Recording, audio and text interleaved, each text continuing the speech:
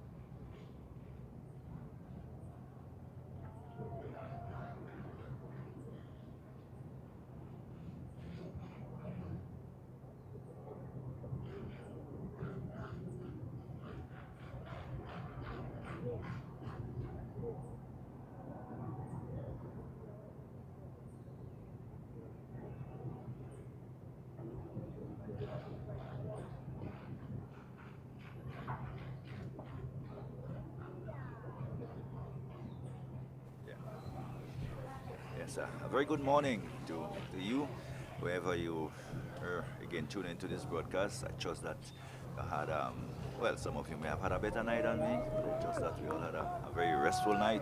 I know you're here today and expecting very, very exciting cricket.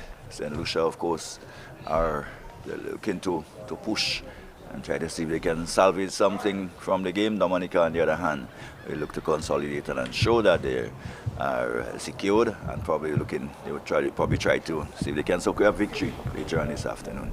So it's welcome to the Roy St. John playing field, and we just seen the first delivery of the day, a delivery which is struck out towards the offside. So with me, of course, is Windward Benjamin, my colleague is here. And we will a very good morning to you, as I just extended to all our listeners. Good morning, and we look forward to a very entertaining day. Yeah, most definitely. Good morning to you as well, and good morning to the listening public, and also to the viewers as well. We're here for an exciting day of cricket today. Thus far, Dominica seems to be in control. If you're just joining us, this is the Windward Island tournament, the 3-day tournament to be exact. Dominica won the toss and decided to bat. They're in the second innings at the moment. In the first innings, they did pretty well. They got to 250. St. Lucia was only able to muster 177. And Dominica is currently batting on 205 for 5 in the second innings with a lead of 284. We have Jovin Benjamin on 49, one away from his second half century in the tournament thus far. And we have Jed Joseph on the other end on 8. Well, this spinner, it will be interesting to know how many balls you would have faced on 49 and getting that loose one now, and he goes to his 15 style. So a full toss down the leg side, which he just helped down behind square for 4, and acknowledges the applause of his teammates and supporters here. And he must be a very relieved man. Has spent a long time, in fact, quite a few deliveries yesterday evening, and couldn't get that to that 50, but he was not flustered, knowing that it was just a matter of time, and he did go to it in style, as I said. So he has gone to 53, and Dominica's first runs for the morning, 209 for 5, and this is pushing the lead even closer now to 300. And sooner or later, Benji, we'll have to start probably looking at all the permutations, all probably what we can expect, which direction probably one team or the other will go. And at the end of the day, when you think about it, Dominica is the one that doesn't have to press it too much. St. Lucia is the one that is behind and is trying to salvage something out of it. The Dominican it doesn't look like if they has, let's say, even some kind of declaration in mind very soon. Well, looking at the context of the game, taking into the fourth innings, there's a quick single there, tackle into the leg side. Another single goes on after the end of the fourth over of the day. Dominica 210 for 5. So going back to that point, after the first innings of St. Lucia, they was dismissed in just about a session and a half. So Dominica will be looking at that as well and hoping that they can muster the same bowling performance they would have in the first innings. So let's see how long they will decide to bat this morning. In regards to, there will be enough time, but also you don't want to give St. Lucia a chance in regards to being able to chase down about 300 runs. Yeah. Well, so Dominica would get through at least 1 hour. They would go past 300 lead for sure, and it would be almost probably, as I say, not impossible, but improbable that they will be able to probably score 300 runs in 3 sessions or 300 plus runs in 3 sessions. It's left to be seen. It's another pretty, I don't want to say hot, but very humid morning. Yeah, one can virtually feel the humidity. Not necessarily a dampness in the air, but certainly very, very humid indeed.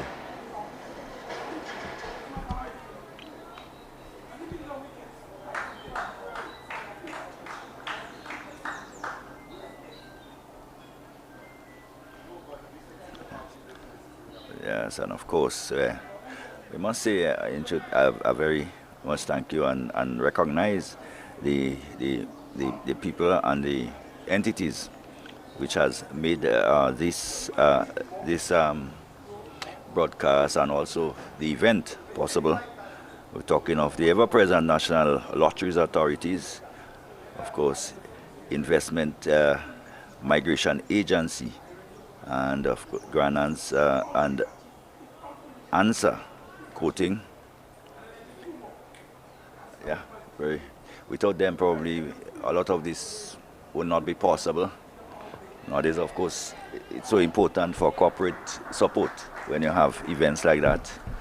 We want to say thank you to our sponsors. Of course, as we said, National Lottery, always on board.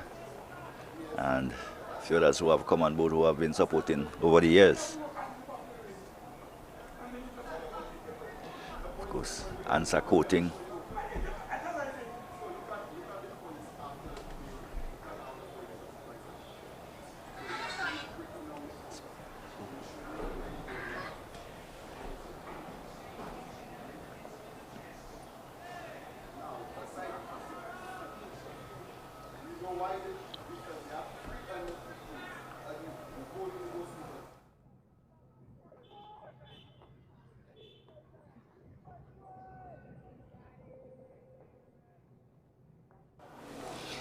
So of course, Answer Coatings, I'm sure brighten up the carnival. Of course, a lot of the paintings, the drawings, the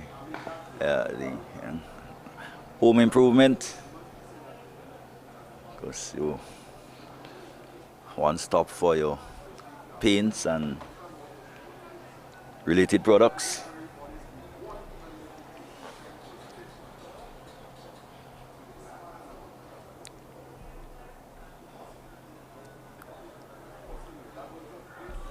But so far, it's another excellent day in regards to the cricket. It's just a pleasure to be here. We're in for an exciting day of cricket ahead. Yes, delivery. Stop and plays upon the onside. We probably will see now that Benjamin has gotten to his 50. He will be probably a lot more aggressive. See, but at the end of the day, I guess he's still working with the team plan. So what that is, we're not sure, but we will see how that that reveal. He's on 56, round 56, so he has went very, very, very quickly.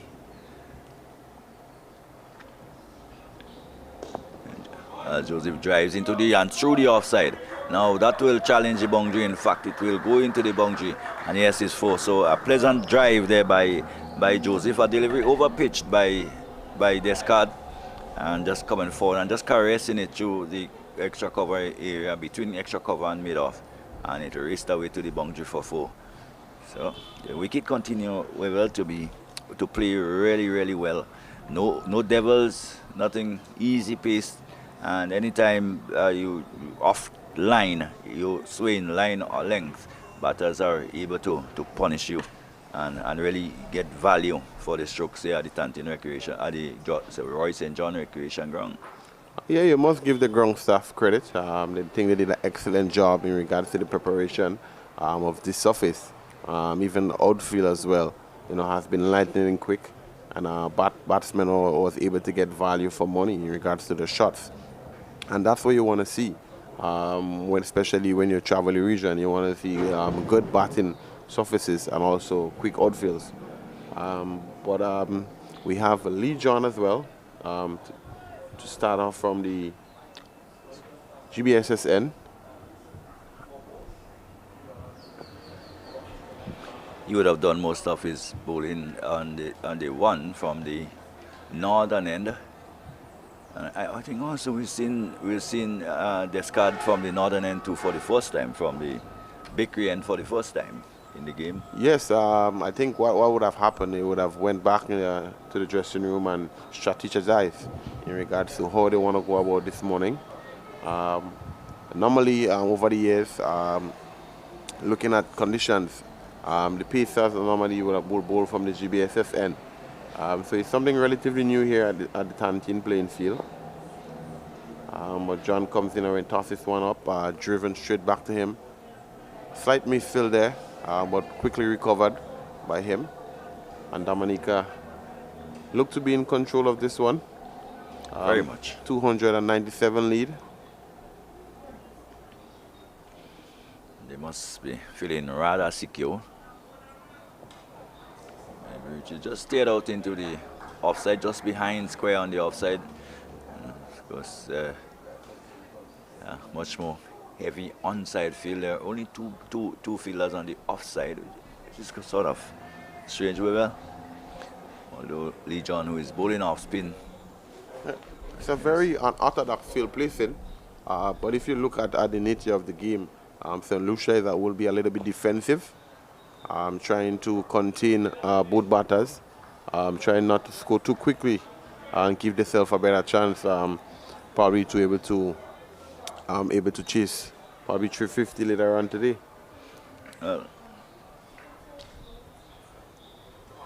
Any opportunities to just nudge, pick up singles on the onside. Again, there would be an easy single there again. Delivery to just tuck into the mid wicket area.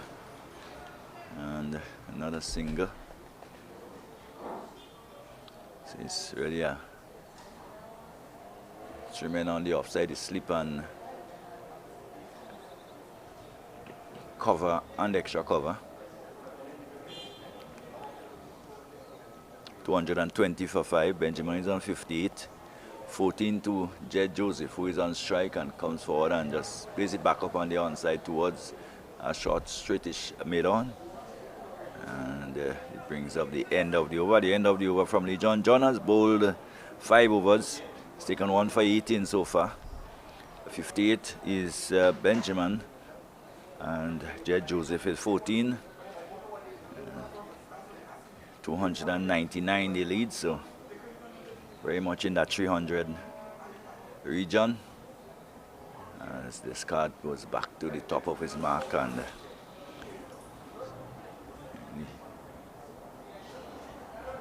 he will bowl into Benjamin.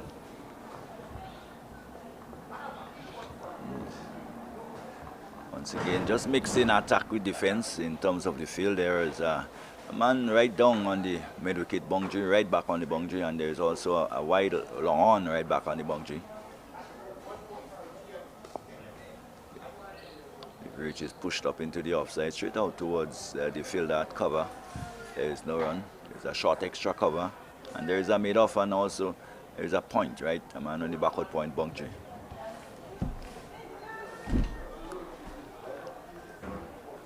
So, as you said, just mixing a semi-attack with defense.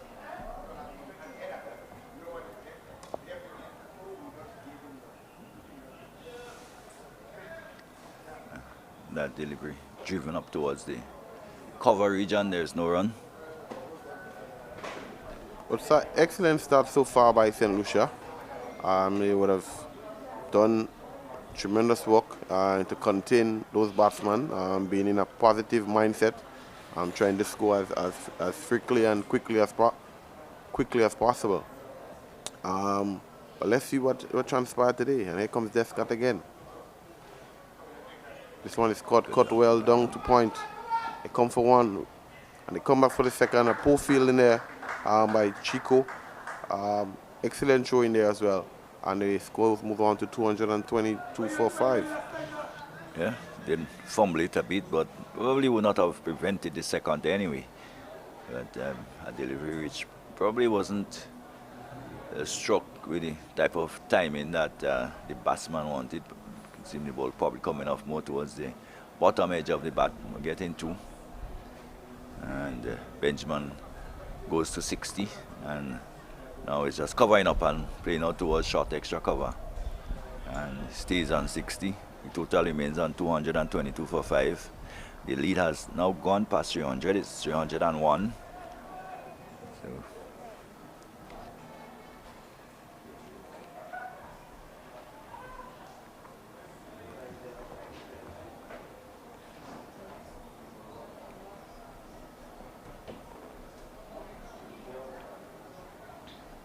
So Benjamin is putting his name in the hat for the player of the game. They take a few catches behind the stumps and looked rather secure behind the stumps. And so far with 2 half centuries and a chance to convert probably from 60 to a century if he has the time. But I think if he's within range, I'm sure the management probably will give him the opportunity. He drives nicely. Oh, well, look at just a push into the offside, through the offside, and the fielder that's down on the backward of point boundary just didn't seem to pick it up. I think what transpired, he hit it well. And when you hit it with such precision and such accuracy, fielders tend to not react quickly. That was an excellent shot there by Benjamin, and he seems to be up for the challenge today. Yeah, and probably the fielder too had extra cover. Never indicated to the fielder in the deep that probably he should react.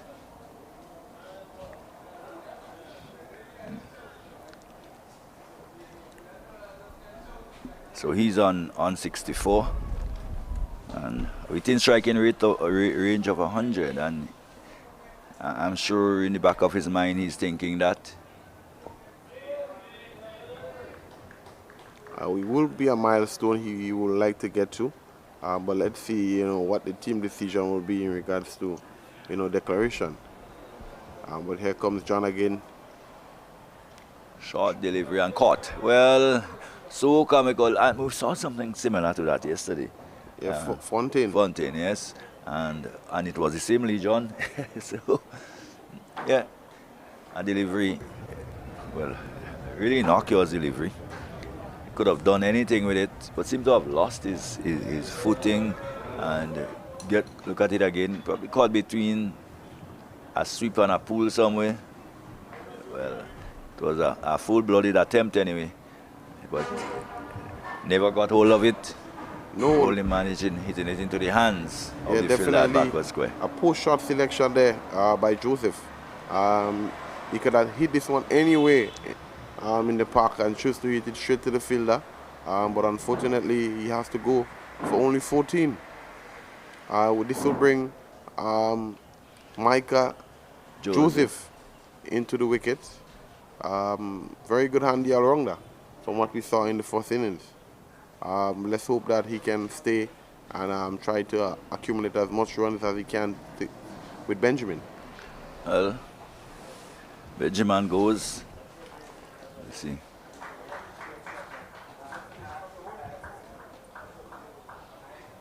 Caught just behind square on the offside.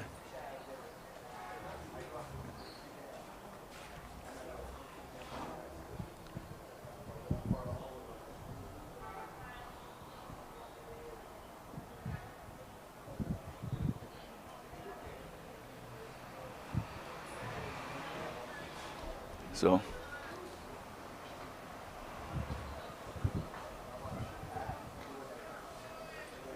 Joseph went caught in the box, the bowling of Lee John. He went for 14, looked rather comfortable, making the 14, and then really played a shot he would probably want to forget. As John again this time to Micah Joseph, who stretches forward and plays it up on the back up on the onside, and there is no run. Of course, Lee John now has 2 wickets. He came into the attack rather late yesterday afternoon, and he comes in now to bowl to Joseph. Joseph gets one which gives the indication that it made a little more height than he anticipated. Just pulled the bottom hand away and played it down in front of the fielder, close in at forward short leg. John comes in again and bowls to Joseph. Joseph this time is a lot more in control, just plays it up towards Milius, who is fielding at a shortest mid on, just close to the pitch on the onside. As John comes in again and bowls to Micah Joseph, comes forward and again plays it action replay back up to Milius. There is no run. Successful over for Lee John. As I was saying, we really came into the attack quite late yesterday, quite surprisingly. I'm not too sure what the captain plans were, but he would have been one of the leading bowlers in terms of carrying the attack before they left St. Lucia together with Descarte.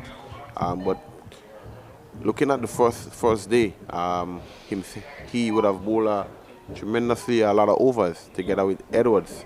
So I'm not too sure the reason. Remember, it's a long format. It's a 3-day format, and probably he's needed for the 50-over tournament as well, which is going to bowl off in a day or two. And so, captain will look to try to conserve as much as they can in regards to the players. But he's really looked the part, and he would have gotten the most needed breakthrough. Yeah. 6 down, 226, the lead 305. So keep our eyes on the lead. Series Descarte shot and pulled in front of square, well in front of square. The fielder from on the mid-wicket boundary had to come around towards a wide-ish mid-wicket to do the fielding, and a single.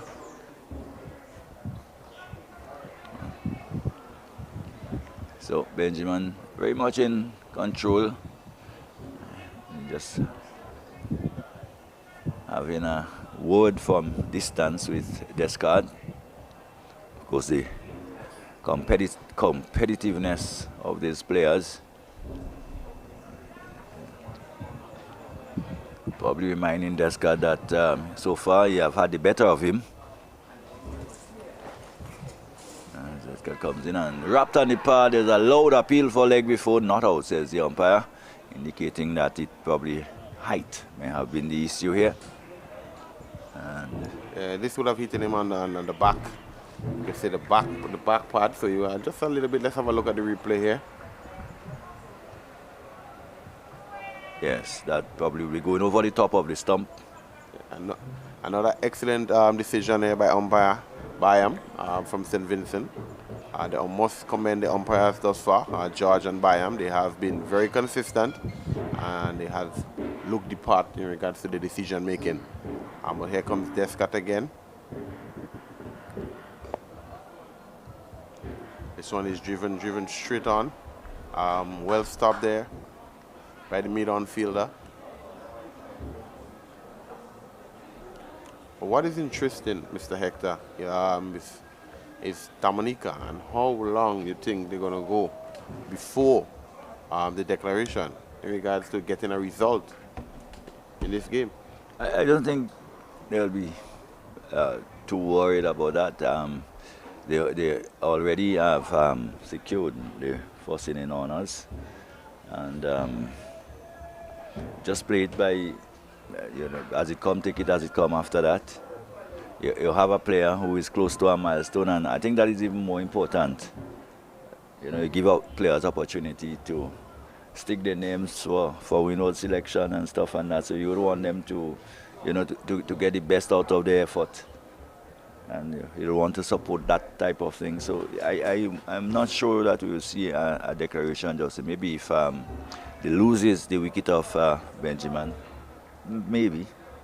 No, but that's very good. That if the management team can, incorporate the fact that you're on selection, you're on show, and contract is on everyone is on the verge of getting a contract, and they will allow him to go on to score that ton. I think he will appreciate that as well. But let's see as the game continues. Descarte will be looking to get a breakthrough. Excellent pitch condition here at the Rice St. John playing field in Tantine. Yes, because it's really like a Windward trials. Yeah. Wow. And brilliant take down the leg side. Excellent take there by the Windward Island contracted wicketkeeper, Leo. You will expect such things from him because of the level of cricket he has been playing over the last year. He has been training really hard, and he looks the part. He looks like a man on a mission.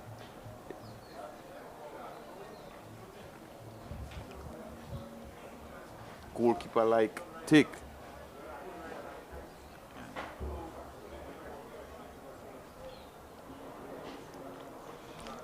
And so as you're saying, we will, in this tournament is not necessarily about winning, but it's about performances and, putting your name in the hat.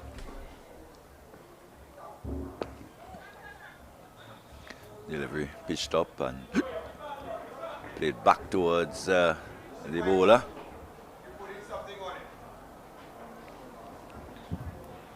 So he's a very short man, but did use his feet on that occasion to get close to the ball. So on 65, continuing to score at thereabout around a ball, which is quite brisk in the circumstances. So far, Lee John has been able to outfox his batsmen. So let's see what can happen here.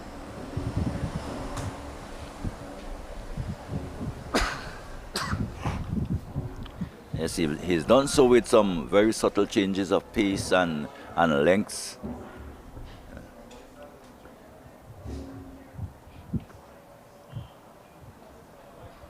Oh, that's a beautiful shot. It was a very small gap. And he rocked onto the back foot and played it backward of point on the offside, and there was probably just about 10 meters between both fielders, and none of them could have gotten across. Split them dead middle and went away towards the backward of point boundary, picked up 2 runs. So he's continued to march on. 229 for 6. Benjamin goes to 67. And the lead climbs to 308. The delivery pitched up and just play defensively back up on the onside. You feel that short mid wicket comes forward to do the fielding, and there's no run. So Benjamin on 67, extras on 17. John in his 7th over. Delivery just teared up into the offside. You feel that cover comes into the fielding, and there's no run.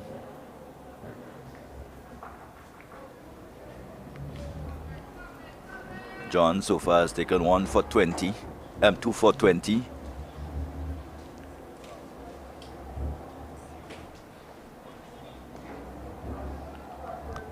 And Benjamin continues to be resolute, just gets in behind the line of this one and plays it back up towards the offside. It was picked up by Emilius, and there's no run. So that's the end of another over by John. At the end of it, 7 overs, 1 maiden, 2 for 20. The figures of John. Micah Joseph is not yet scored. Benjamin is on 67. And that for us is the latest score here at the Royce St. John playing field. Yeah, Dominica seems to be in full control. Descarte, the captain of St. Lucia, will be trying to get a breakthrough. Will be trying to get a wicket here. He needs wickets. It's a very attacking field to Descarte. And well played there by Micah. Full face of the bat. This one heads straight to short extra cover. Micah Joseph did stick around quite a bit in the first inning, rather doggedly, and did provide some stability to the lower middle order of the Dominica team, helping them to reach the total that they eventually got, 250. There he's just flicking that away through the onside, and that's a beautiful shot. And he doesn't have to run for that. That will go into the boundary. He goes for 4, and it's probably the best we have seen of him from first and this inning. So probably a little bit more positive now. Yeah, most definitely. He looks better than he did yesterday. He's a little bit more positive. And, you know, from a cricket standpoint, once you're positive, runs will come. And St. Lucia is in further trouble. Yeah. Because if you allow runs to score, that will be piling a lot more pressure on you as a fielding team. And the lead grows to 312. It was such a nice shot. Over pitch delivery on the legs, and again, this time on the attack again. Hitting it through the offside, this time opposite direction, and that too will go into the boundary for 4. So consecutive boundary there by the big man, and should pack some power. He's a big man, and this time getting it through the cover region and away to the boundary for 4. And well, 2 over pitch delivery, 1 on the onside, 1 on the leg side, both capitalized on. So John goes quickly, moves quickly on to 8. And 237 for 6, Dominica.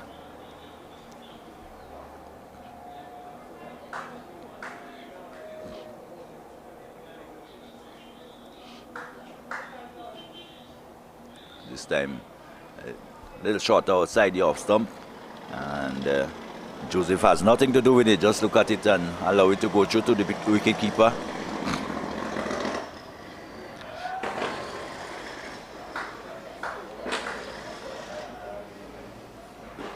So the sun is out in all its brilliance here. Here is Descarte on his way and pitched up, and it's back to the bowler.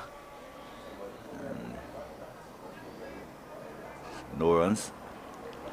8 to Joseph. Benjamin is on 67. 237 for 6. Of course, we're in the 51st of the over of the Dominica second inning. Again driven to the outside, another over pitch delivery, and showing his full repertoire now. This time struck between extra cover and mid-off, and no man move, as you say, and away to the boundary for 4. Excellent cricket shot there by Joseph. Pitched up, gotten over it, and pierced the infield. Would have get maximum runs there. But so far, it seems to be an excellent batting wicket. Of course it is. We spoke at length of it from day one, in fact. And Tantin, in fact, by reputation, normally batters fare very well in this venue. And of course, we've seen a totally different mindset from what we saw from Joseph in the first inning. In this time, he's probably far more prepared to put bat to ball. Of course, doesn't have the pressure of the first inning of trying to set a total. Now it's about lead extension and time management.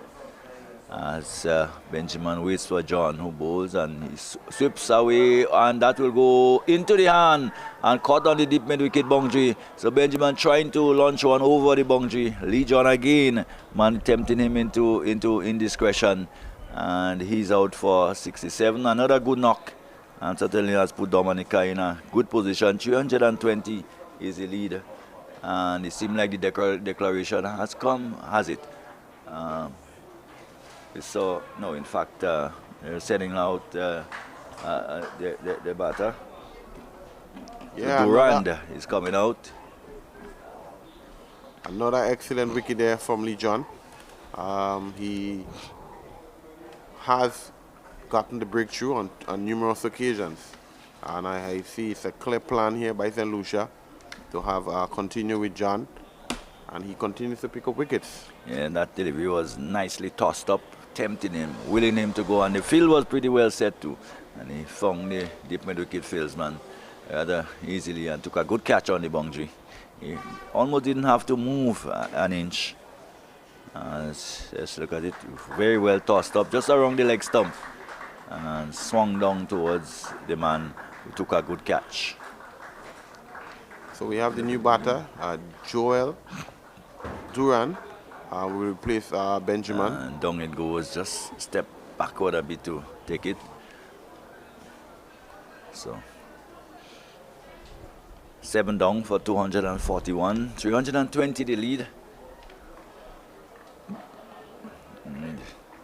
Seems like Dominica isn't quite satisfied. They want more. Probably, as I said, would probably want to bat at least an hour today. So far, but St. Lucia has continued to pick up wickets. So let's see how this game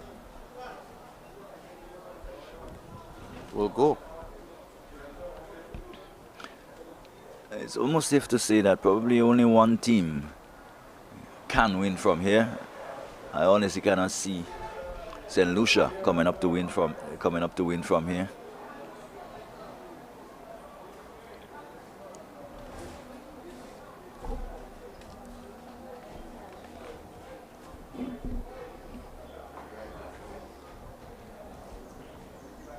So here comes John into Duran, first delivery here. This one is flighted and driven here to mid off for no run. That's what Lee John has done well. He has made most of the batters almost the old-fashioned type of off spin. He asked the batsman to look up on a number of occasions. Good air, good changes of pace and length. I think this is what he has deceived the batsman with. And he has picked up 3 wickets in only 7 overs. As I said, it was very strange that he came into the attack so late this time. He's one with pedigree. He has made his debut for the Windward Island Volcanoes. So he has some form of ability. And we've seen it on show here today. Picking up 3 wickets thus far. And he have a very attacking feel at the moment.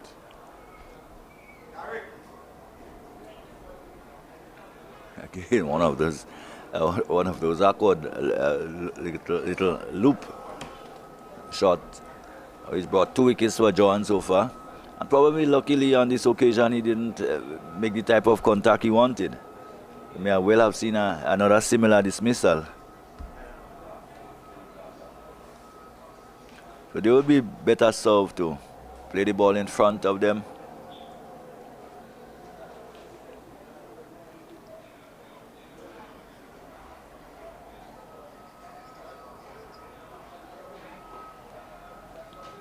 So mixing up the pace this time, darted this one in. It was a quicker delivery just around the off stump, dug out by Durand to bring up the end of the over. John has finished 8 at the end of it. 8 overs, 1 maiden, 3 for 20. Very good return. Micah Joseph is on 12. Durand not yet scored. And Dominica 241 for 7. Probably chasing the 250 that they made in the first inning, hoping they probably will get beyond that, and certainly. But what we can say, the momentum has definitely shifted into St. Lucia favor thus far. This morning they would have gotten some quick wickets, and now they have Eli Box to come from the bakery end. He has been one of the more consistent bowlers for St. Lucia as well. So, spin on both ends, full spin attack now. The left arm orthodox, of course the right arm off spinner.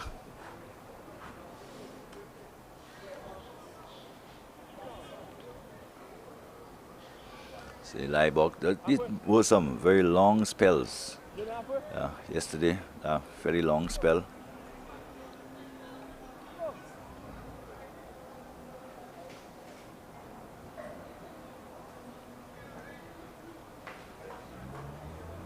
He will be bowling to Micah Joseph.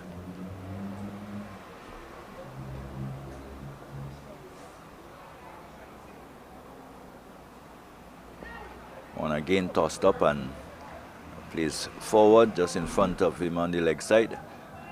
Ball picked up, there is no run. So quite a bit of chatter out there at the moment. Trying to encourage each other. Down the wicket, it come and hits it again. Another catch in the deep end. Yes, well taken down there again. So this time not couldn't resist the temptation. Came down the track, and probably there is an effort on the part of the batsman, and of course on Dominica to get as much as he can get in a shorter time. Yeah, that should be the clear plan. You want to give yourself an opportunity to win the game.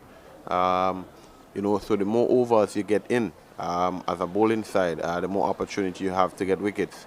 Yeah. So I think after losing the wicket of Benjamin, a clear plan, a clear intent would be to try to score as freely as possible and see how much they can accumulate within the first hour.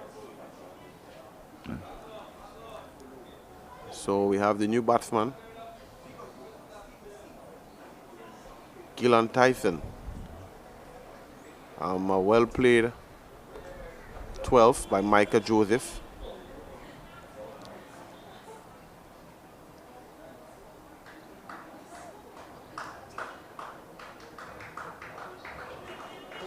Tyson is one of the Windward Island contracted players,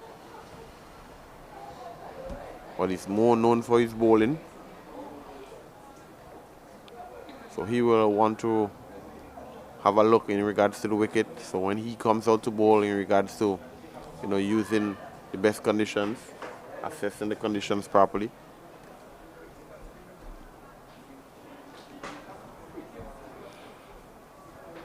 So Eddie Box has picked up his first.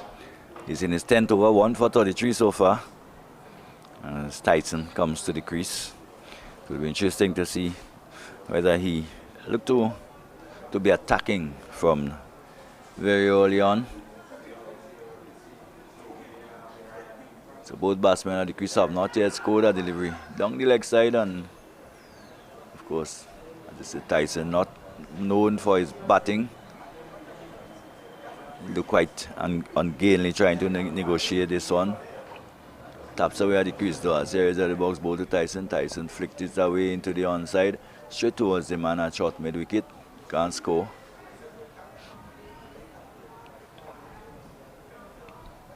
$141 for it, they lead 320 as the box into Tyson. Tyson comes forward and plays a defensive shot back up towards the bowler. Early box comes into bowl to Tyson again, who to this delivery is pushing forward again on the onside of the wicket, and the bowler skips across to the field, and there is no run. So at the end of it, another successful over. Successful this time is Jaden Elibox, who has picked up the wicket there of Joseph, looking for a big hike down towards mid wicket, and went in a similar vein to Benjamin. Caught on the mid wicket boundary. This time the fielder had to come in a few more paces to take the catch, but did so quite easily in the end. Yeah. But we have John, who's continuing from the GBSSN. very attacking feel. Well, a 5-wicket haul is possible for John, and he will probably do all in his power. He's picked up 3 so far. As he comes in and a delivery which was struck up on the onside. Good bit of fielding there by Melius. Imani Melius is occupied that very short mid-on position for quite a while.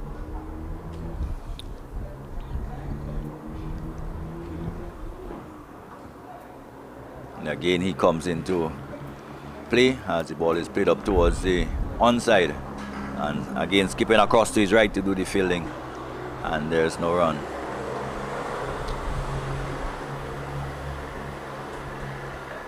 So a much quicker delivery by John, and Duran looking to play it square on the offside, not making contact. Just a stifled appeal by John.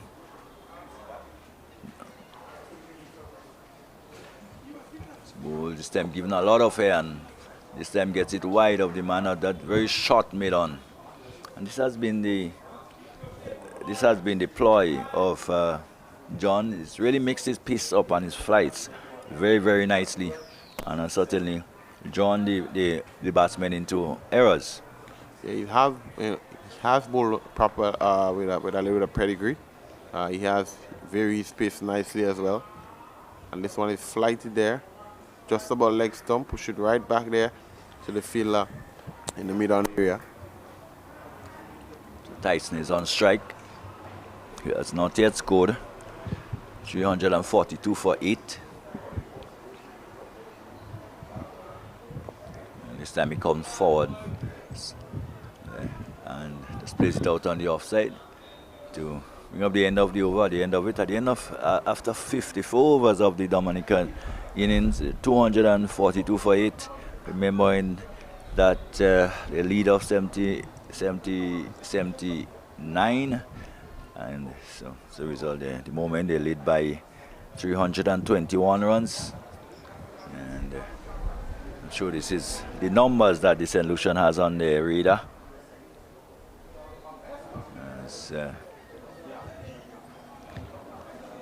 And the box will continue. This time to Duran. Duran is on 1. Tyson not yet scored.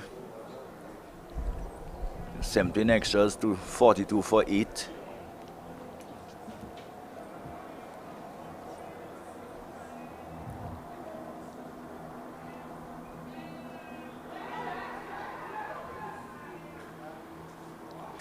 One floated up towards the batsman, and Duran coming forward probably has got probably a little inside edge onto it.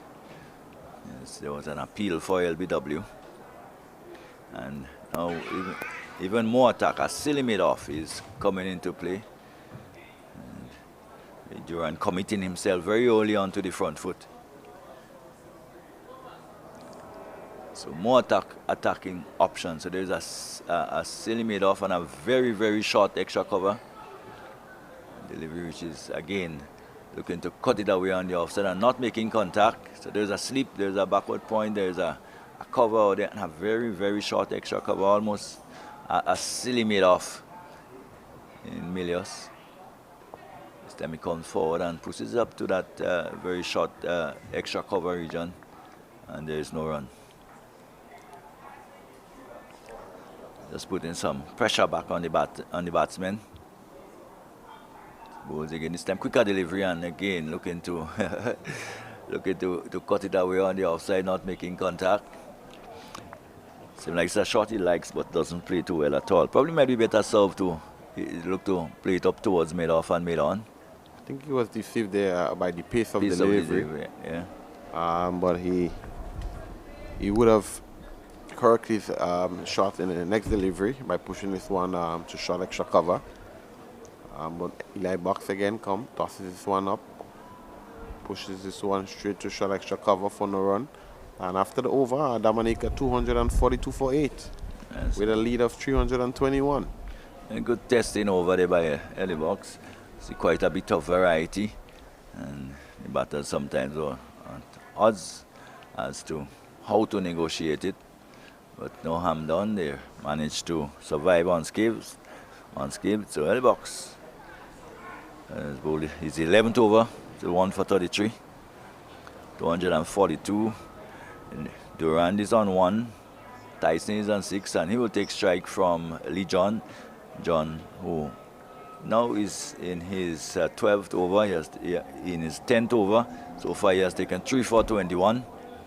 As he comes in past umpire George, and delivery is played defensively by Tyson, using every inch of his reach to get out to the pitch of this one and play down in front of him.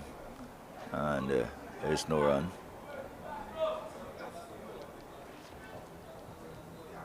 As John comes in again, this time a quick cut through the air, and Tyson can finally get off the mark as he pushes it up wide of the fielder at extra cover towards mid-off, and managed to go through for a single.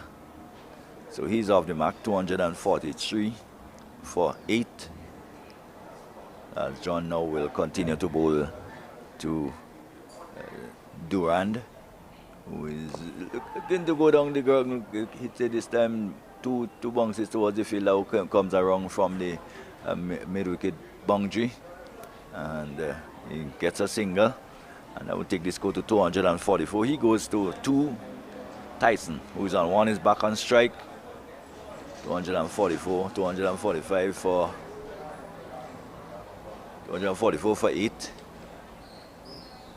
There is John to Tyson again. Tyson comes forward and plays it to the virtual dead bat out on the offside, and there's no run. So far, Lee John has been using the conditions well. He's not bowling too quick through the air, but has been, using the variation. He's bowling. Well, he seemed to have come off the pad and just fall back onto the stump. So John has picked up another, and what an unfortunate way to go for Tyson. We'll see the replay again.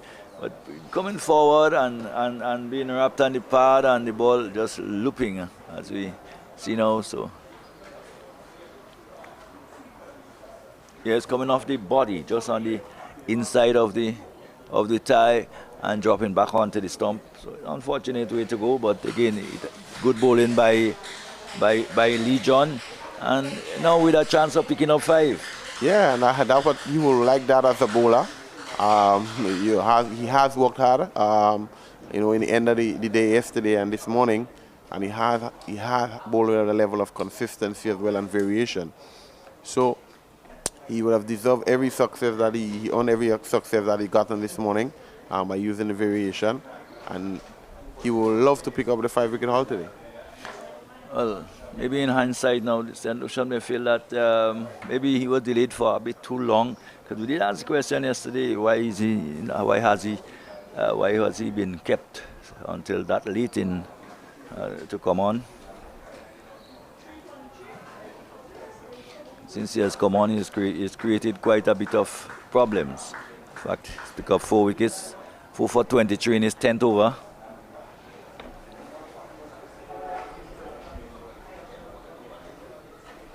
$244 for 9.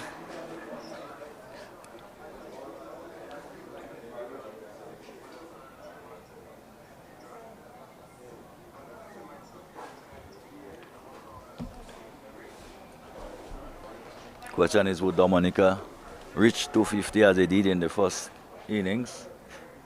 Well, it's 6 away. I'm not too sure how handy Kyron Phillip is with the bat, but Lee John is on a roll, and he would really like to get the wicket as quick as possible. For the neutral, it will be nice for him to pick up 5. He's bowled well enough. Delivery is played up on the offside by Phillip, no run. So it comes to the end of the over. And I guess with every ball that is bowled in this over by early box, I think Lee John will be watching keenly, hoping that he'll have another chance. Certainly, most certainly. But Ellie Box would like to get his name, to the wicket column this morning as well. He only had 1 success yesterday, but he would like to add 1 to his tally.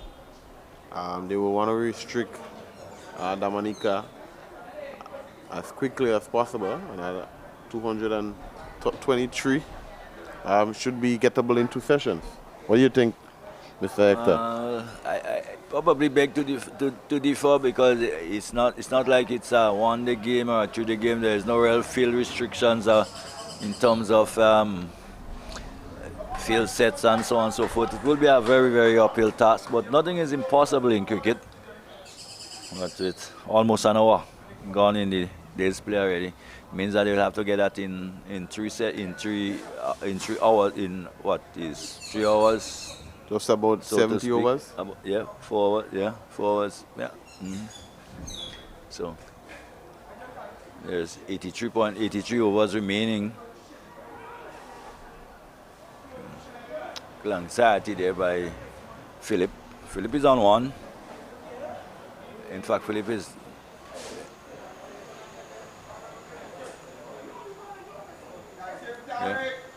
not yet off the mark. Libok comes in and bowls to the left-handed Philip, who is off the back foot and pushes it up towards the offside, and there is no run.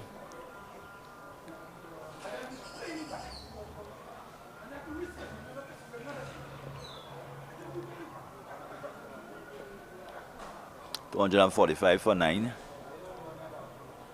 Delivery short again and just played past the hands of the fielder at a very short leg position.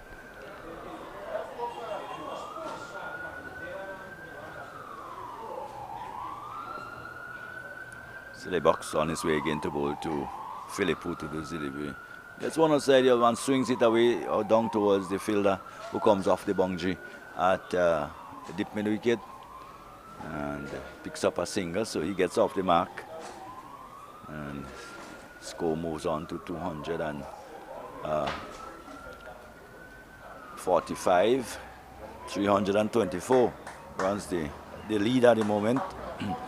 As Ellie Box is coming on board to Duran, who to do delivery is just looking at it and allowing it to go through to be taken by the keeper. But that's the end of another over, so John will have his way. We'll have a chance to pick up 5. So far he's completed 12. 4 for 34. It will be a 5-wicket haul, really deserved by him. Although he got a couple wickets with not favorable deliveries yesterday, but nevertheless, he will feel, accomplished. We often, even as cricketers, people with knowledge of the game, talk about, deliveries that probably are not deserving of a wicket. But every delivery, I think, any delivery can get a batsman out. In fact, I always believe if the ball can get to the batsman, it can get you out. Being a cricketer myself, I can testify. Batters tend to be, the one, one mistake, and you're gone. Yes. With a bowler, you can bowl a lot of bad deliveries, and you wouldn't be fault as a batsman. There will be another chance for you. As a bowler, you have 6 chances to get it right. As a batter, you only have 1. I ask myself, well, what are the blueprints for a good or a bad delivery? I think any delivery that gets a batsman out is a good delivery. Sometimes we see what we call the very good deliveries, and they completely mesmerize the batsman, but can't get them out.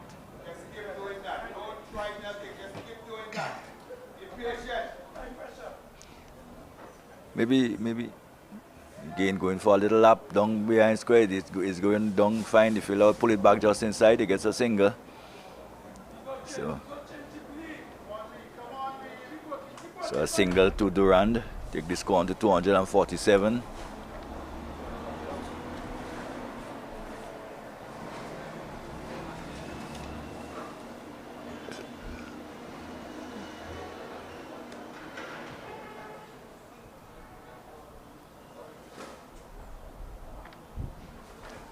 Faster delivery there. Yes. Well left there by Kyron Phillip. Lee's using a lot of variations though. Indeed he is. And that's very good. He's a very young cricketer, but very aspiring as well. Another Beating her. excellent delivery there by Lee, beating us at the off stump. Sometimes at this point where you're really trying hard to pick up that wicket, you sometimes tend to just lose the plot a bit, lose your control, your length of line in the anxiety. At the end of it, you just have to keep doing what you are doing, sticking to the basics, and more often than not, it will come. So we have a first drinks break for the day, almost an hour on play, and Dominica 247 for 9, the lead 327, Durand is on 4, Kyron Phillip is on 2. As the players take drinks, we'll take a break and we'll continue right after the rehydration.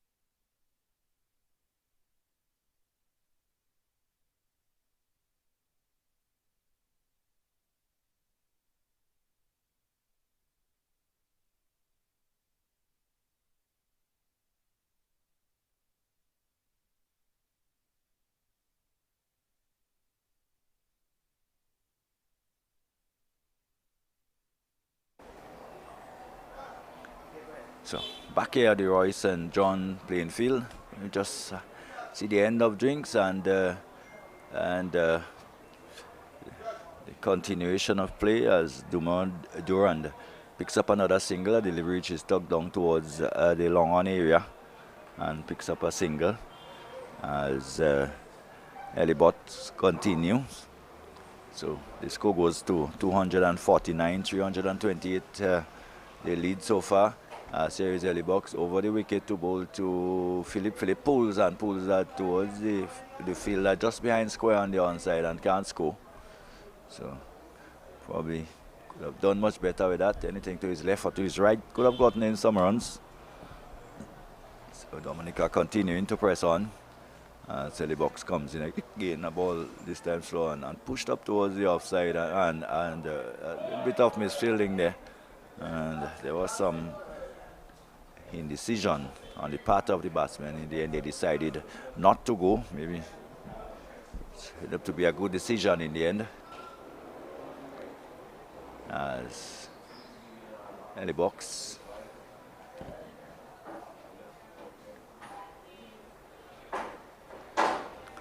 so we've had the first hour of play, probably an hour which we can say was won by the St. Lucia. They picked up 3 or 4 wickets and certainly have managed to restrict the Dominicans a bit. Delivery again, which is played up towards forward short leg, and there is no run. So it's 2 overs left in the early box.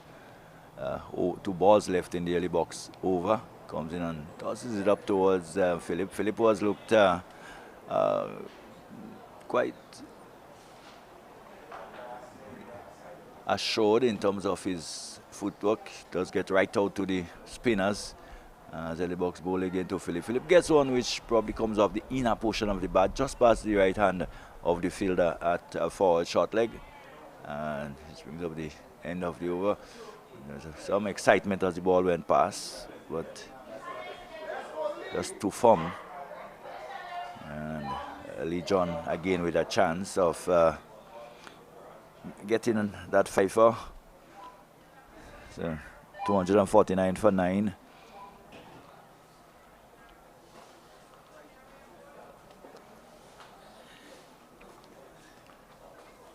John in his 12th over, about to begin his 12th over. 2 maidens, 25 runs, 4 wicket. And as we said, a chance again to pick up that elusive 5th wicket. As he comes in right arm over the wicket to Duran. Duran hits it just over the top of the fielder there at that shot made on. That's Emilius leaping in the air. But it was just too firm and too high over his head. And Duran picks up a single to take him on to 5. Philip is on strike now, he's on 2. And the total 250. So matching the total of the first inning, 250 comes up. And 329 the leader as the delivery, which is hit hard and hit high down towards us here. And that will clear the boundary easily there by Philip. Philip deciding to employ the long handle, as we call it, well. Yeah, excellent shot there by Philip. Yes. You have gotten closest to the ball and hitting it over the fieldsman head for 6. Yes. Good thing is he went straight. Unlike the 2 wickets which fell in the mid wicket area, he went straight down the ground. And it's always safe. There's more room down the ground when he goes straight. And he got 6. So good shot. So that would add further injury to the St. Lucians. And also they moved past to the first innings total as well. As a delivery is again pitched up and driven again out, this time towards just peeling off the outer portion of the bat and going out towards a point. So John wouldn't mind that at all. I don't think he would mind the attack because there's always a chance of an error on the part of the batsman. 256 on 9, and again going straight this time, and again for 6. This time just about a yard over the boundary, but 6. So doing the right thing. John trying to tempt him, pitching the ball up, giving it some air. And Philip has shown that he has the ability and the power. And certainly back to 2 6s in the over so far for John. The most expensive over of the morning. Yeah, you can see a clear intent there by Philip. We would have gotten probably a message from his captain to probably let's see how much we can get probably within the next 5-10 minutes. And he's on the charge. John will see how he can outfox him. This time a little bit shorter and steers it away into the offside. Down behind point, there is no run. So 262 for 9. They lead 341. And this time coming forward and wonder if it was a chance. Delivery spinning away from him and bouncing a bit. And probably this might have been a chance. He did get some bat or glove onto it. And the fielder's slip wasn't able to hold on to it. And yet another chance goes a begging. Yeah, it would be nice if you have a look at the replay from that one. I think for everyone would have, be stand stuck, especially the wicket keeper, not able to, get across and get it cleanly. But let's have a look at this one again. Oh, well, that was a 6.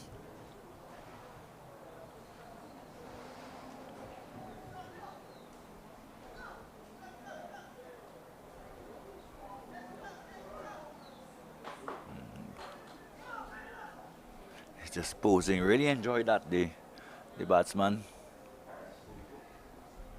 263 for 9.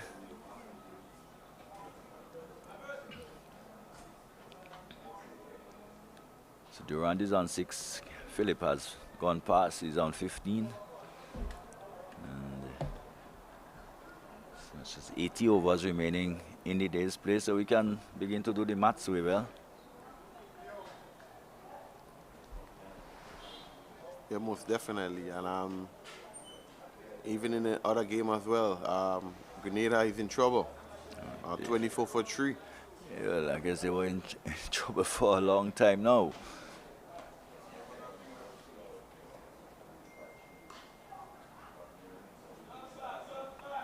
Delivery plays into the offside. The box coming up from the northern and continuing.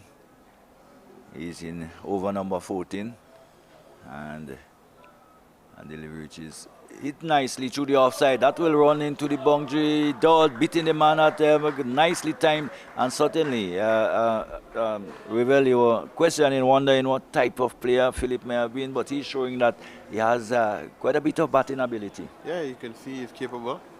With the bat, he has played some lovely shots so far, hitting 2 6s. And probably none better than this last shot, the extra cover drive, beating the fielder on the longer boundary, and now he's sweeping, pulling away down towards mid wicket, and picking up another single. So he's gone to 90 to 20 off 21, 268 for 9.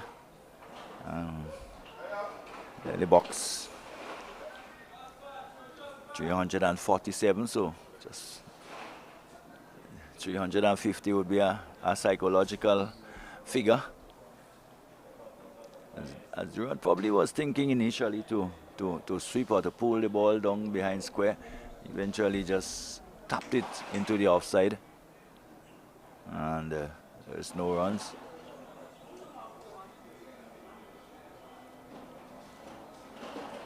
There again is a delivery which is played up probably off the pad of the forward short leg and ricochet into the onside. There is no run. Have you ever fielded in any of the silly positions, Weaver? No, not at all. I'm not going to go there. Good. As a player, I was never going to go there. Sloppy bit of work there by the fielder behind square on the offside, allowing a single. And it means that Durand will go to 8 to 8, and the total will move to 270. So, yeah, Durand has moved to 7. In fact, 269 for 9. Yeah, you're saying that you will not go there. No, that's not my favorite position. I was more a wicket keeper or long on and long off. Yes. That was my preferred position. Yeah. It's too risky there. I guess as a wicket keeper, you would have seen all the dangers.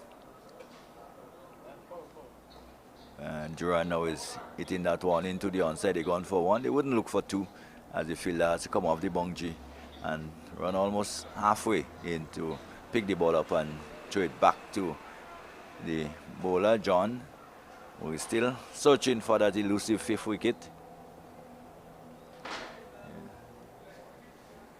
So Philip was on 20.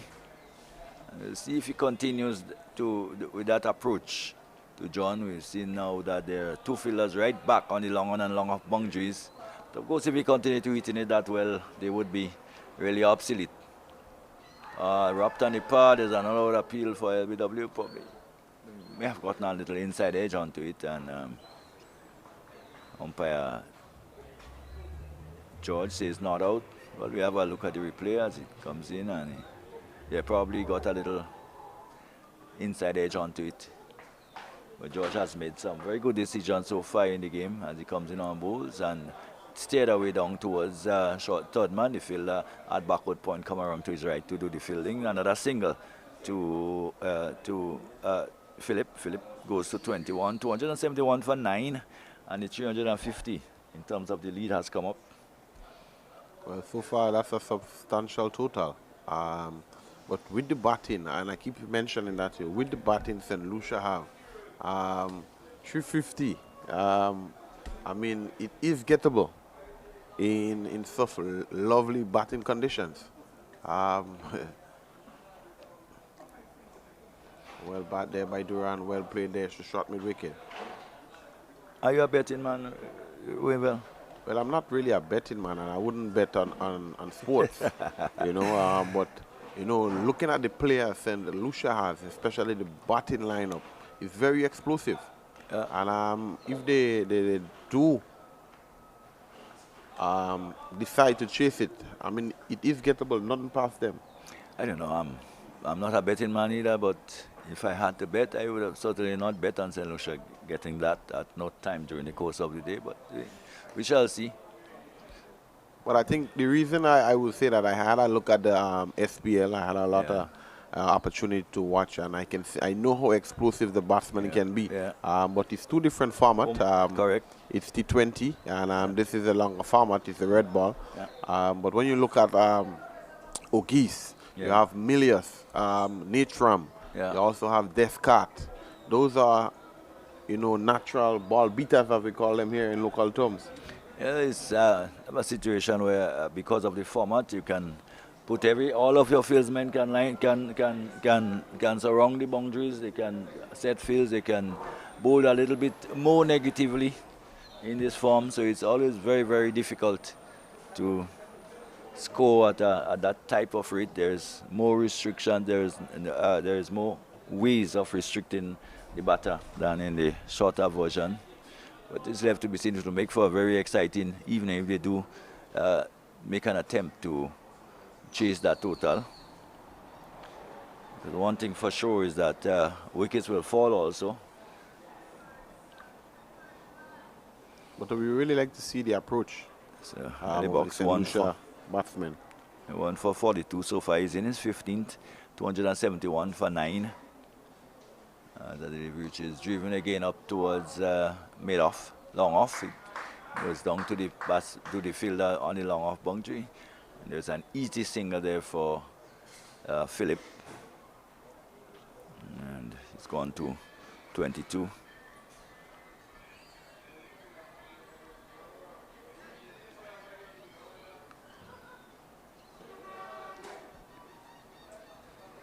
Seems to be a confident batsman and confident enough.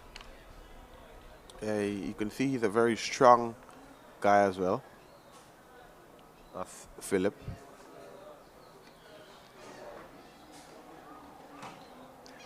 That's knocked down, but it goes down towards the fielder who has to come across from long off to do the filling. Another single to Durand. That takes Durand on to 9, 273 for 9. He probably will be the first to say, oh man, the captain put me too late. He should have put me a little bit earlier.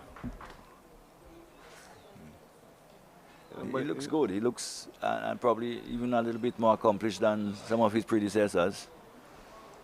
I think one of the things you have to take into consideration, you know, probably give him a long rest, because, you know, you have to carry the team with the ball. Yes. He's one of those who was very good with the ball yesterday. He got four 4 incredible wickets. So, everyone have a responsibility and a role, especially in the game of cricket. Yeah. So probably, his captain would have really want to rely on him on the ball Yeah. and not really the bat. But here is his opportunity and he's relishing it pretty Yes. nicely.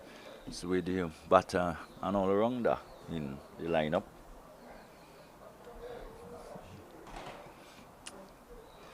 Yeah. So another over has ended. We're also looking at the over, 77 left.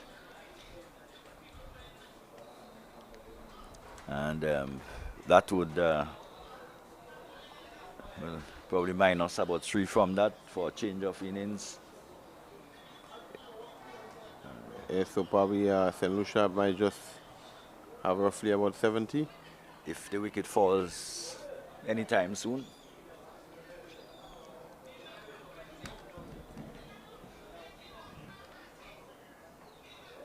It's in the air and wouldn't carry to the man coming around from the deep mid wicket. And another single to Durand, who has become a little bit more aggressive, a little bit more expansive in his stroke play. So he's on 10 in 32, so he'll spend some time out there. Philip, who is on 22 from 28, 274 for 9. And the lead carries out to 353. Maybe thinking that if he bat till lunchtime, we'll get 400. 400 is nice, especially in that level of cricket. And this one get is to pull it away, didn't quite get it the way he wanted, but we'll get 4 because, yes, he does. Not good work, probably. He could have been across a little bit earlier, that's Chico.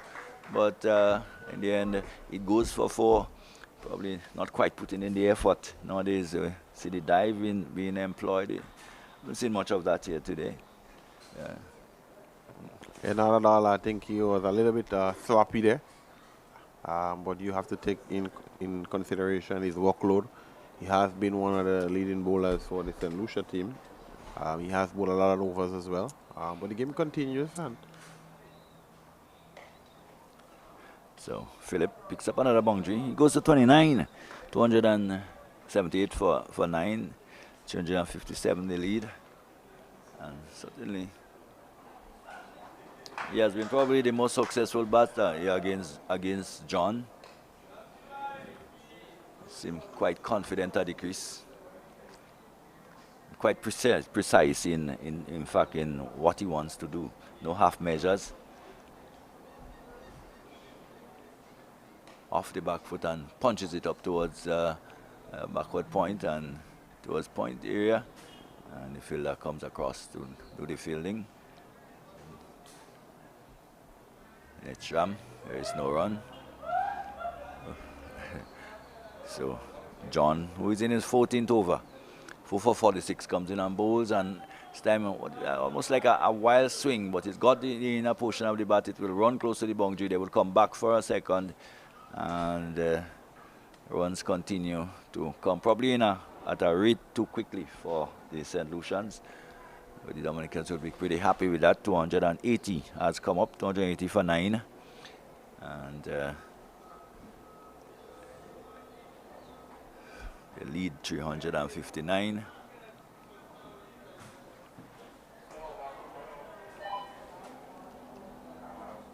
You see there's one more ball in the over, but you see that the 76 over have come to an end, but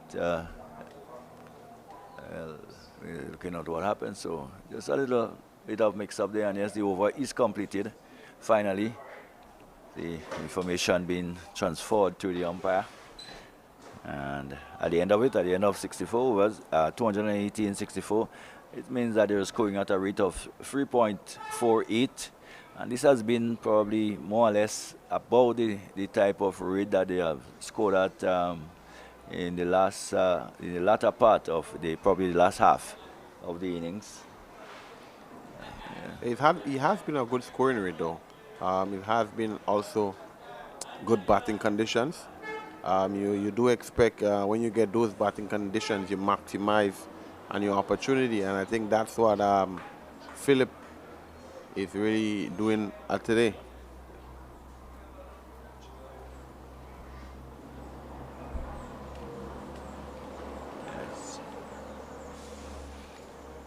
So, early box will continue. That's Edwards. Oh yeah, Edwards is now into the attack. Yes, Edwards is into the attack.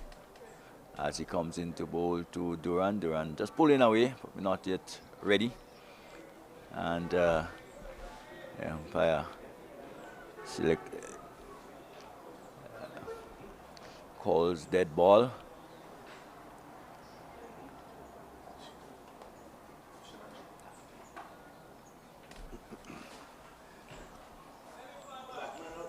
So Tariq Edward will go back to his mark and begins to move in again to bowl to Duran, who to this delivery is driving up on the offside out towards mid-on, and has enough time to cross for a single to take Duran on to 11. Philip, who is on 28, is back on strike. 281 for 9, probably eyeing 300. I think the clear intention here to bat till lunch. Yeah, and hope they can restrict the St. Lucian. Because what you don't want to give St. Lucia a chance in the game. The longer they bat. Let's see. And Philip looking to punch it away, square with the wicket on the offside. Can't get past Milius, who is there at short extra cover in the short extra cover region. So quite a packed offside field. And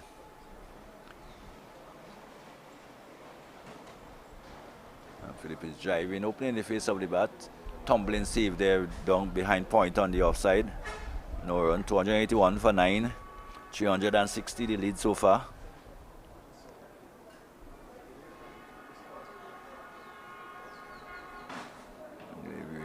Stem is on the back foot and drops it out on the offside. Milius comes in to do the fielding, and there is no run.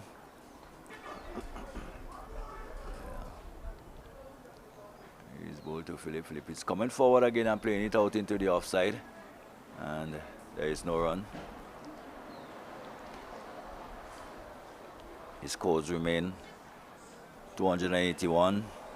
Tariq is in his 10th over, so far 1 for 49, back and cuts, looking to, can't beat the field as it goes straight out to him. So that brings up the end of another over. So at the end of it, 281 for 9. Duran is on 11, Philip is on 28, and the total, the lead, 360. So that should be a quite comfortable lead for the Dominicans at the moment. Yeah, another over where Dominica continue to pile on the pressure on the St. Lucians. St. Lucian were looking to try to get the last wicket partnership broken as quick as possible. But it's a partnership with 37 runs. Kieran Phillip on 28. Joel Duran on 11. And so far they put in some work here, relishing the opportunity to score some runs here today at the Tantin playing field.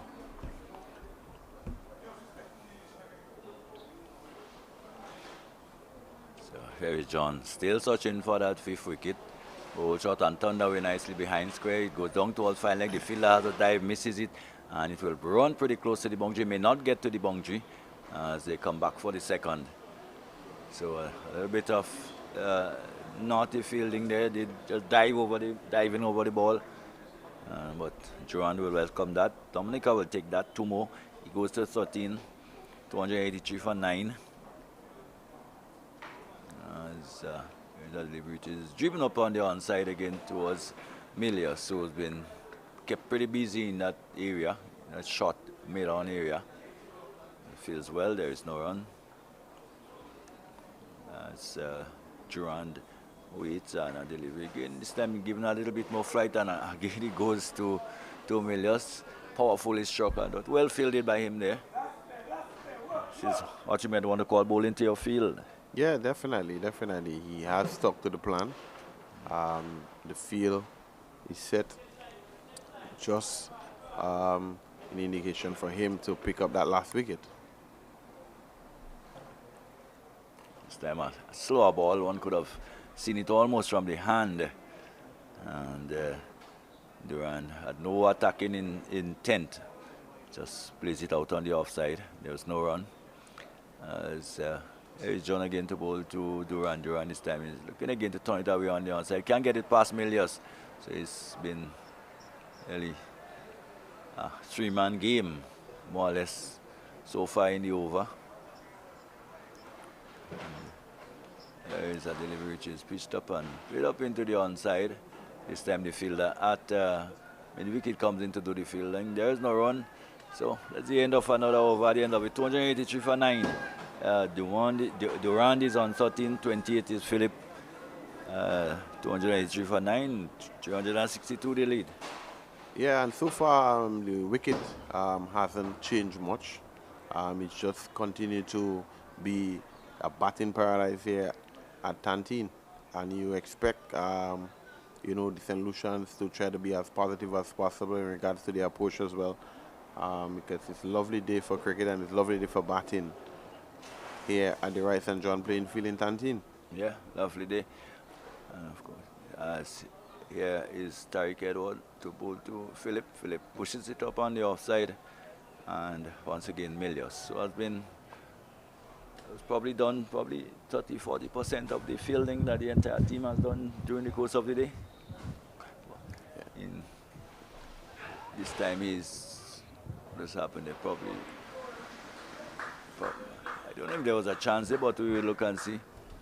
And as Philip looking to cut, and a bit of bounce probably just was the undoing. Here is Tariq Edward on his way to bowl to Philip. Philip on the back foot and tucks it up down towards long on. The fielder comes off the boundary to do the fielding. It's a single there for Philip. Philip goes to 29. The total goes to 284 for 9. And Edward will bowl to the right hand, the Duran. He comes right arm over the wicket to Duran, tossed up, and Duran hits it in the air. There's no one there. That will go probably down towards the fielder, just spinning and bouncing towards him. And another single to Duran. It brings Philip back into strike, 285 for 9.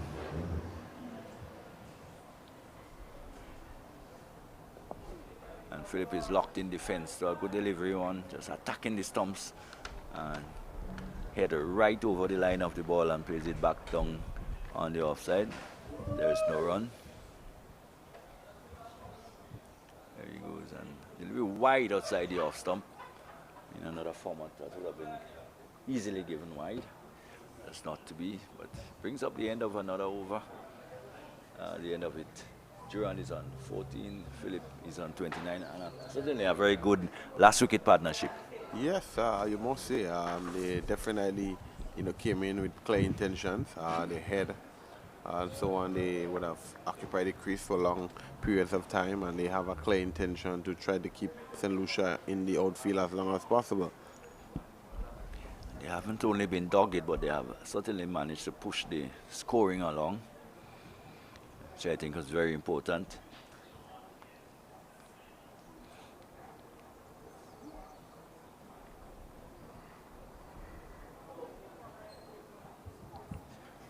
Maybe tell us what the partnership is now at the moment.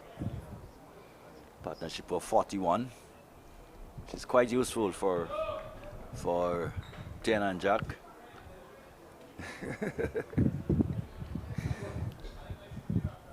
Yeah, excellent last wicket partnership by those two. Yeah. It's valuable runs. Down the track, and when it gets there, it's a bit in the air to the left between the bowler and Kimani Milius, and it goes down towards long on. An easy single for Duran. Duran is on 14. Philip comes back into strike, 286 for 9.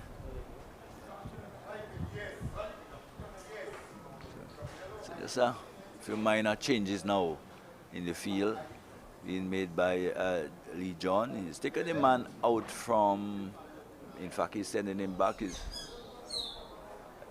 probably to a shorter position, yes, on the onside, has bring the deep mid wicket closer also.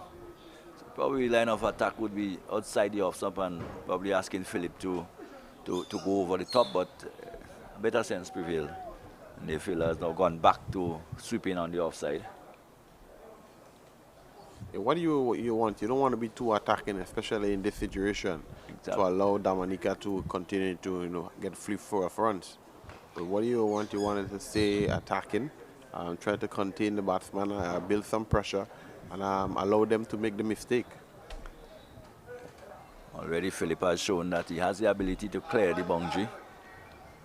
So he's come forward and just pushes it up towards Milius again on the offside. And there is no run.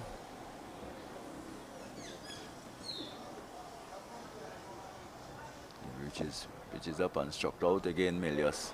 They won in the pick of things. Goes filling in a very high traffic area. Seriously, John on his way to bowl to Philip again, and Philip is coming forward and just playing it up into the offside. No hurry at all. I've just about come to the end of the over. Dominica 286 for 9. I've just about half an hour, just about 25 minutes to launch. So these two probably batting with that in mind. Haven't been taking undue risk if the ball is there. They have struck it, and yeah. That probably has to be the plan, just play out a session. Well, a clear indication that they're going to bat and they're going to continue to bat. We just have to see how long they can go and bat on for. Stark out to bowl to Durand, who just comes back to a delivery. Bounces a bit. Durand is not a very tall man. Had to play that well over the heap line. Edward again to Durand. Durand coming forward, loud appeal, but not very convincing appeal. And Durand himself just walked forward and tossed the ball back.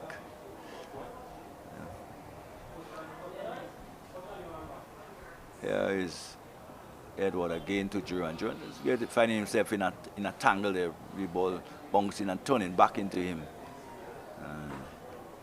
Instead of bat to him, just got it onto the body.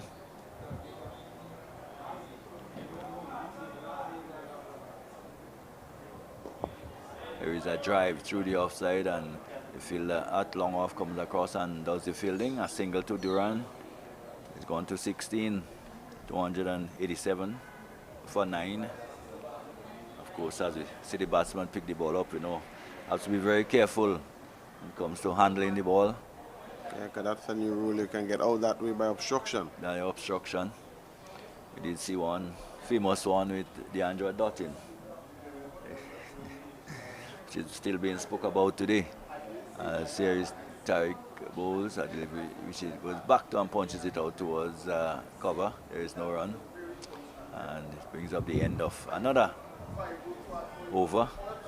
This time by Tariq Edward. He's now completed his 12th. He's taken 1 for 52. No maidens, 1 for 52. And Dominica continues to really punish, I would say, the St. Lucians. Yes, they continue to bat and bat well.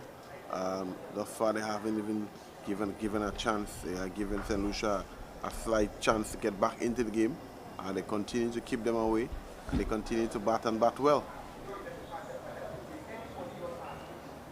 I feel a little sorry for Lee John. He has bowled very well. He's on the thresh of picking up a 5th wicket. But it seemed like very, very difficult to come by, and you see Milius inching closer, a little bit closer and closer.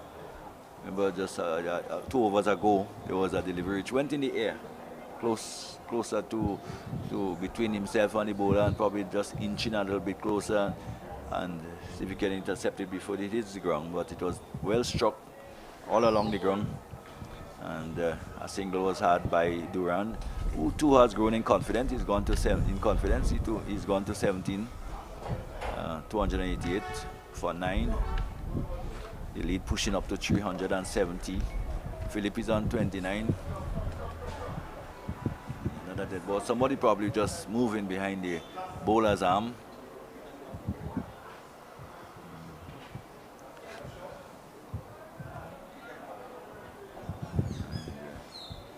There's a few coming forward and plays it up. Back, yeah. There was someone walking past behind the bowler's arm.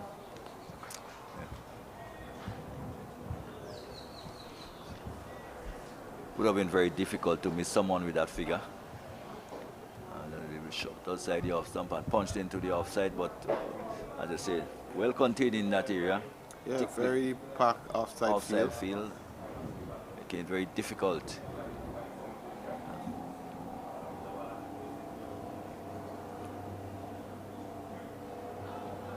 Beaten outside the off stump, one was spun away from the left-hander, and now goes down to inspect and to do some gardening, as we call it.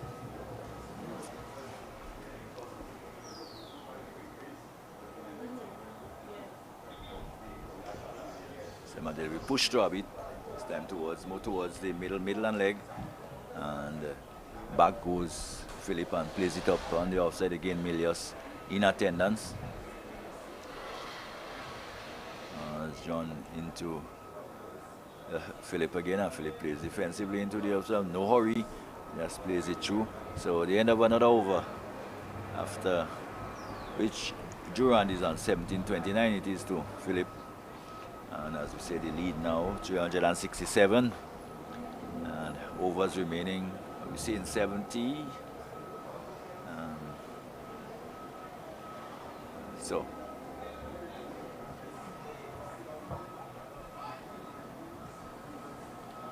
St. Lucia continuing to toil on.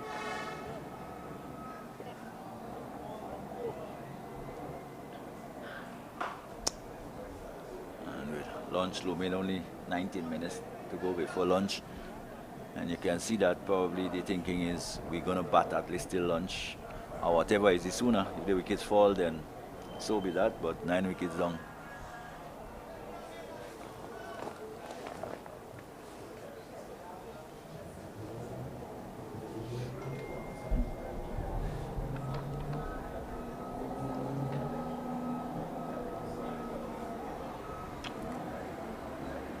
We have Tariq Edwards coming in from the bakery end. A very, very attacking field. A leg slip, one first slip, one short leg, short extra cover, a long on, a mid on, and a short fine leg here.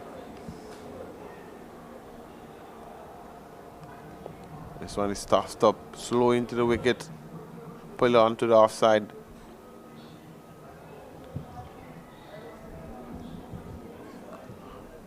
Last couple of days, the wicket, when the bowlers was bowling the ball quicker through the air. I'm not too sure why the reason for, the slow, in terms of the variation. I'm not too sure if the wicket is starting to offer any turn or any in regards to bunks, extra bunks and so on. But you will expect them to be, quicker through the air, allow the ball to rip, allow yourself to create an opportunity. But thus far, the bowlers not been able to create any opportunity. They are a little bit flat. St. Lucia is flat as well. But it's excellent batting conditions. So here comes Edwards again. This one is faster, short, and this one is hit well. It's gone all the way. What a shot there by Kyron Phillip. He do packs a punch. This one was shot in the wicket. He got back and hit this one way over Kalkana for 6. The young guy who was just coming across, be hearing the thump, just realized what has happened. 295. 300 in the reckoning, 295 for 9, 374 the lead. Philip has gone into the 30s, he's 35. And Duran is on 18. 0 2 on. This one gone up into the air. Where will it go? The fielder is coming. He should take the catch. He does rather carefully in the end, and Philip in the end just couldn't resist the temptation on this occasion. Going to hit this one over long on, and just managing to hit it up into the air towards long on, and the fielder takes the catch, and of course it's the end of the Dominican innings. A wonderful innings come to an end by Philip. 35 or 56 deliveries, hitting 2 fours and 3 sixes. Would have gotten his team in a very good position. Dominica was only able to muster 295 all out. 5-run shot from the 300 mark, but they did have a lead of 374. So then Lucia will require another 375 to win this game. Yeah, and they will have all of probably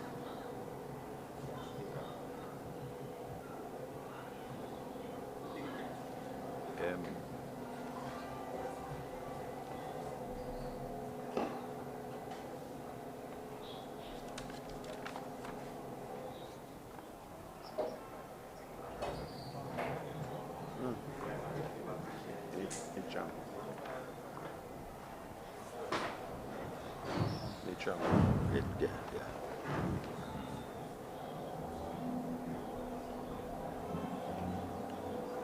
So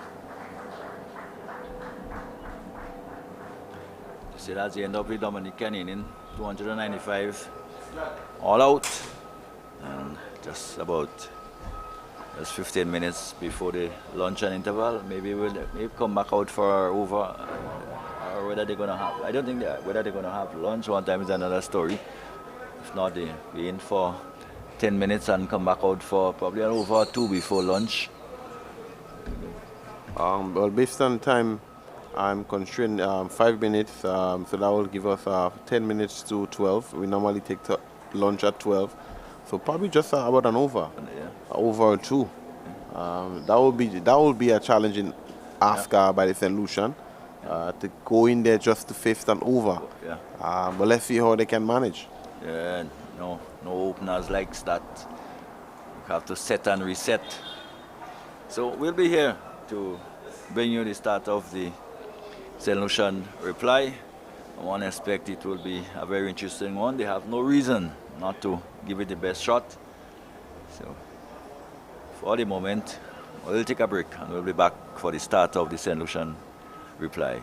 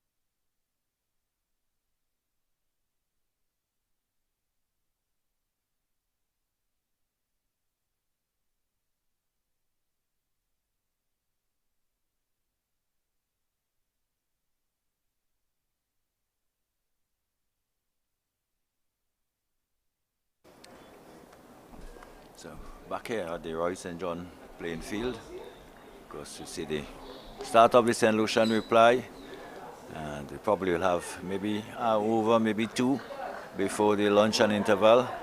What an awkward time for the St. Lucian opening pair, having to face just maybe one or two overs before the break. And of course, St. Dominica and Gill and Tyson will be looking to make some kind of inroad before the luncheon interval, as Tyson begins to move in from the GBSS end to bowl to Theo Edward, who gets a good one on target and gets behind it and plays it down in front of him. Of course, he's padded by Dominic Auguste, and 375 the target for the St. Lucian. And if they get pretty close to that, it will be a very exciting evening, we suggest. Yeah, most definitely. I would really like to see the approach of the openers to see if we can get a result in this game.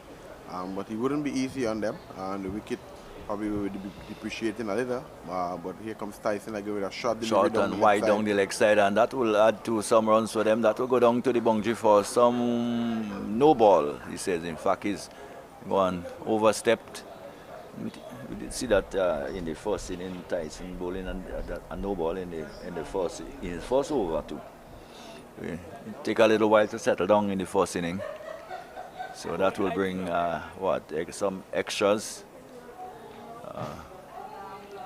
Was 5 for no loss.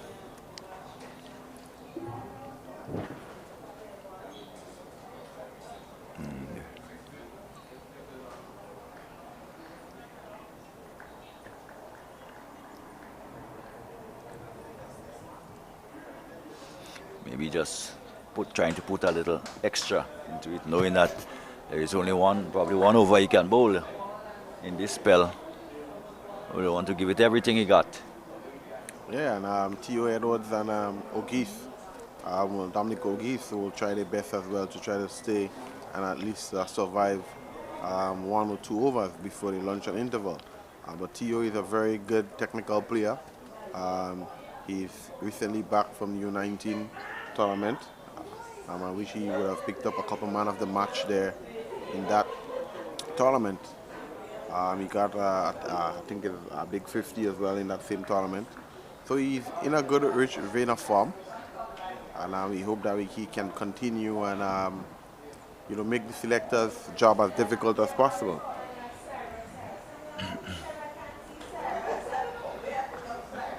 And yesterday we had 2 50s by the openers from St. Vincent, Desmond Maloney and Ethan Gibson. So let's hope that we can have another opener who can go on to score a 50.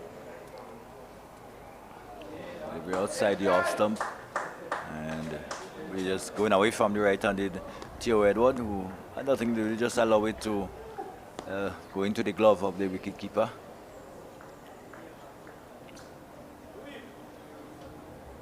So Edward has not yet scored. Dominic Auguste haven't yet faced the ball. 5 for no loss, all by way of extras. 5, no ball. Tyson moves in to bowl to Theo Edward, who to this delivery gets a delivery on target and gets in behind it and plays it up towards the fielder in the cover area. And there's no run. 5 for no loss, and Lucia in reply. Cheers.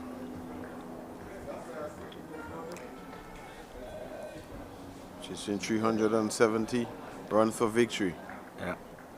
Gill Tyson so far looks the part. 4 deliveries thus far in this over.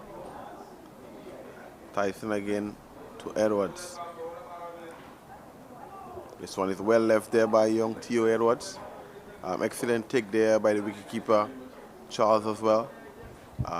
They have 3 slips, a gully, a shot, extra cover, a long on, fine leg, and a mid wicket.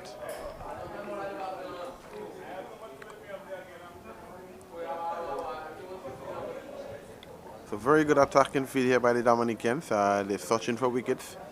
You will expect them to want to get a breakthrough as quick as possible to get into the middle order of St. Lucia. Tyson being one of the leader of the attack here for the Dominicans. Ooh, that was good. That was a good one, but very well left indeed. The ball in a very good area, and quickly too, because the keeper had to take it up by the shoulder. But no damage done, so we've come to the end of one. So after one over, we think like that will be lunch. There's no time left for another. So only one over possible before the lunch and break. In this time, St. Lucia moved to 5 without loss, all by way of via extras. So Theo Edward has not yet scored. Dominic Auguste will take strike at the start of the next over, is not yet scored. But for the time being, St. Lucia still needing 370 in the next two sessions. They're 5 without loss at lunch on day 3 of this encounter between Dominica and St. Lucia in the senior Windward Island cricket tournament, three-day fixture. We are going to take a break also, and we promise we'll be back with you to continue to bring you the action here from the Tantin Roy St. John playing field. Until then, please join us then.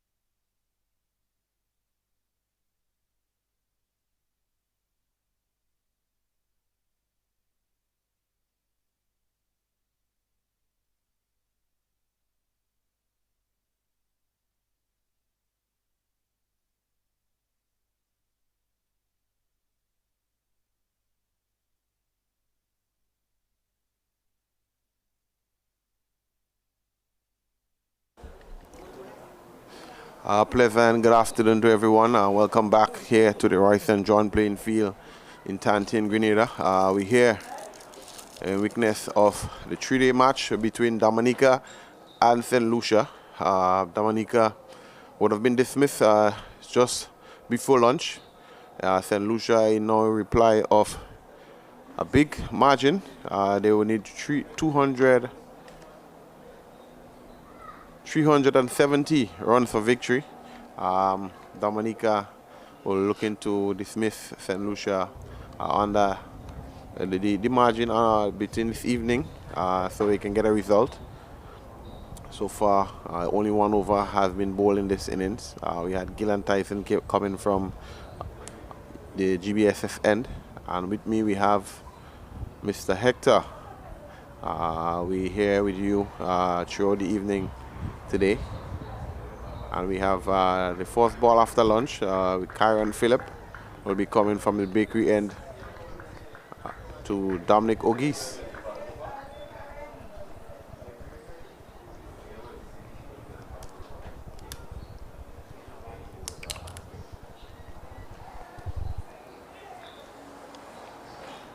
First one lifting delivery just outside the off stump by Kyron Phillip. Good delivery in context of the game.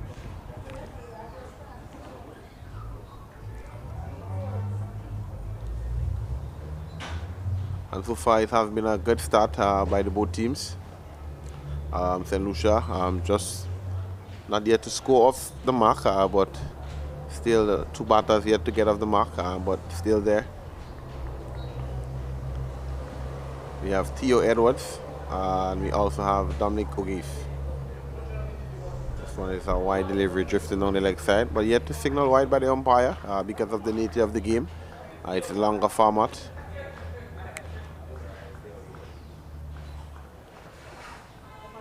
We expect some good cricket here this evening.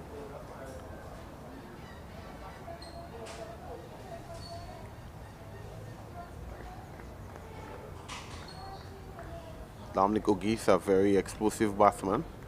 Let's see how he will go about to construct this innings. He didn't get too much in the first inning, but let's hope he can, muster a substantial total here today. This one is well bowled by Phillip. Pitching in good areas there. O'Geese had no answer. Came onto the front foot and was beaten for pace. Phillips seems to be in good rhythm and good mindset today. He would have done really well with the bat. So looking to muster a good all-round performance.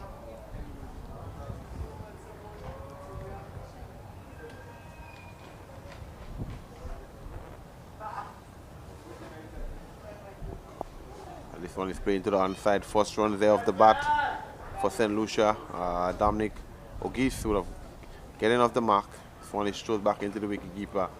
And the first run of the bat for St. Lucia here today.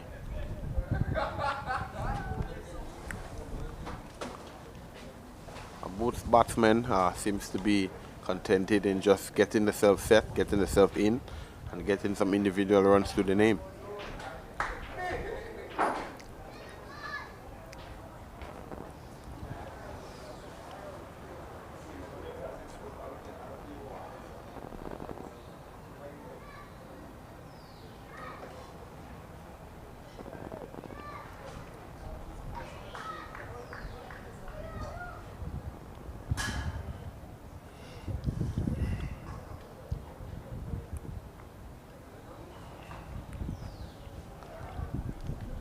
Just a slight field change here. Very attacking field. 3 slips, a gully, a short cover.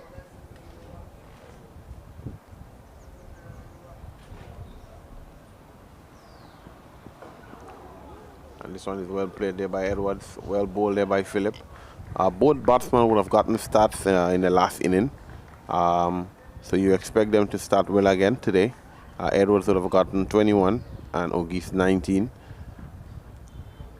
But yet to go on to get a half century. So they were hoping they can get another start today and carry on to get himself a half century.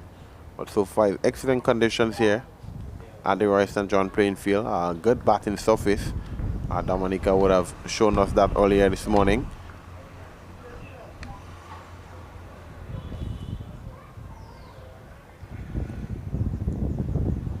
But this one is drifting down the leg side there by Philip. Just a little bit inconsistent line and length from him in his first over. But nevertheless, the score moves on to 6 without loss after the second over. 6 without loss. Steady. But remember when they needing a 369 still. I don't think St. Lucia will be thinking too much about that total at the moment. It's about getting off to a good start and assessing their position as they go on. And of course the batsmen will like to, stay there, get some runs, build on their statistics and their averages. And also, so there's a lot at stake still in the game. While a win might be a distant from St. Lucia, but within the game there are other challenges, other achievements that can be had. Yeah, but here we have Tyson again coming from the GBSSN, and you will expect him to lead the attack for Dominica. And this one is excellently stopped there by the wicketkeeper, almost taking this one in front of second slip, and a wide delivery there by Tyson. You will expect him to be the one to be the more consistent bowler, leading the line for Dominica. And thus far, he seems to be struggling a little. But let's hope he can rectify and be the more dominant one here this evening.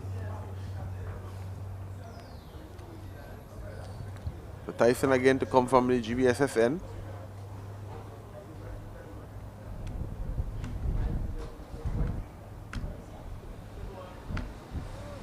Well left there by Ogis. Watching this one pass just under his eye line. Tyson just seems to be struggling a little bit with rhythm. At times you get the feeling that he isn't quite right in terms of his run-up and his rhythm. So yeah, that's the reason why he just be spreading it around slightly, and probably he's not able to consistently bowl that line and that length that he wants to bowl. Yes, most definitely. This one is short lifting delivery, well left there by Ogis. Watching this one all the way, and an excellent take there by the wicketkeeper, young Charles.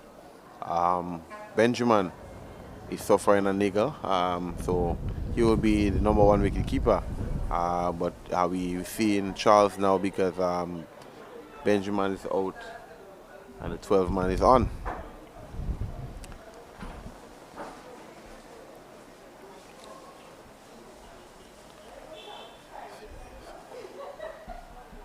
Here comes Tyson again. And this one is pitch slightly off stump here, beaten with pitch, just a little bit of away movement there from Tyson. And you expect good things from him. Seeing him as a West Indies A prospect and also a senior team prospect as well, you expect him to be, the leader of the attack and also, the more disciplined and senior bowler to the Dominica lineup.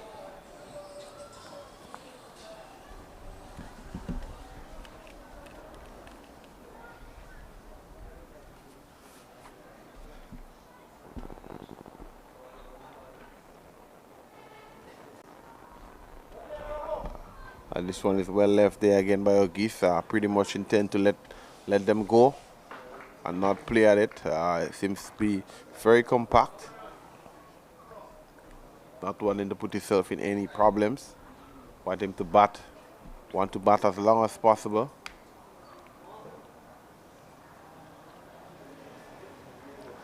So far, both batsmen yet to look troubled by Philip and Tyson. They look pretty much up for the challenge, pretty much compact.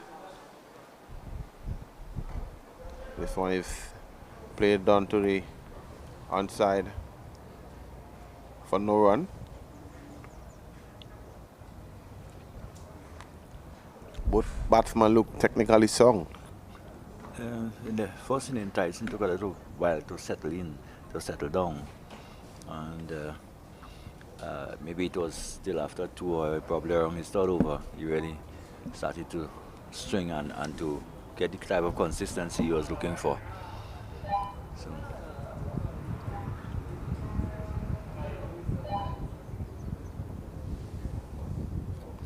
this one is a wide delivery outside the off stump. Shot played after the ball has passed, but nevertheless, over after the third over, St. Lucia 7 without loss. and again, I did pick up a little thing in Tyson's run up there just when he's getting into his delivery stride. They seem to just shuffle the feet a bit, just stutter a bit with the feet. So probably, as I was saying, it could be the fact that he just not in rhythm at the moment. Shuffling Yeah. a bit. You can take probably the weather into consideration, how hot it is outside, but he is a professional. He's a contracted player, so you expect, for him to, be the leader of the attack. But let's hope he can rectify. We have Kyron Phillip from the bakery end there. Well bowled there, well left there by Theo Edwards. Good cricket all around. Yeah, this one did leave the batsman a bit from a reasonably full length.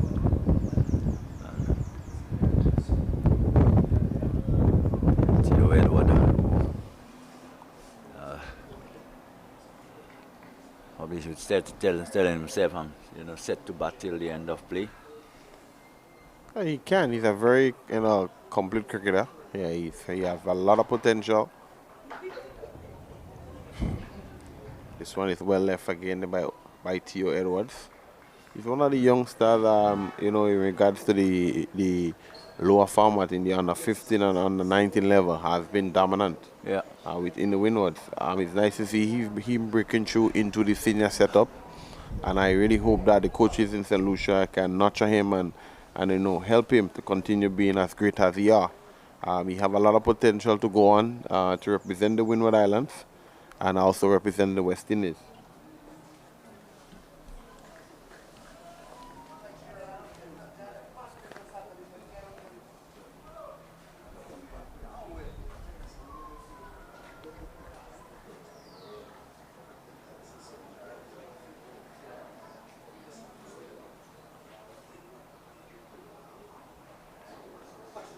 Here comes Phillip again, comes in.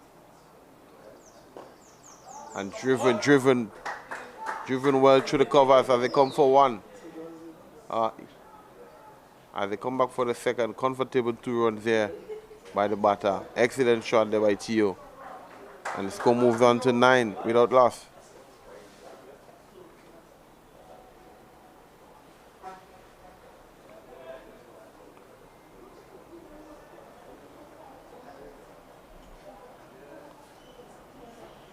So far, excellent conditions here today, and we must say, we'll have to big up our sponsors, which made this cricket possible, the National Lotteries Authority.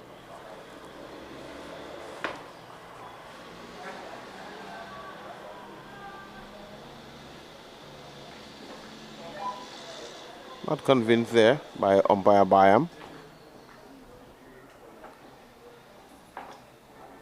So we just want to say a special thank you to the sponsors, National Lotteries Authority.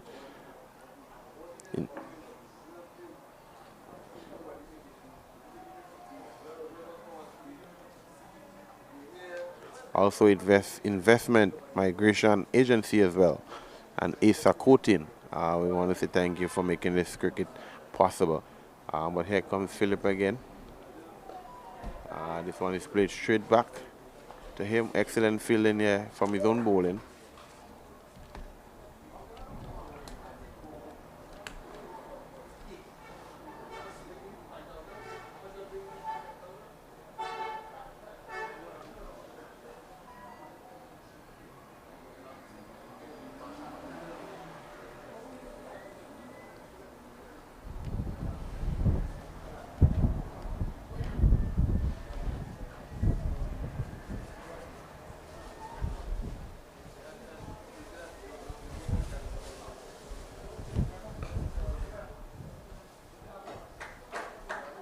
Excellent ball there. He dunked to extra cover for only a single.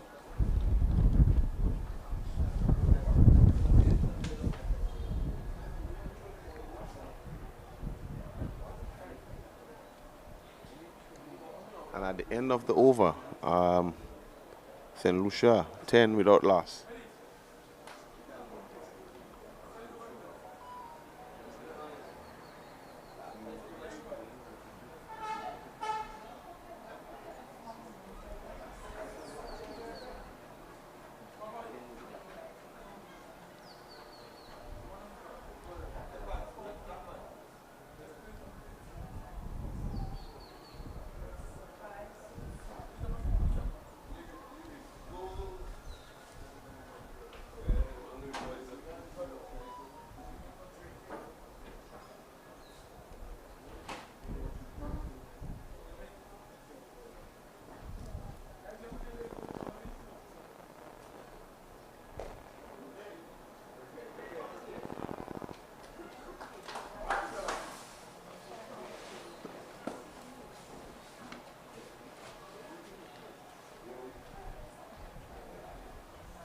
For no loss. We're in over number 5. Theo Edward is on 4. Auguste is on 1. Tyson is in his third over. And he'll be bowling to Auguste, the left-handed Auguste. Because if you can just, in case you have not seen Benjamin behind the stumps, of course, Louis Charles is doing duties there. Benjamin is not any injury, it's just a slight eye infection which is picked up out there, and therefore he's being attended to, and just a matter of time, just resting it out a bit. So those of you in Dominica, if you're worried, if you're wondering what the situation is, that's the situation. So no real problem in terms of injury. So another quick single was taken by Auguste. So Auguste goes to 2. It's 2 from 11. Tyson, who is in his third over, moves in now, and he will be bowling to Theo Edward. Theo right-handed. Delivery short and sliding down the leg side. Edward just slides inside the line and allow it to go through to be taken by Charles behind the stumps, who has looked quite comfortable there. So I think certainly relishing the chance to do some duties behind the stumps.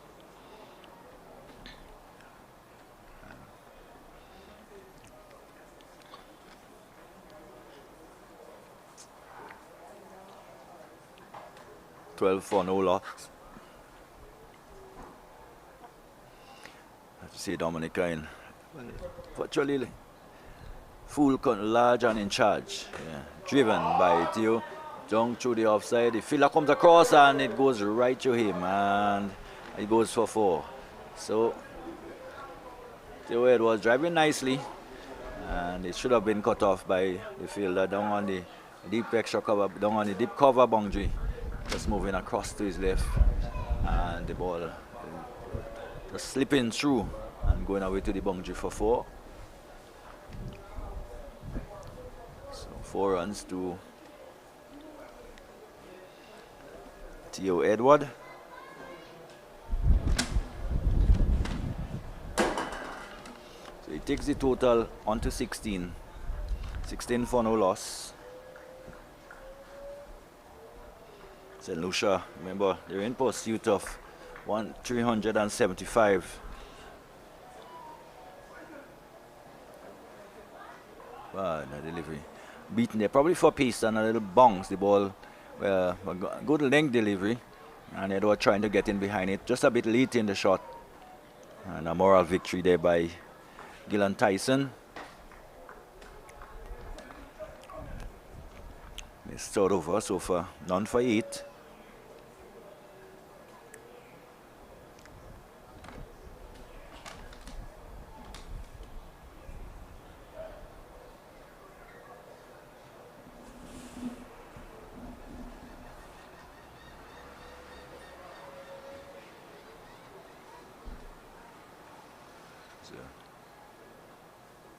His delivery which is pushed into the offside.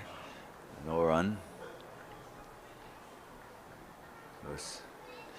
Kyron Philip more likely will continue from the northern end after just having a little mishap on the boundary line, allowing one through.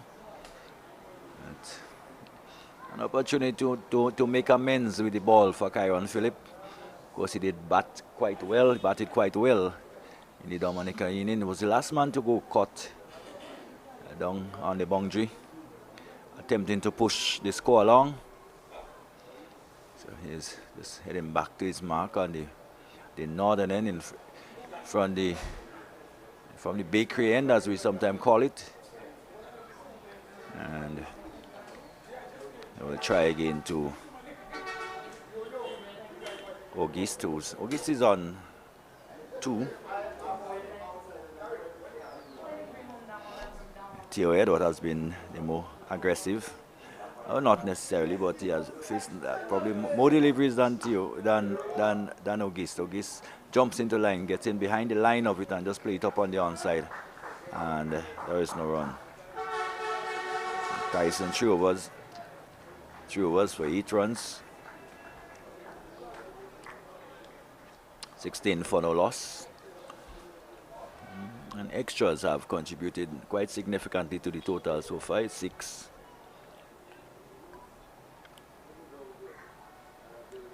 As Philip comes in, and lovely shot by Auguste but can't get a run. It's straight out to the captain Stephan Pascal, who is in a short extra cover position.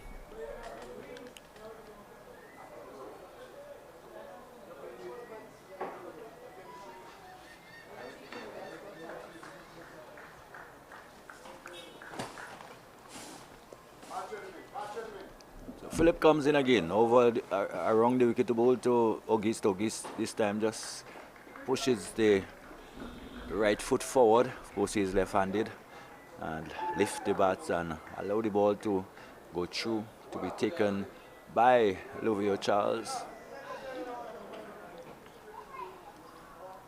Of course, Lucia Charles has looked as competent as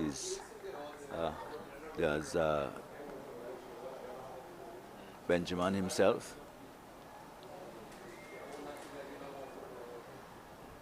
We're again outside the off. So I'm just too wide to interest Auguste. Just lifts the bat and allow it to go through.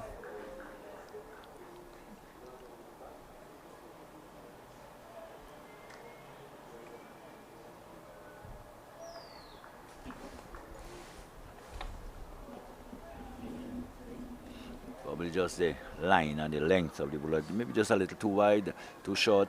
Need to induce the batsman to play a bit more. Of course, he has the cash in the bank here. He has a lot of runs. 375 in the time is a lot of runs. So you can probably afford Weevil to 1 or 2 runs in the quest of getting some wickets. Yeah, most definitely. They have to try to be as attacking as possible. I mean, allow the batsman, to try to get runs, and then hope that they can, at least, break the opening stand. But so far, the opening batsman seems to be very much, capable and very much have the willingness to bat for long periods of time. As I see, Dominica is not under any kind of pressure, really. So, afford to just let the game and a little. Yeah, disappointment shown there by the bowler, Philip. Probably understanding that it's just a bit too wide most of the time and too short. But it brings up the end of another over, the end of it. Auguste is on 2, Theo Edward is on 8. Philip has finished 3 overs, none for 4. And Dominica, St. Lucia in pursuit of 375.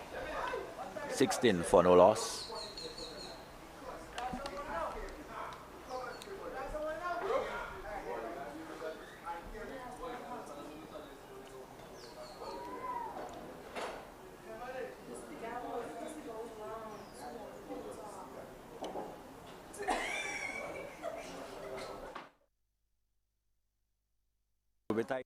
Continue from the GBSS end.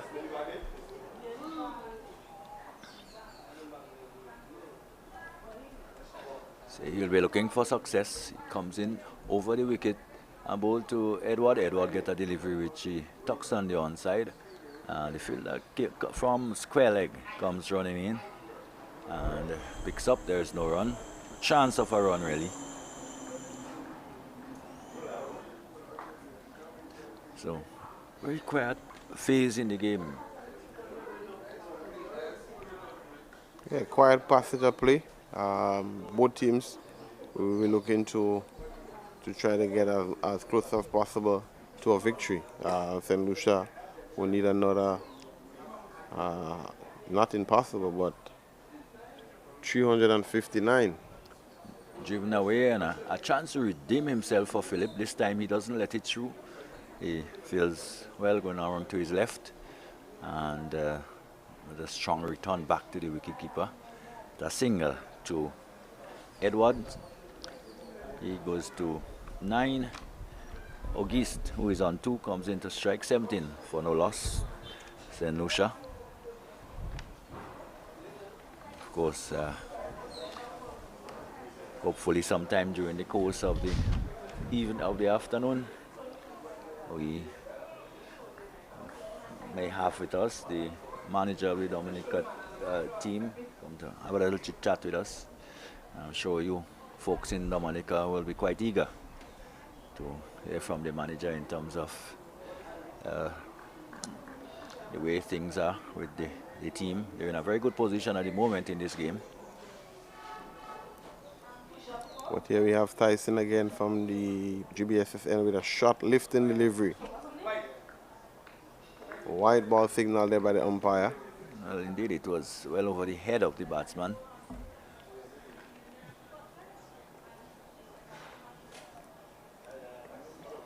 So signal quite emphatically there by umpire George.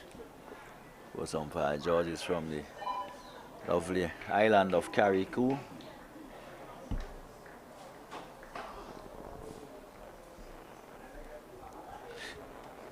Don't know about you, Evel, but I think, yeah, of course, the beaches in Carriacou, probably not only, most of them probably will not only rival our beaches in Grenada, but sometimes I think they've surpassed it. And it's Short and throwing the bat at it outside the off stump, coming off more of the top edge, but flying high over the man at the gully. And there's no one down on the third man boundary. And it goes away for 4. Yes. a pretty loose delivery there by Tyson. Short, wide, asking to be dispatched. And Auguste was up to the challenge. He moves on to 6. And you expect a little bit more consistency, especially from someone at Tyson caliber and who has represented the Windward Islands at the highest level. You expect him to be a little bit more disciplined in regards to his. This one is shot again outside the off stump, well left there by Auguste. You can see a shot in anger, you know, after the ball would have passed, in telling himself I could have hit this one over point for a similar shot, similar runs, but nevertheless, well left there by the youngster, and he's looking to capitalize, and he continues to look positive. So, but Tyson just have seemed to be just settling a little bit better from the first over. He was sort of all over the place, and probably just now beginning to get into rhythm. Stemmer delivery pitched up and pushed up into the offside by Auguste, and no run can be had. So Tyson just trotting back to his mark, almost unconcerned with everything else that's happening around him as he goes back to his mark. Turns towards his captain, collects the ball. Of course, Stephan Pascal in the mid-off area, very close to his bowler, which is always an area I think the captain should be most of the time. As a delivery which pushes him back, pushes Auguste back, but able to pick up a single behind square on the offside towards backward point. And he goes to 7.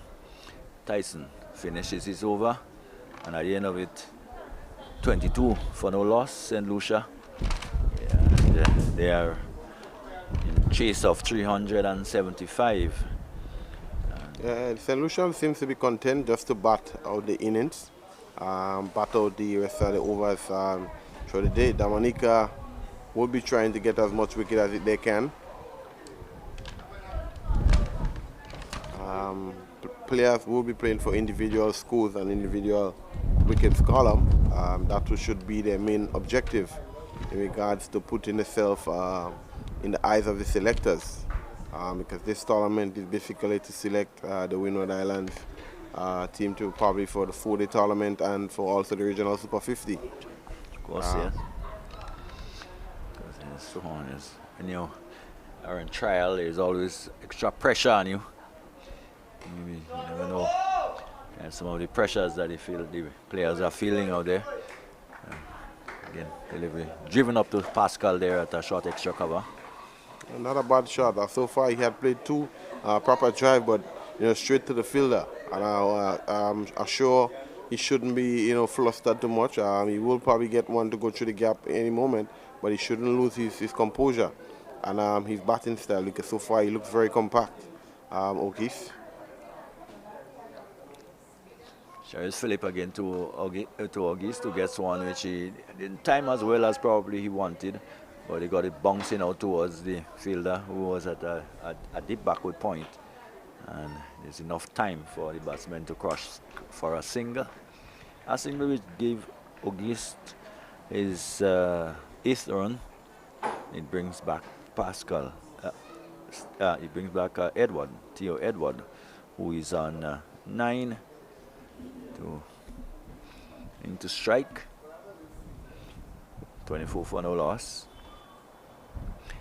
So still leading 351, but I think that figure is of real academic interest for the moment.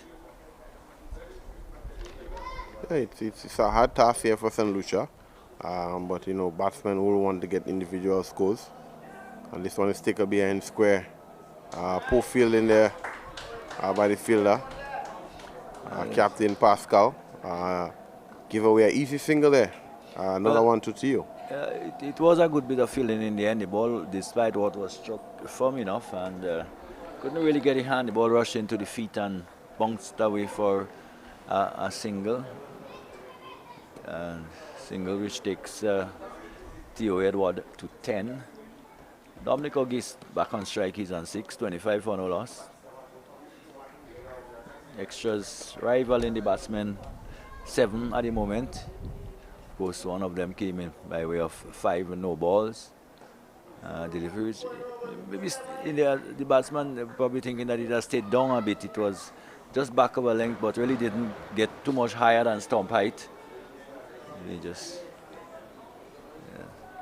Yeah, you can say the wicket probably start depreciating a little. But so far the wicket has been playing, top level, even better than what we expected to play. Well, on the final day of 3-day fixture one, do expect little difference. Again, one which probably didn't quite bounce as much either, but Auguste was out there trying to drive it through the offside, and we just came off the inner portion of the bat and back. So, no runs.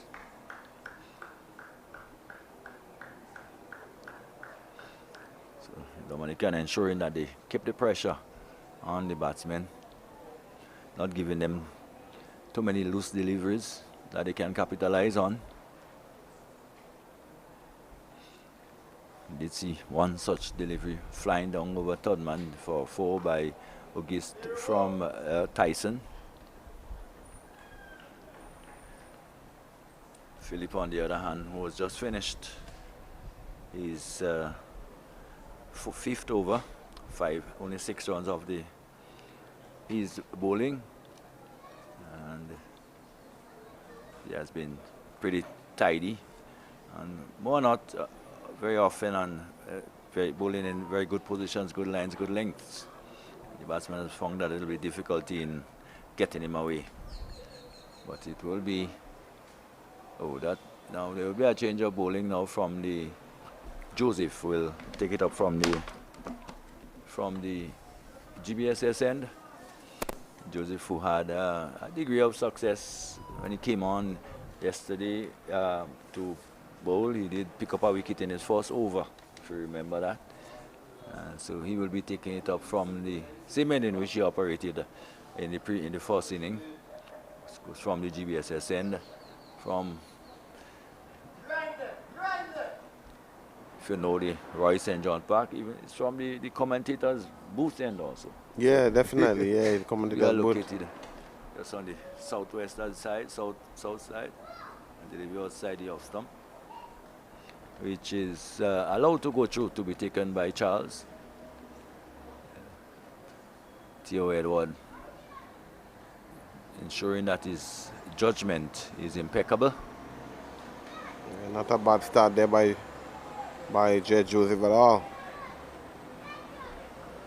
Allowing Theo to just let this one go.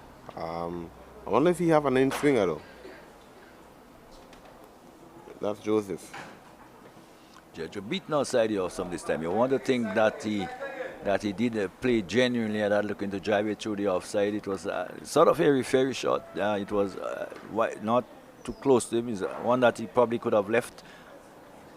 He didn't leave the first one, but thought he had a chance of hitting this one through the offside. And that's where the challenge come in, of course. Jed Joseph is a far lesser pace than Tyson. So once again, he has to make the adjustment. So Jed Joseph bowls and delivery just steered away into the offside. And Philip will come off the backward of point boundary to do the fielding, and a single was had. So a single to Theo Edward takes him on to 11, 26 for no loss. Yeah, what is important is that the batting side, which is St. Lucia, Edward and Auguste, try to, bat as long as possible. You want to see how well they can perform in those sort of conditions. After having a long morning in the field, had a long day in the evening yesterday, and come and try to retribute a good batting performance. It's there for them to go on and score big. Let's see if they can manifest that. Drives outside the off stump, straight out to the man at cover. There's no run. Nicely timed, but straight to the fieldsman, Auguste. Edward on 11, Auguste on 8. Still 26 for no loss. So it's an opportunity for the batters, probably 60, 70, not out in a situation like that, an evening like that. Certainly do them the confidence a world of good. Yeah, because from this tournament, you go into the Super 50 tournament in a couple days. Yeah, a bit of runs behind a shot through the offside. That will challenge the fielder at backward point. He comes across and feels well. That's Durand. And the batsman will come back for a second. So 2 more to Auguste. And takes the score to 28 for no loss. And a nice fluent drive, square wicket on the offside. Yeah, good compact drive here by the youngster. Didn't looking to hit it too hard. He just pure timing. He got to the pitch of it and just caressed it through the covers. He was able to pick up 2 on that occasion.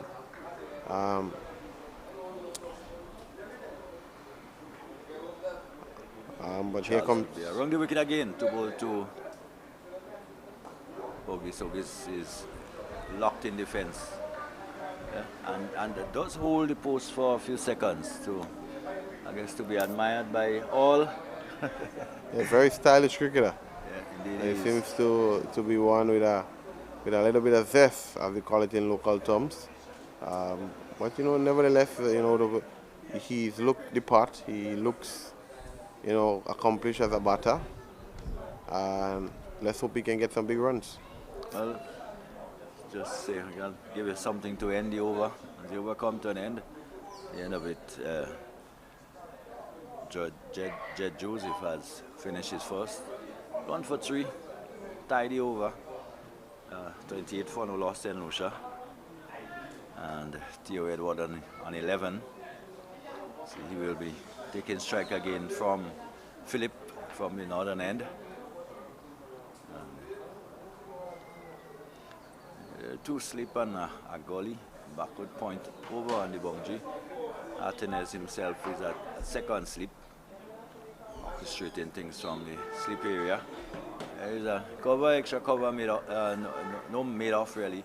It's a wideish made off, bearing towards extra cover. So extra cover, turned away into the onside in a vacant area, maybe to the right of the umpire. And they come back for two good running indeed. It was just played, and probably the captain Stephan Pascal there just a little bit careless. They probably not expecting them to come back for the second. So just ambled away after the ball, and the batsmen seen that were able to turn and come back for the second. So positive cricket, 30 without no loss. Excellent running there by Ogis and Edward. So Edward is on 13.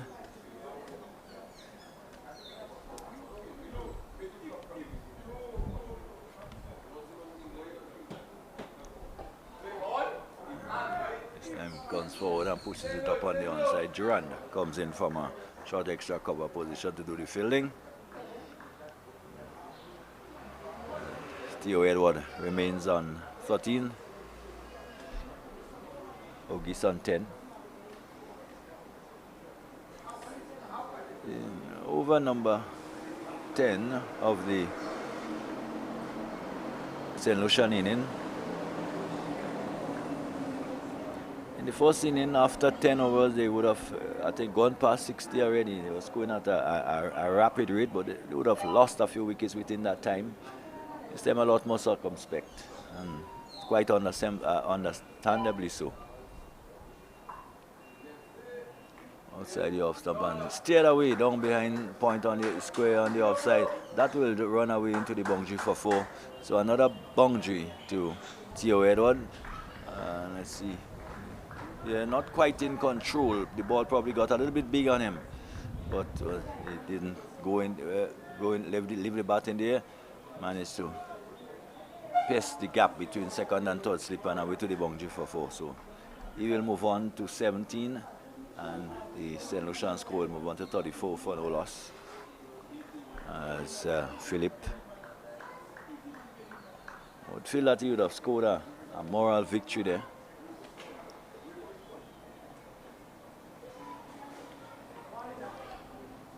In this time, just ripping one hand off the bat is Theo Edward. What we've seen though from the pitch has been, throughout the innings so far, it has been a consistent bounce and pace. And I think this all goes for a good surface when you can trust the bounce throughout the game basically. And that is what we have seen throughout the inning. No real inconsistencies in terms of bounce. Yeah, and credit goes to the ground staff. Preparing such beautiful track here for the batters. I mean, everyone, if you look at the scorecard, all the batters thus far would have relished an opportunity, would have gotten a start. But just, some have yet to get 100, yet to carry on. But let's see if we can see one here this evening. And this one is flicked behind square. And the fielder run around. Will he get there? No, he doesn't. Excellent shot there by Theo Edwards. Went inside the line of the ball and hit this one behind square for excellent 4. Yes. And he moves on to 21. Yeah, getting away that one, but I think there was a little bit of risk involved. Of course, Stephan Pascal is just to the right of the left of the umpire, and he just managed to get this one to the right of the umpire, and no chance of a catch really. And it went away to the boundary for 4. So I just said he's on 21, 38 for no loss.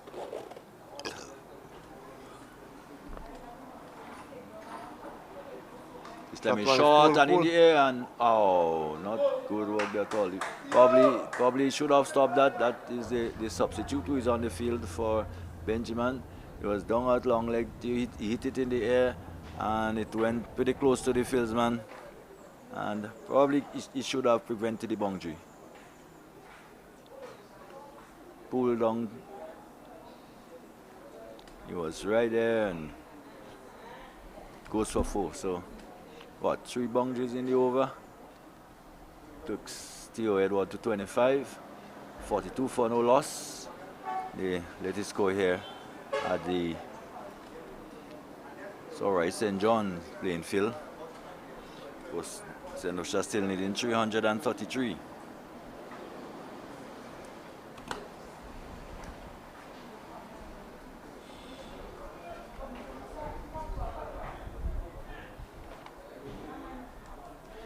There was a particular number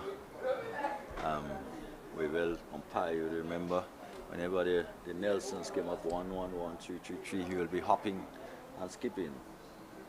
I don't know if you remember who that umpire was.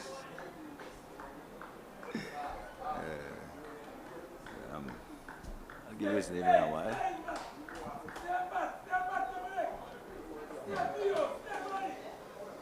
It was umpire David Shepherd. David Shepherd. Well, And that's a name I would have heard a lot about Yes. growing up as a youngster. yes, so David Shepherd, Billy Dartro, those Yes. are some iconic umpiring yes, umpires. Dickie Bud from that era. Pushed up towards so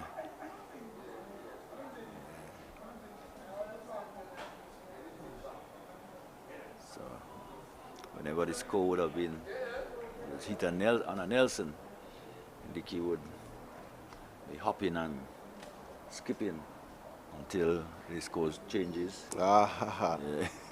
So if you wanted to torture Dickie, keep the score score. on Nelson for as long as you possibly can. Yes, you know, so much of this histrionics, various right up dugout by Pascal up towards mid-on. 43 for no loss. Pascal is on 25, August is on 11.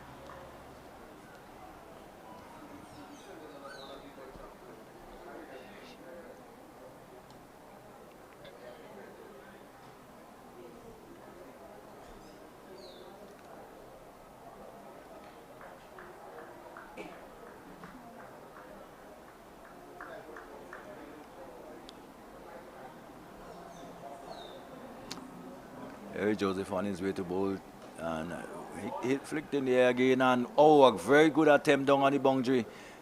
He got both hands to it, but probably when gravity, as he fell to the ground, he couldn't quite hold on to it.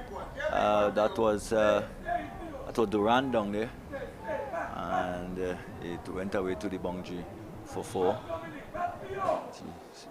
Yes, he's a little disappointed, but it was a very good attempt. yeah, excellent Down on the long attack. boundary. Excellent attempt there by the fieldman. He just post shot selected by young Theo. He would have, given the opportunity to hit that one probably like a finer, but he did pick the fieldman out, but unfortunately it wasn't able to capitalize on the chance. But here comes Jed again.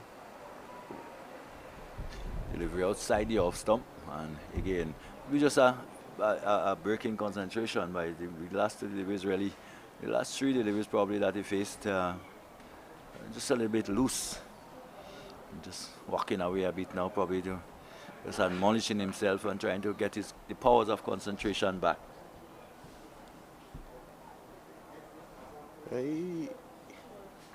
August should go down and have a word with him and let him know that he's in a good space. But there comes well played there by the youngster, full faced, driven up to Shadrack cover, and the score moves on to 47 without loss. Yeah, 47 without loss. At that stage in their first inning, they would have lost about 4 wickets. About that stage in the first inning. Well, so far today you can see the clear intent, just to bat and bat for as long as possible. That is good enough for the game. And so far Dominica is under the pump in regards to the tightness of the opening batsman of St. Lucia. Yeah, but I doesn't think that they're too worried. Still 328 runs in arrears. It's not going to come easy.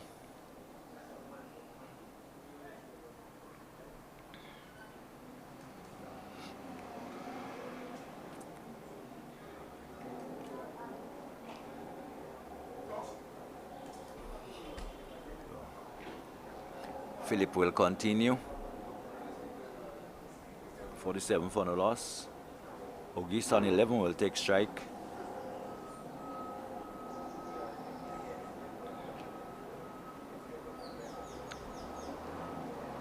But this is a key battle.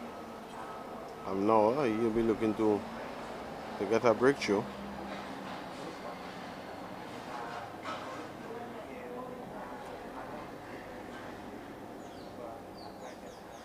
Drives us side loosely outside the off stump.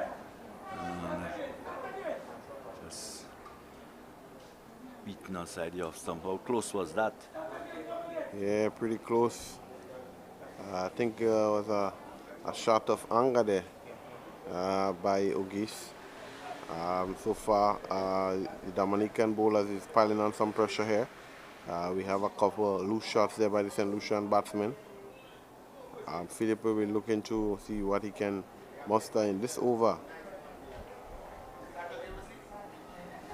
But I can see what he's trying to achieve with that field placement.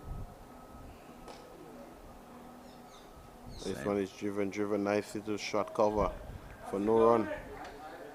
That's what he was aiming to do with the previous delivery, but not really to the pitch of it, and rather fairly drove at it. Luckily, he didn't get an edge.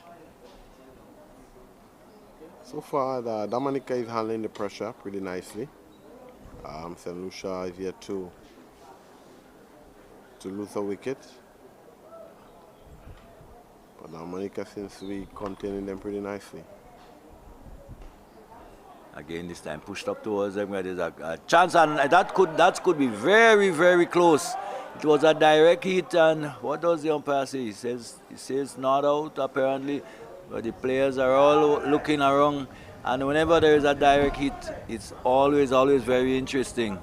And let's see, where was the umpire placed? Well, he could not have seen because he was running away from the throw. And let's have a look at the replay. As he comes down, he was jogging. Yes. Jogging through the ball, and he run as he grounded. Yes, close, but could very, very close. He just have made it, given the benefit of the doubt, but that was close. From the vantage point, from my look at things, I think he would have been run out. Yeah. But let's look again as the bat comes. Yes. Yeah, maybe. That's why cricket is a game of centimeters. If you're going to get a look at this one again, just pull it back a little. Yes. Stumps broken right there. Batsman clearly shot. That goes all the way for 6. So after given a chance, this one is hit far behind deep backward square for 6.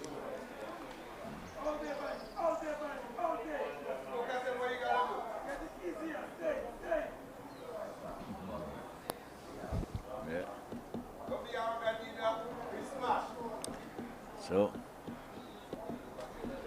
of course, technology is not being used there. So the umpires, of course, in situations like that, the benefit goes to the batsman. Yeah, we have the opportunity of seeing the replay and slowing it down a bit. Here is the delivery, which is pushed up on the onside by Theo Edward, and no runs can be had. So he's probably lucky to be there. There was a slight hesitation, and if we have a look at this one again. Yes. Yeah. I mean, must say, say what?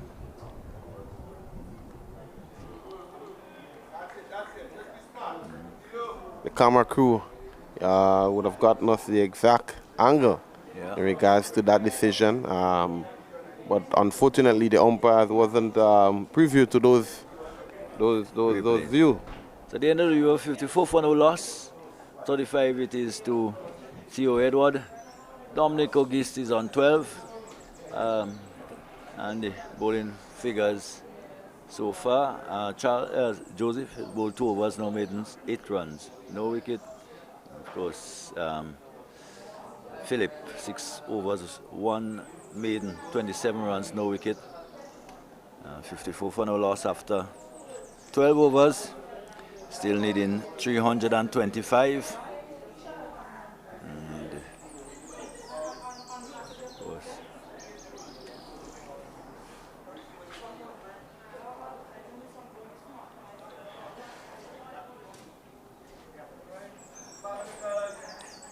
difficult to be too harsh on the umpires. They've done a fairly good job overall. Yeah, most definitely. They have done an excellent job today. And not just today, the entire 3 days. This one is stuck down behind third man, only for a second. Throw comes into the wicketkeeper, collected cleanly, and the score moves on to 54 without loss.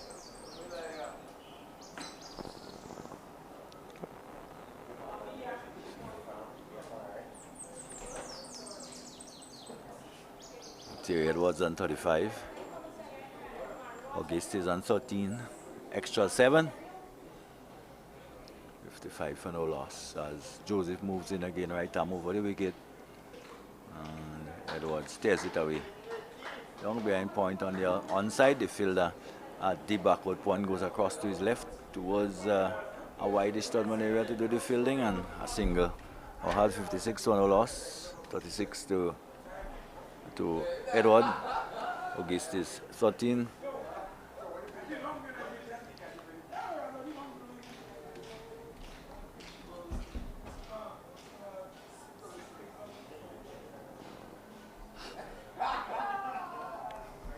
Comes Jed Joseph again. This one is short and cut well. This one is racing down to the backward point. Will that save? Went close to the boundary and will go over the boundary now for another 4 here by Joseph. Excellent shot there. Short delivery, guided behind backward of point. And this one will run away to the boundary. Excellent shot there by Joseph.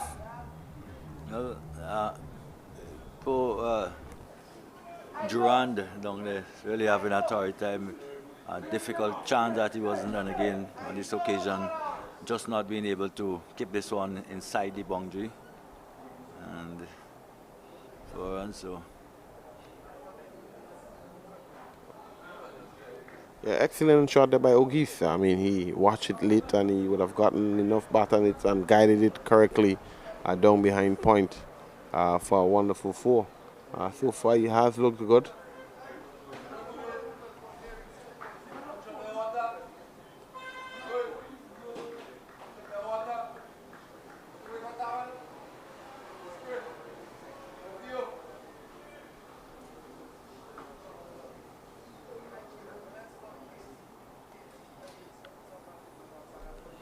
Jed Joseph again. This one is played late, right under his eyes there.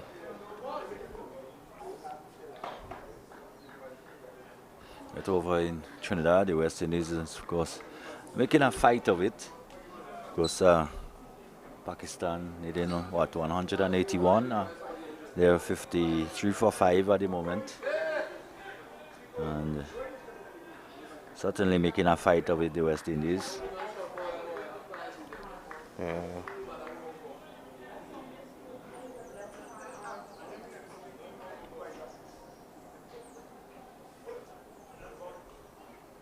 And this one is driven well for only a single. The fielders are come wrong. Good throw back to the wicketkeeper. And the over comes to an end. St. Lucia 61 without loss.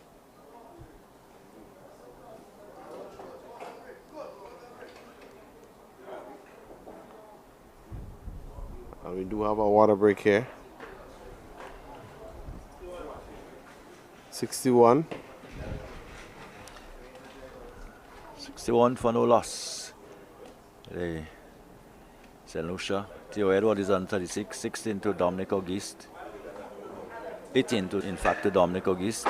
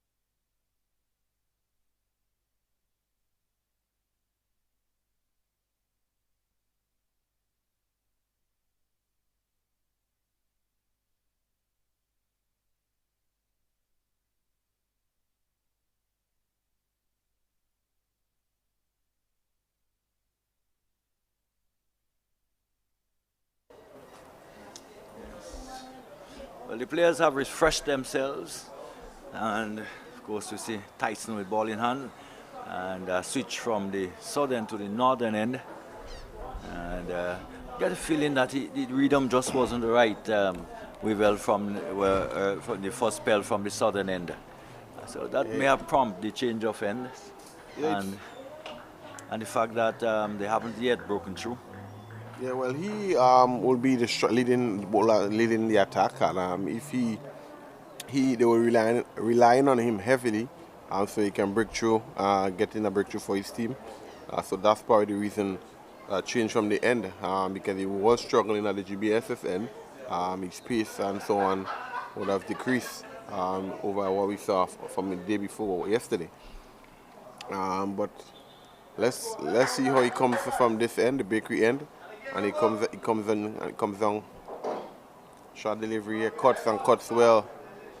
Easy single there, down to Fontaine. Throw comes back to the wicketkeeper.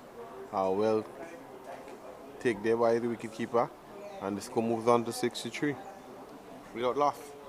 Yeah, 63 without loss, and which was probably almost like a loosener, short outside your stump, and Auguste has been there for a while now, so just open the face of the bat and just pushed it down towards backward point, pick up a single. So to ensure that there is rotation in strike. And Tyson will want to get in the ball a little bit fuller, trying to get the slips and so on into play. With that length, it's very unlikely that the slips will be able to, be in play. But you can see they would have going a little bit defensive now. Maybe one slip, they have a fine leg, and they're trying to get him around, like a long in, more like a dig backward square position.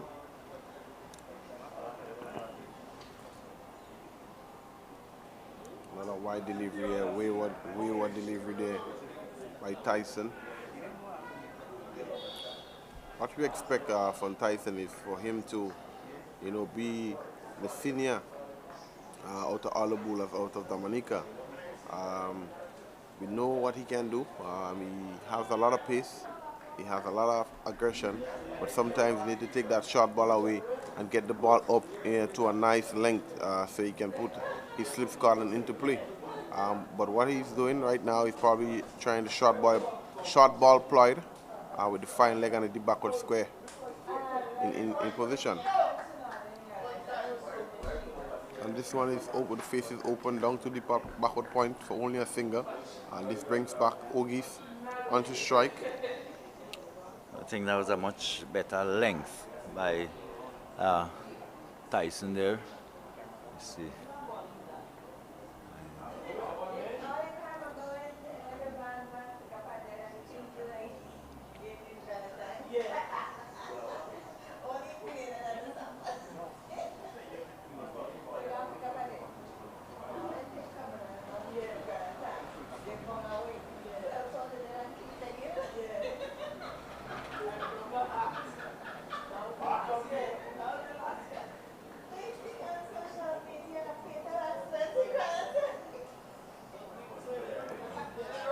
Short and wide down the leg side, and umpire signaling the one for the over.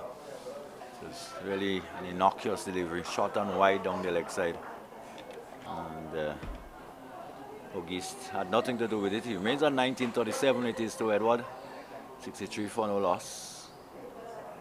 Tyson, who has come back, is on he has replaced Philip. He's in his fifth over. 17 runs so far, no wicket.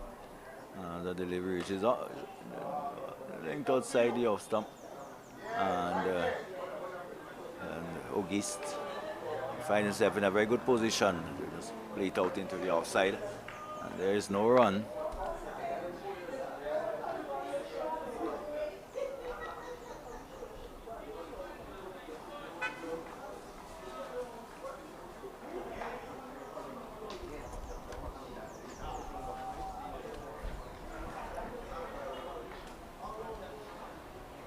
Certainly a welcome breeze blowing into our commentary position. Short and just played out on the offside. There is no run. Giving us a feeling that we probably were longing for quite a while. Feeling the breeze really blowing through the position here. It's been humid, it's been very hot. And, yes, indeed.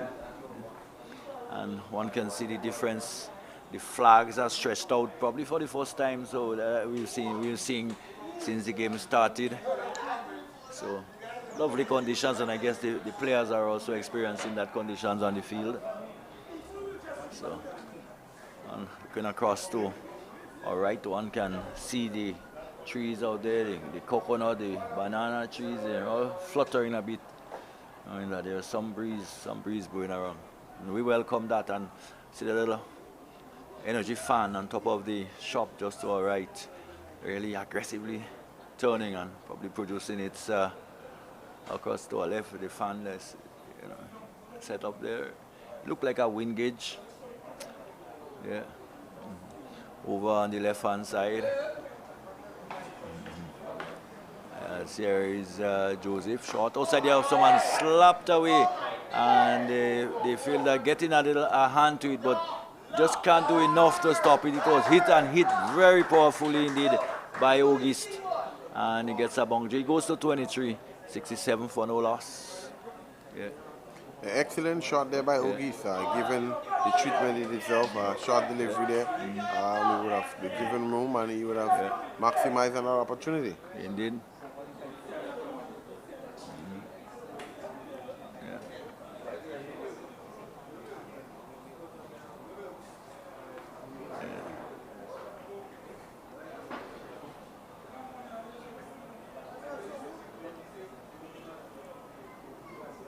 There's a delivery which is play defensively up into the offside, and I think also there is the Dominican flag somewhere there, and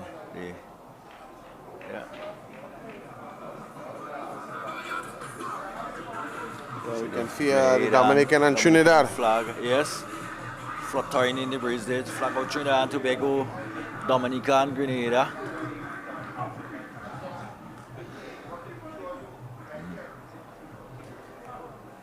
Well, here is Joseph on his way to bowl to a delivery which is hit in the air and just again past the right hand of Stephan Pascal. The chase is on. It wouldn't go to the boundary, but they would come back for the second. So Pascal Edward leaving a little bit dangerously. Twice now the ball has gone pretty close to Stephan Pascal in the short position there. As you see the magnificent surroundings here. Over in the distance on the left of screen you can see the steeple and of course the Roman Catholic Cathedral, which is a landmark really in St. George's. Just across to the left of that there is of course the Anglican church, St. George's Anglican, as delivery which is pushed back up the wicket on the offside. Of course all of these churches and landmarks and architecture does remind us of our history. Of course, the British, the French, and all who have fought many wars for this country and who have colonized us for at some period of time. They would have left the marks, and of course they are there for as a reminder for all. As here now is at the outside on the offside and struck powerfully back and knocked down by Joseph, and there is no run. It's 69 without loss, 43 it is to Theo Edward. Dominic Auguste is 19. Joseph who's in his fourth over. And both batsmen would have been making their debut in this tournament. Both batsmen that's for senior cap for St. Lucia. So we really hope they can, maximize and go on to score, as much runs as they can. Dominic did play some cricket in Barbados. He was in University of the West Indies, so he should be pretty much competent enough to assess conditions after, being at the crease for so long and able to maximize. both batsmen basically face 48 deliveries and one would have 43. So that should be enough deliveries to get you, set and to go on to score. You can say relatively a big score. Yeah, indeed. Just a bit of a loose score, a loose shot by Theo Edward. Be wide and looking to crash it through the offside and almost drag it back onto the stump. He has to be careful. He's on 43. Theo Edward 69 for no loss. 19 it is to Dominic Auguste.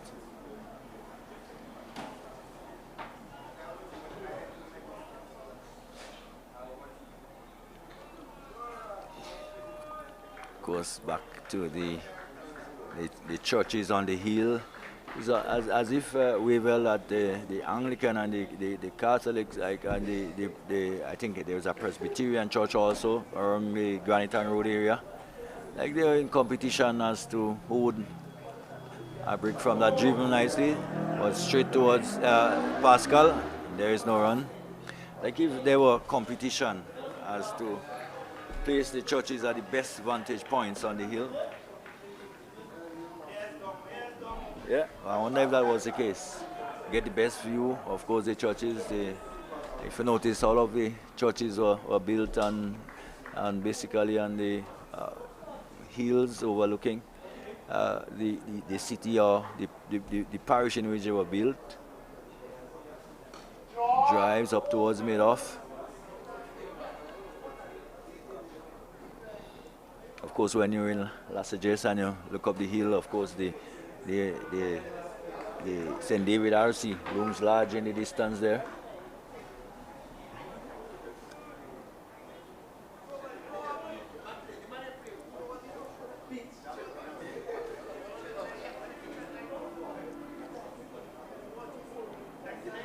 As Tyson moves into bowl to Auguste. Auguste steers it away down towards backward point to pick up a single as the fielder comes off the boundary and just lobs it back to the keeper.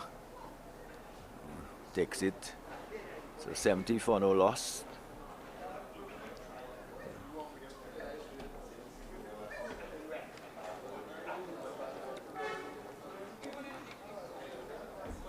So the scoring rate has picked up. They're scoring just at 4.5 and over at the moment.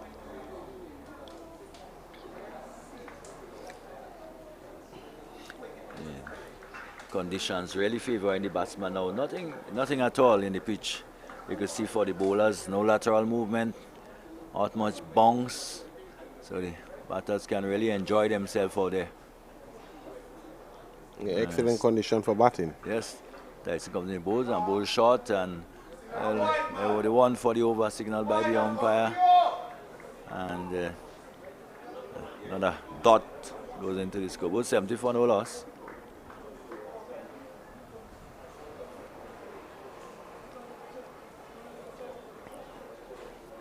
Another 305 required for victory. Yes, which is seemingly a very long way off.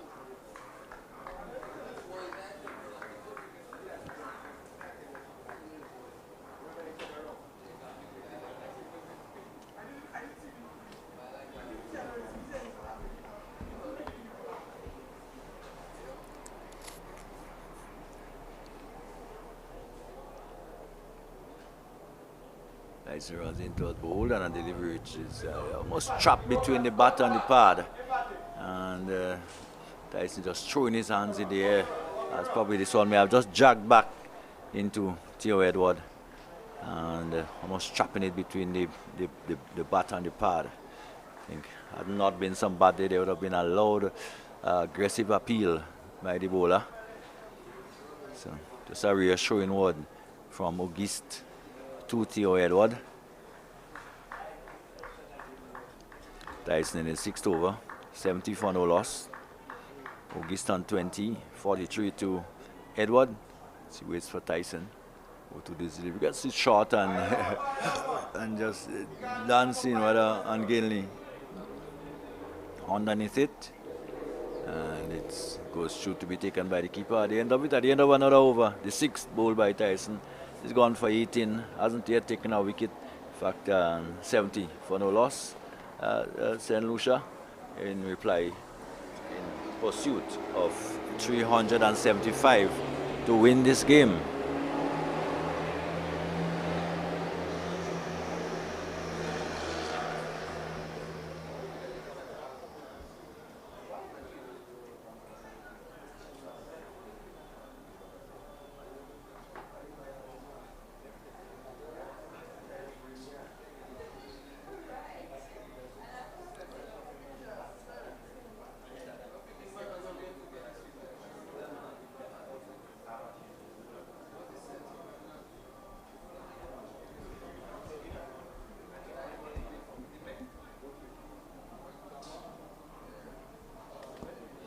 There's a change of bowling again from the southern end. And it will be the turn of Vice Captain Alexander to roll his arms over, probably hold some off spin. Of course, there's a left-hander at the crease, so we want to just turn the ball away from the left-hander.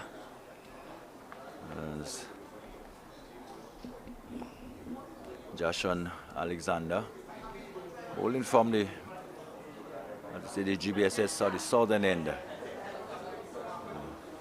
Bowling to Auguste. Comes in to bowl to Auguste, and Auguste gets a short one and goes back and really doesn't do much with it. Probably should have done much better. It was short and a real rank loosener from Alexander. And hitting it straight out to the field at extra cover. As Alexander comes in again, this time much better delivery, better length. And the batsman is back and playing it out into the offside, and there's no run. Yeah, excellent start thus far by Joshua.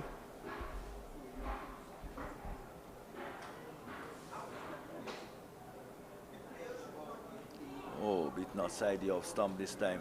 Probably getting this one to just grip and a bit and turning past the outside edge of a grouping bat by Auguste.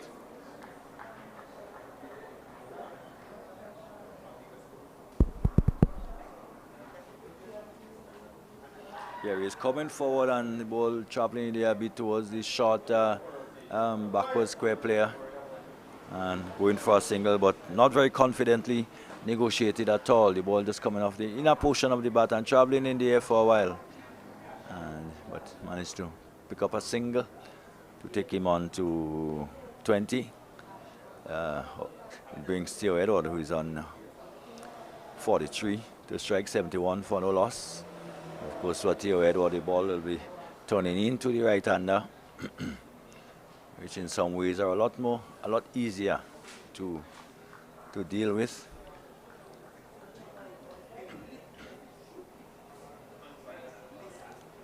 Gives it some air and struck powerfully through the offside, and he can give up that one as it will race into the boundary for 4. So Theo Edward on the match. He's on now moves to 47, 75 for no loss.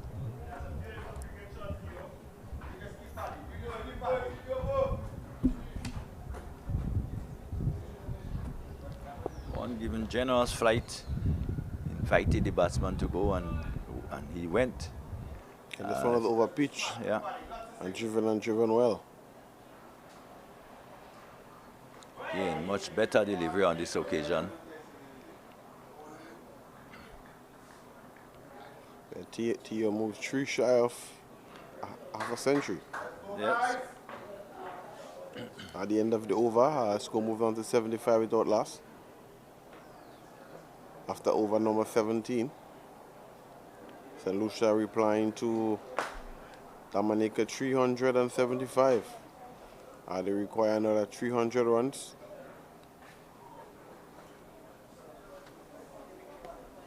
This now you can see probably must be of academic interest. The requirement that is required to win.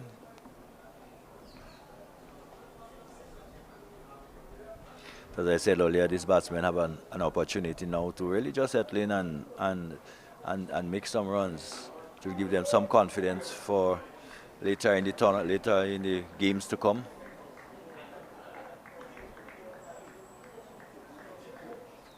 Ogis is hitting the ball nicely, but he's not seems to be piercing the gap. So for getting single, that's almost a lot of consecutive dot balls here.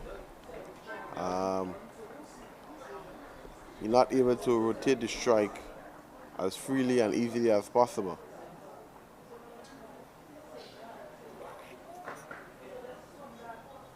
Here comes Tyson again. This one is swipes that's up in the air, but luckily he will drop in between the fielder at backward point and third man on the boundary. He's never going to carry, really. It was a delivery which come off the outside edge, and Ogis just throwing his bat at one on the length outside the off stump, and that's the danger when it comes to just a loss of concentration. Yeah, well, I would say pressure was building. He was hitting the ball, hitting it well, but he was hitting it straight to the fieldsman. He was just probably trying to see how Messi can muster a boundary. But unfortunately, he leaves on. He will recuperate. And let's see how Tio is sure away from a half century.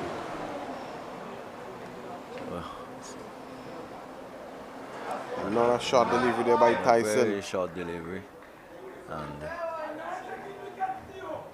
once again signaling the one for the over.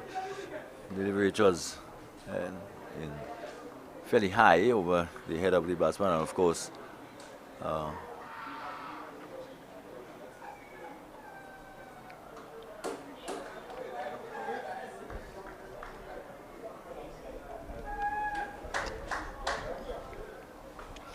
the ball which was kited by the batsman was pitched pretty well up, and again a good one to Theo, but pushed up on the onside and will get one. They may look for two, but no.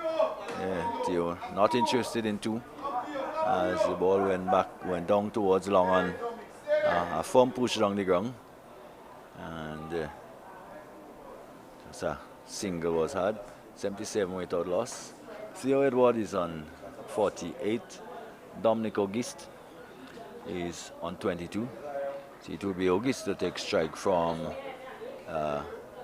Gillan Tyson. And of course our friends of Pigeons are back with us almost on time this evening.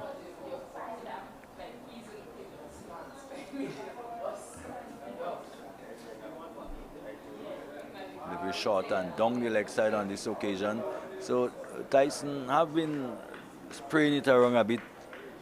Really haven't found that area consistently enough. Yeah, so far Tyson is a little bit wary. He's trying his utmost best to see if he can generate a wicket here. But it's a good partnership. Definitely partnership worth 77. And Tyson will try all what he have to get a wicket here. But thus far, he not seems to be, the batsman is up to the challenge.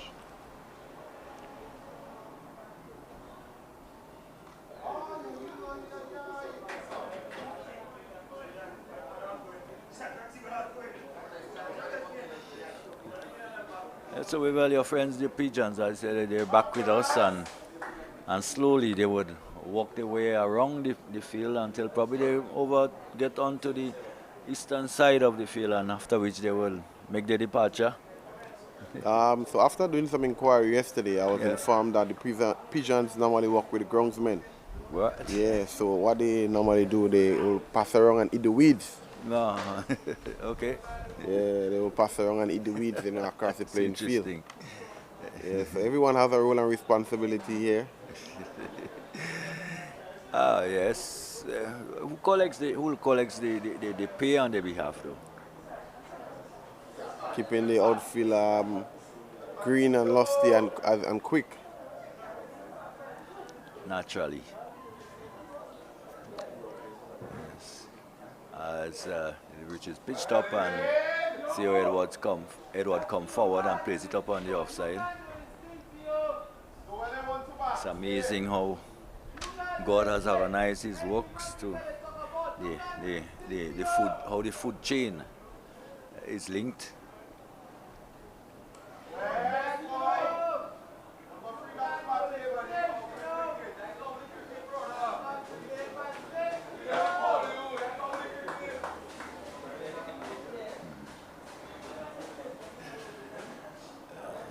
course, the St. Lucians are quite boisterous.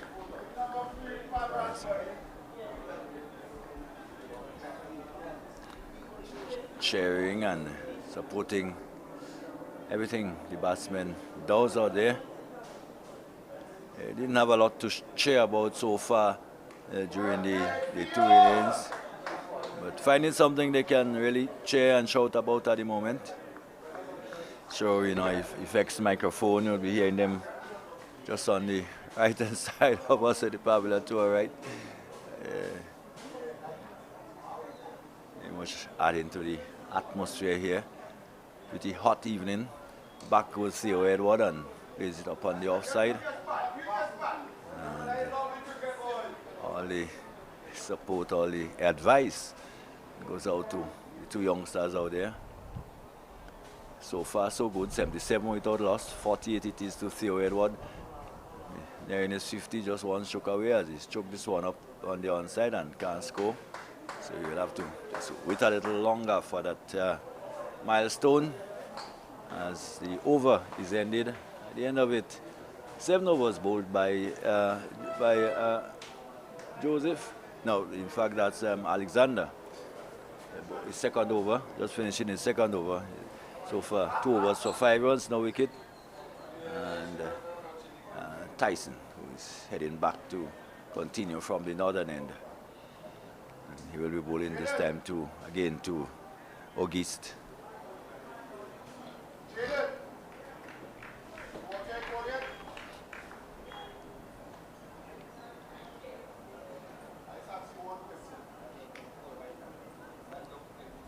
So here comes Tyson again from the bakery end.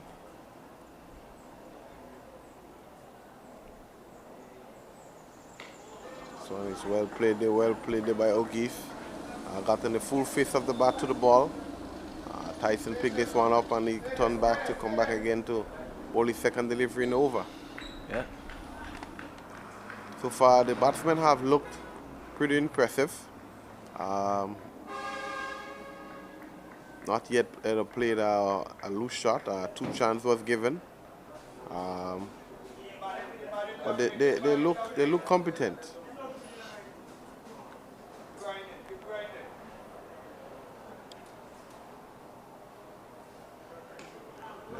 Good delivery this time by Tyson. This time honing in on the stumps. I think he needed to do more of that from earlier. Really didn't quite get the radar too right. Yeah, you will expect great thing from Tyson, Gillan Tyson. As I mentioned previously, he's one of the senior bowlers here within the tournament. You expect him, probably if not the fastest bowler in the entire tournament as well. You expect him to do great things here for his team.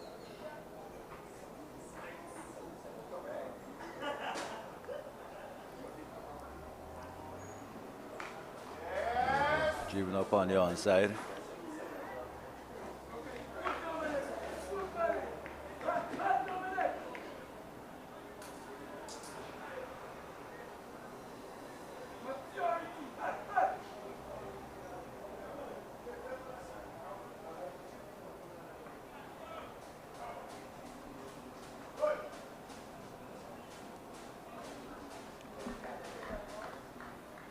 Yeah, look at him, he sort of just slightly reminds you a little bit of Shannon Gabriel.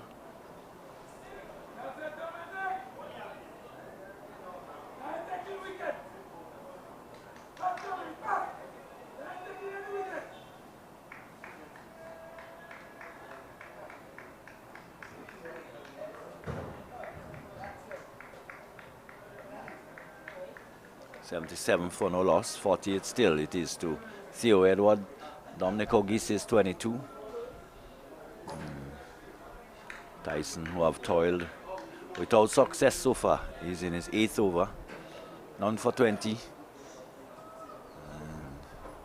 starts his run again into bowl to Auguste, who is to the zero. He gets one which is just again playing a little bit late and the ball going into the pitch and bouncing up towards mid-on with not quite off the middle of the bat.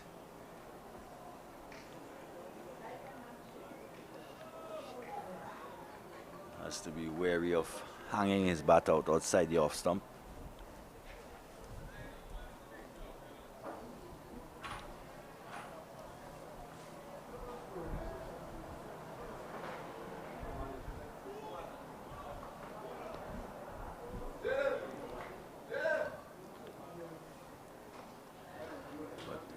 Tyson do looking better rhythm coming from the northern end. So he has completed another over. At the end of it, Auguste is on 22. So Edward is on 48. Tyson, 8 overs, no maiden, 20 runs, no wicket. And so Lucian continues to just get to bat themselves into safety. Yeah, I think it's about more individual milestone now. Trying to reach milestones and building your average, putting yourself in contention for selection in regards to the best of the best of the players within the Windward Islands. To be contracted, that's your dream as a youngster.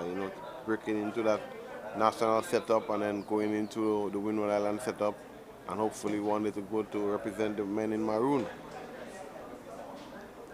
A lot of guys there, I know that's the mindset.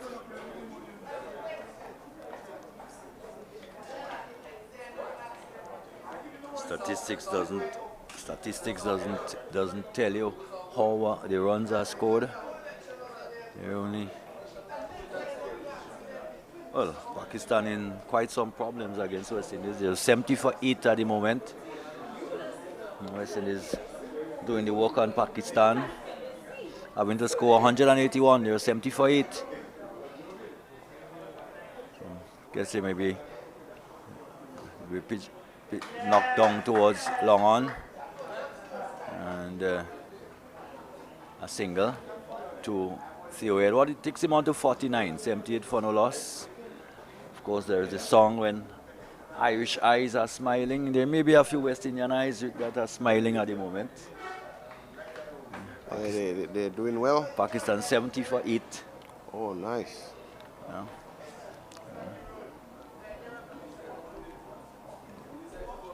There's a few gloom faces this morning. Were saying, well, Pakistan will win that easily.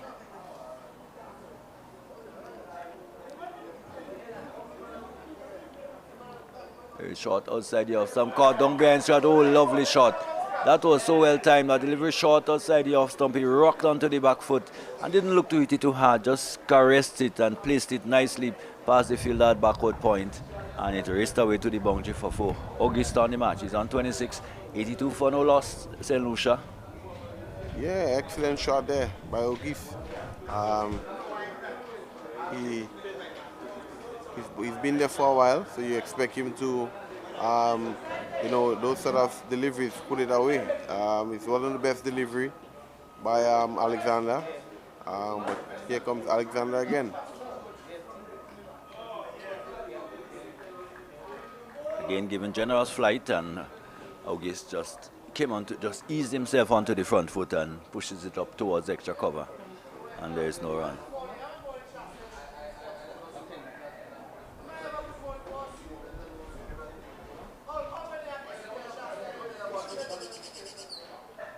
Delivery outside the off stump and left alone by Auguste, goes through probably the glove of the keeper to the man at first slip.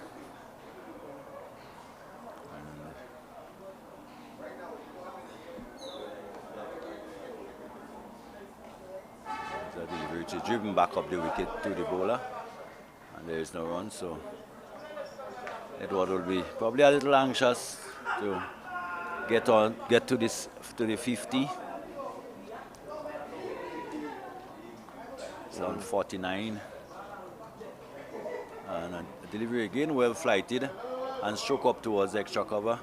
There is no run, so this brings an end to the Alexander over. At the end of it, 82 for no loss. Theo Edward is on 49. Dominic Auguste on 26. 3 overs, 1 maiden, 10 runs, no wicket. The figures of Alexander. And change now, it brings Joseph now into the attack.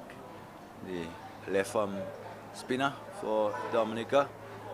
Taking over now from Gillan Tyson, who the bowled 8 overs, 1 win, 20 runs, no wicket. Work which was shared from, which was done both on from the southern to the northern end. So he's given a break now. And Micah Joseph will continue. Will in fact start his spell from the northern end. And he will bowl into Theo Edward. This one is driven and driven well. Driven through the covers. And that will bring up a well-deserved half-century by Theo Edwards. Well played there by young Theo Edwards. Bringing up his first half-century here. On debut in the Windward Island 3-day tournament. Yes, delivery just busting through the hands almost of Pascal there. He couldn't probably get in his hand to it, but it was so well struck. It carried way down to the extra cover boundary for 4. So he's gotten his half century. He'll tell us how long it took Theo Edward to get to the half century. Well, he only took him 63 deliveries in 99 minutes. 8 fours and 1 6. Excellent knock by the youngster. Right, 62 deliveries. 8 fours, 1 6. As he waits for delivery, he drives up the outer portion of the bat. And he goes out towards backward point, and there is no run. But as to now, take a fresh guard, forget the 50, and push on. There's no place for celebration in batting, you would know that way well.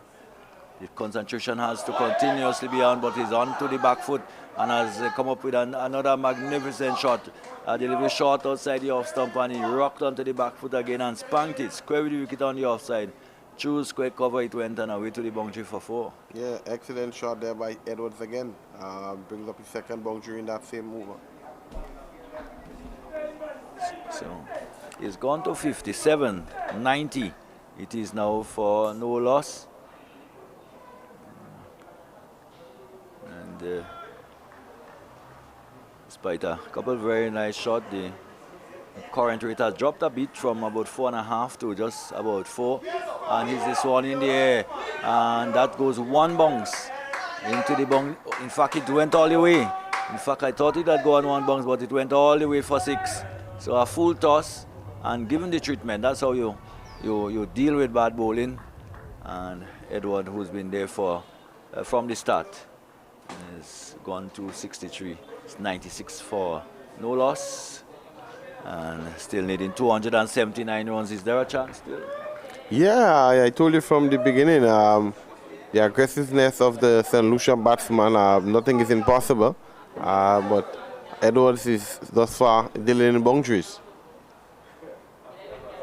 I'm a bit surprised though that there wasn't a man maybe down on the long on boundary at this time.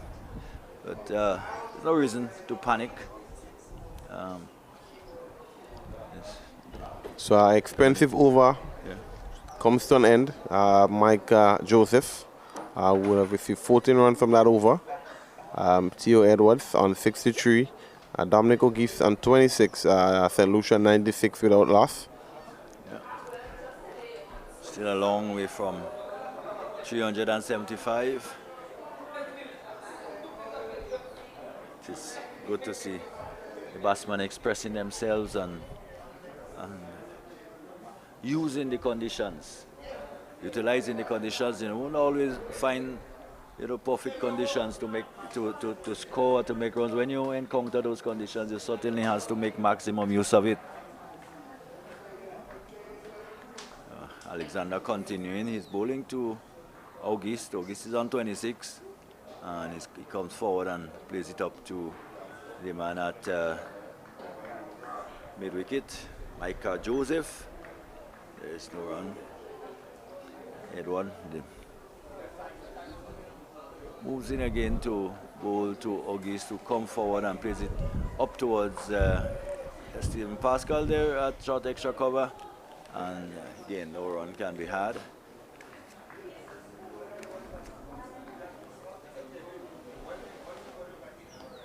There is Alexander Bowles, a delivery which he just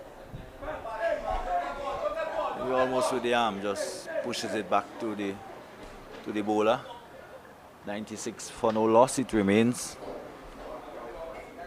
As a delivery now giving that a bit of air and probably just inducing a false stroke. Look at though hit it probably straight down the ground or maybe through the wider mid wicket. He came off the inner portion of the bat and went down behind square on the onside.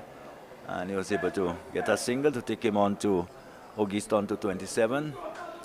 And the total will move on to 97 for no loss. 63 it is to Theo Edward, who is back on strike.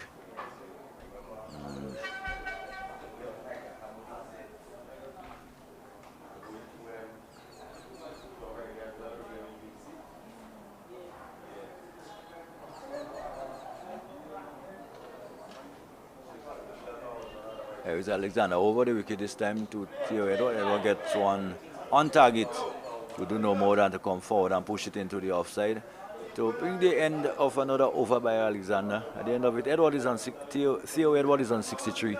Dominic Auguste is on 27. 97 for no loss. And certainly rather entertaining last half an hour. The batters expressing themselves a lot more on this. Yeah, you expect some entertaining cricket for the last half an hour, just before tea. The batters are set, and they are looking to pile on as much as they can in regards to individual milestones. Theo Edwards is on 63, and Dominic Auguste is on 27. So far, Dominica doesn't seem to have an answer to the wonderful batting by the St. Lucians. So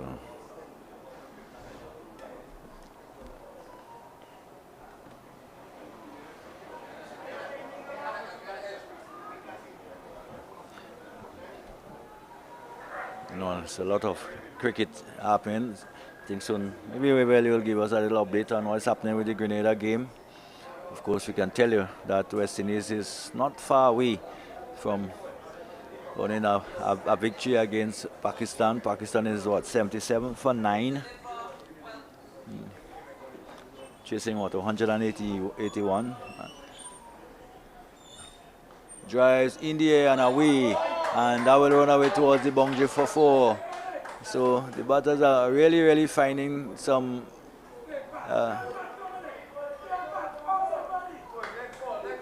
the tries driven away for 4 by Auguste. Auguste now getting into the act. He's on 31, 100. The 100 has come up for St. Lucia, and that will be really a welcoming landmark. 101. Which is pulled away down behind square. That will go away for 4 again. So back-to-back boundary by Auguste. And been served up some very loose deliveries and taken full toll of them. And short and just swiveling and swinging it away behind square. So he's gone to 35, 105 for no score, for no loss. And Edward, who yeah, that's poor execution. Yeah. That's a bad delivery there by Michael Joseph. Shot into the wicket, drifting on the leg side. And all Auguste had to do was just help it behind square for another wonderful boundary. He moves on to 35. He will be eyeing a half century. Both batsmen are on debut. In terms of the senior tournament, they would have both represented the Windward Islands as well from the youth level. So they're pretty much familiarized with conditions and playing, and they're very good playing ability. Another short delivery. Going down the leg side, he just allow it to just strike him on the pad. No chance of an LBW. Yes.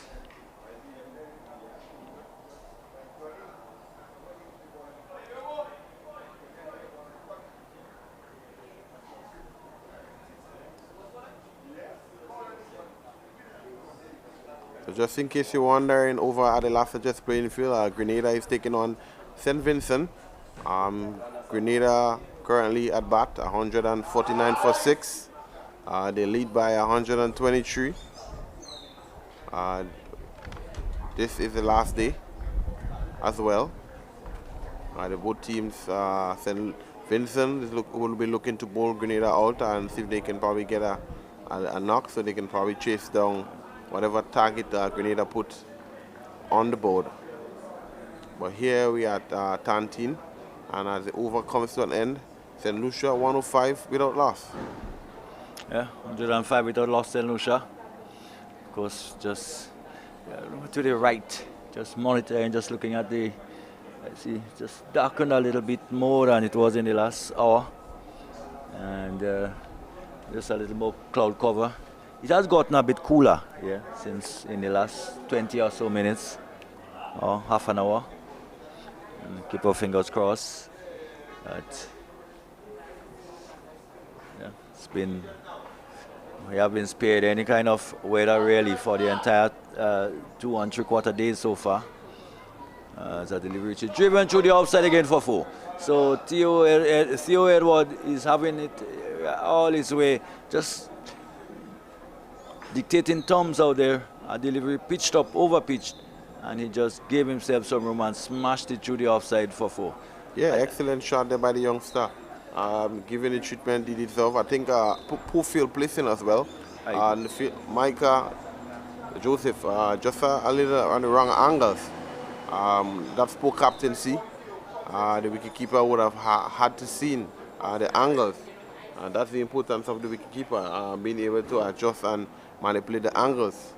But nevertheless, game continues with Alexander.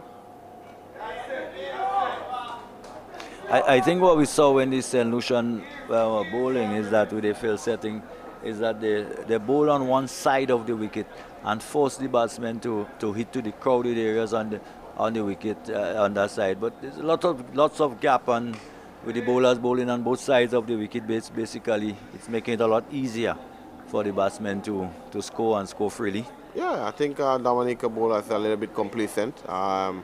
They've really not been consistent in the bowling innings.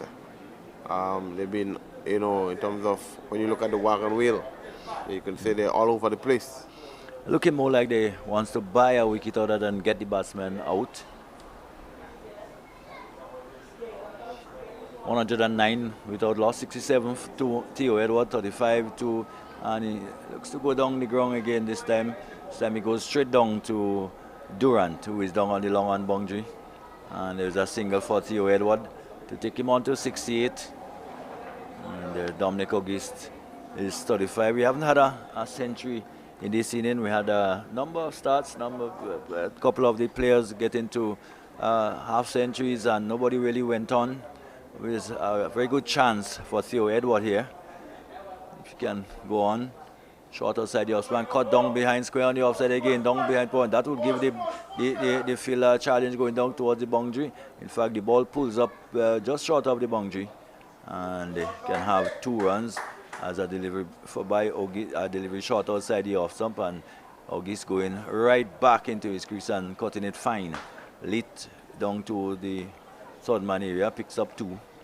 So it comes to the end of the over. August goes to 37, 68 it is to Theo Edward, 112 for without loss. 2 overs, 112 without 5 overs, 1 maiden, 18 runs, no wicket to Alexander. And it will be Micah Joseph, who has been expensive, 22 runs off his 2 overs so far. He will continue though from the northern end, and we're just about 10 minutes to tea.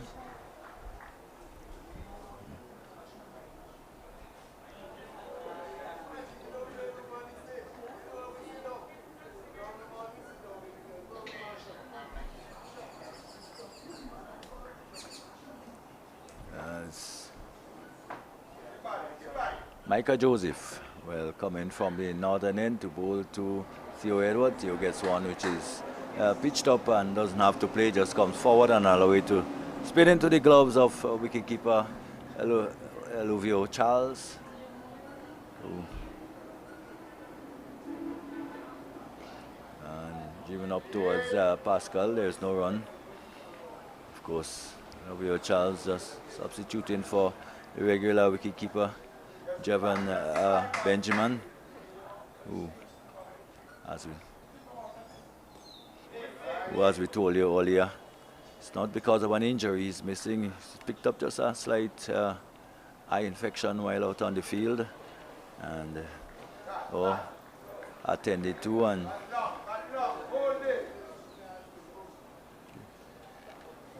delivery which is outside the off, so allow it to go through. And management didn't think it was worth the risk out there, so afforded him some rest. He had a good game, Benjamin. Half centuries in both innings and a few catches. So delivery off the top edge it goes, and 1, 2, 3 bong, 4 bongs is down to the man running in from backward of square. There is nobody down fine towards the fine leg or long leg area. So it was a relatively safe shot by Theo Edward.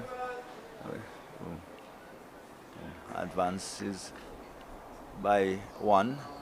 So he goes to 69, 113. Without loss. If you're superstitious in any way, 113. You're not a man who is superstitious in any way. No, not at all.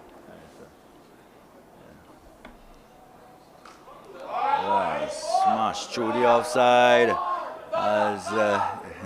and it goes as a little drizzle just coming down over the hills, and 4 runs to 41 is August, 69, 117 without loss at the end of the over. So at the end of it, Micah Joseph was completed 3. He's been pretty expensive, going at 9s. Yeah, 27. And just in the distance, just a slight shower of blessing. Already we've seen the cloud just clearing up over the mountainside, over on the eastern side. And there's no movement, well, just a slight movement now on the part of the ground staff. I don't know if you think that this shower would pose any major problem. It's gone over. Over the years, the rain normally comes from behind us. Behind us, yeah. Yes. Forward defensive and pushes it up, but as I said, it has gone quite cooler. It has become quite cooler in the last few minutes.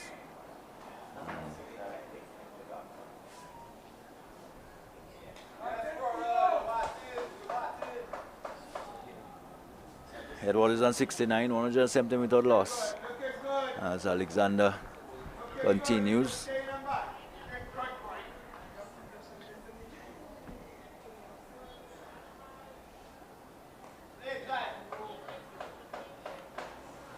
Pushed out towards backward point, there's no run.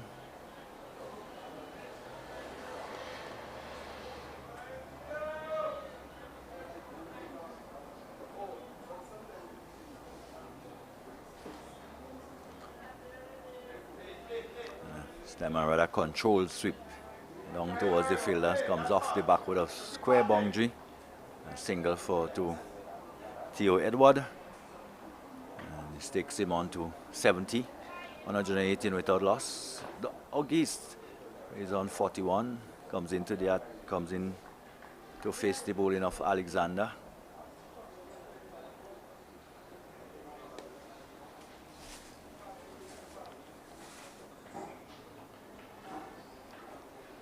Pakistan, keeping you updated. Pakistan 88 for 9. Of course, Baba Azam battling it out there. 50 of 81 balls still out there. Jaden Steele so far has picked up 4. So far, Jaden Steele has been doing really well.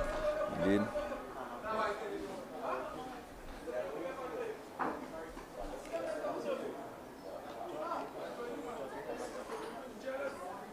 There is Alexander, and August come forward and allow it to go through to the wicket keeper. There is no run. As the bill seem to have been picked, so it's probably T here. Um, Maybe just asking the groundsmen probably to whenever they're going to cover the ground during the tea interval, but it doesn't look that bad at all. They're calling them on. So at tea, St. Lucia 118 without loss. You can't actually see behind us, but just a slight drizzle at the moment. And the ground staff would know the conditions very well. They're in no hurry to bring the covers out. But whatever happened, the players are making their way out to tee. The two openers, they have come out unscathed. 118 without loss. Theo Edward is on 70. Dominic Ogis is on 41. And remember, the grand total, they're looking for 375, which is a long, long way back still. So, round of applause for them. So they will have some refreshment, and we will take a break, and we'll be back with you for the start of the final session. I hope that you will join us then.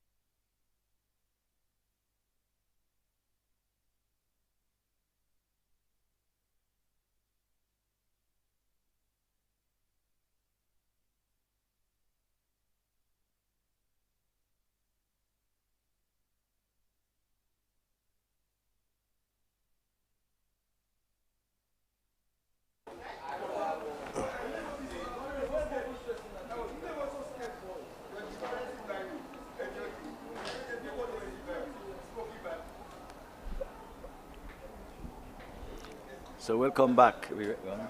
Welcome back to the Roy St. John playing field for play after tea, the final session in the intriguing encounter between Dominica and St. Lucia in the men's Windward Island Senior Championship, 3-day championship. Of course, St. Lucia in battle, having to score 375. So as we resume, we see Durand has picked up the attack from the northern end. Delivery just wrapping on Theo Edward on the pad, and he can't score. So he must understand very well that he has to start again. He's hitting the ball. Oops! We've seen that somewhere before. Of course, trying to swing it away down the leg side, and luckily it went high over the head of Luvio Charles, the keeper, and the bat had to be fetched. So maybe just some very wet hands, sweaty hands. Yeah, one must take into consideration. It's relatively the last session. You would have just gotten in there, and you expect you to start over. Start all concentrating all over again, and that's what the young ones should really try to imply in their game. Being able when you switch off, being able to get switch back on. Yeah. To get yourself in that frame of mind. Of course, it doesn't have the pressure of thinking that they can win the game.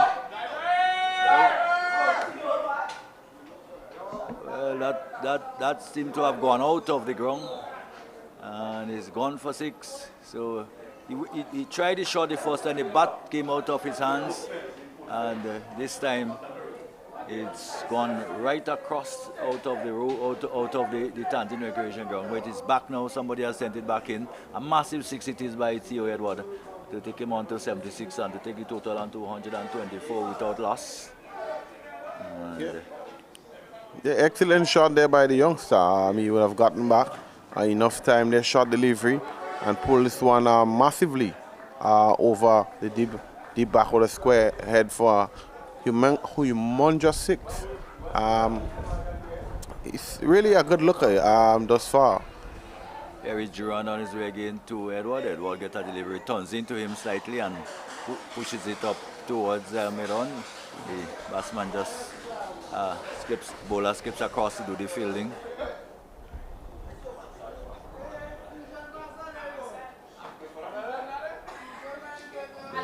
Clipped up again towards mid-on. There is no run. So at the end of it, the only runs in the over came via a 6, which went out of the playing area. Theo Edwards on 76.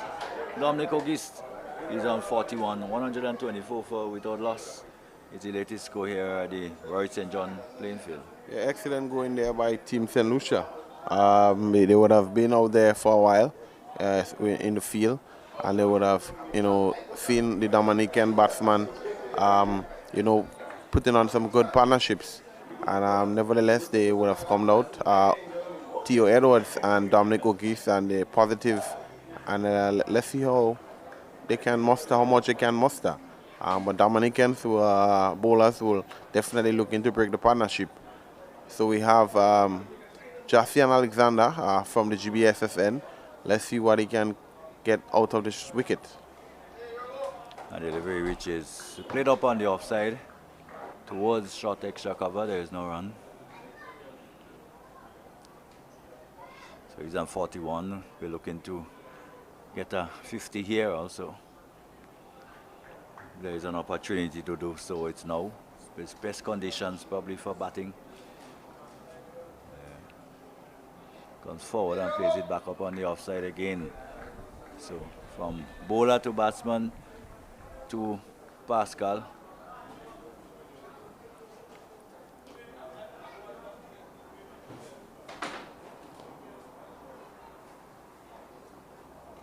And again, the triangle continues. Maybe I can just record that and just play it over, say, okay, this is the next delivery. Same action, same result. comes in again, bowls, and he's off the back for this time, plays it late. Down behind square on the offside. It beat the right hand of the fieldsman, but he will not go into the boundary. They will come back for a second. And two more to Dominic Auguste to take him on to 43 and take the total on to 126 without loss. As Alexander moves in again to bowl to Auguste, who to this delivery is coming forward and playing it up on the offside again, out towards Pascal, and there is no run.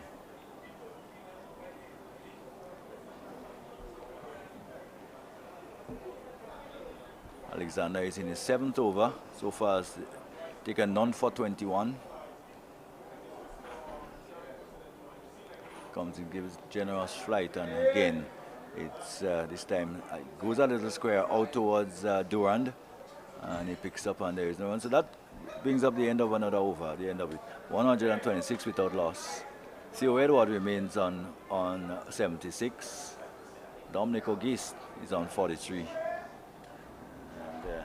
St. Lucia continues to battle on. Of course, I'll ask you for the eye in the sky you promised, you know. You promised the eye in the sky this evening. Yeah, and that's another boundary for Theo Edward.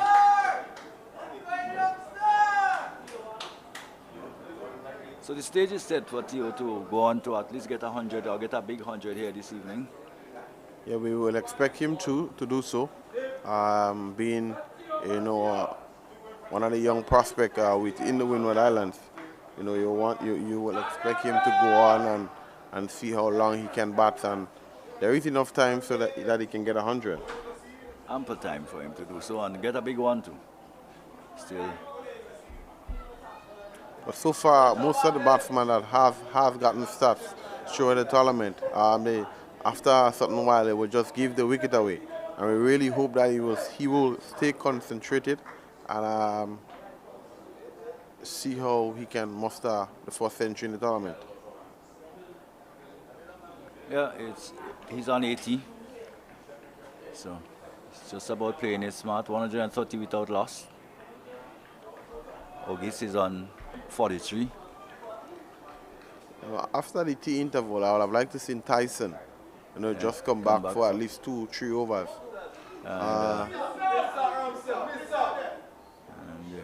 Just to see, if you can probably get a breakthrough, being the most experienced bowler within the Dominican team. The Dominicans are doing a good thing. They're tempting him now. They tell him that it's okay if you go over the top, but the field is in, and he's just tucking it down behind square for a single. To go to 81 and to take the total to 131.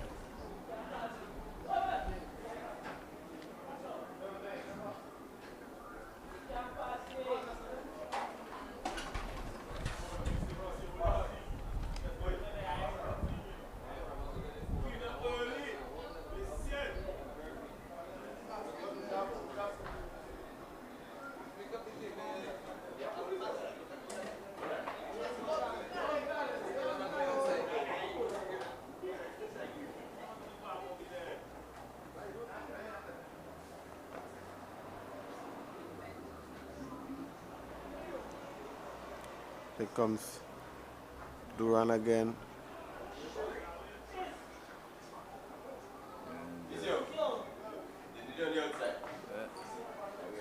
I think he would have gotten hit by the bat. Yes, yeah.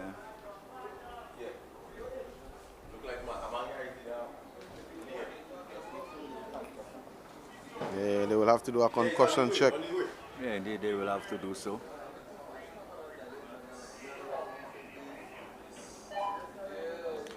We will have a look at this one again. Yeah, struck hard on the helmet. But certainly will feel the impact of the blow.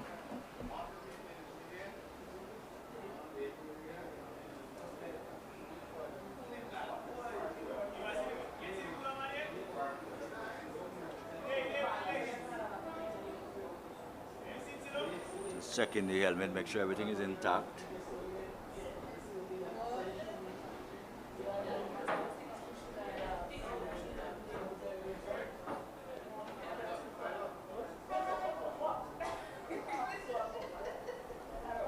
Pakistan has moved on to 113 for 9. Getting closer Yes. to victory. Of course, 114 for 9.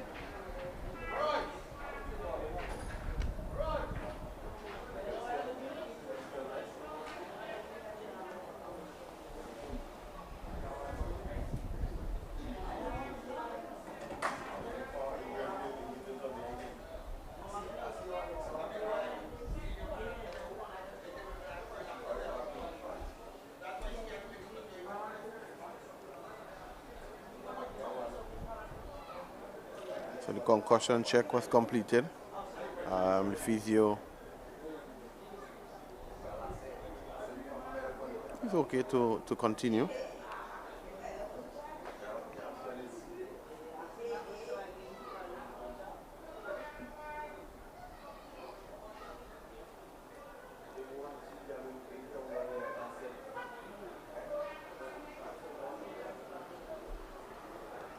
Play continue here at the Rice and John playing field.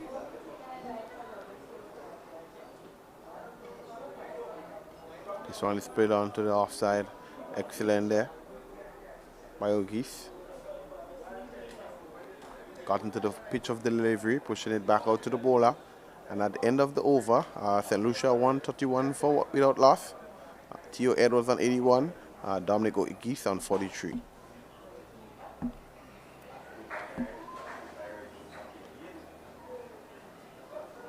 We will see another over by Jassian Alexander from the GBSSN, hoping that he can get his team a well-needed breakthrough.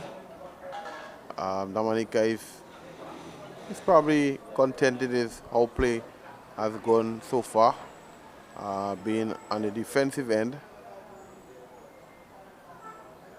St. Lucia requires another 244 for victory. This one is tickled into the leg side. Another single go to Theo Edwards. Brings Dominic Ogis on strike. Josh and Alexander, so far it's not a bad going from him. You will think that he will use more variations and use the pitch a little in regards to trying to see what he can get from there. You do have a two catching close around the bat, a silly point and a first slip.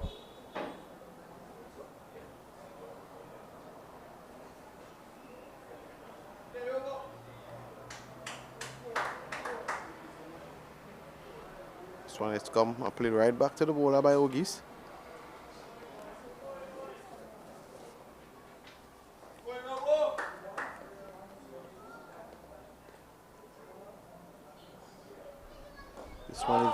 This one is hit and hit straight over the bowler head for a maximum. Takes Ogis to 49. He won away from his 50. Excellent shot, got in close to the pitch of the delivery and hitting this one straight over the bowler head for a maximum. Score moves on to 138 without loss.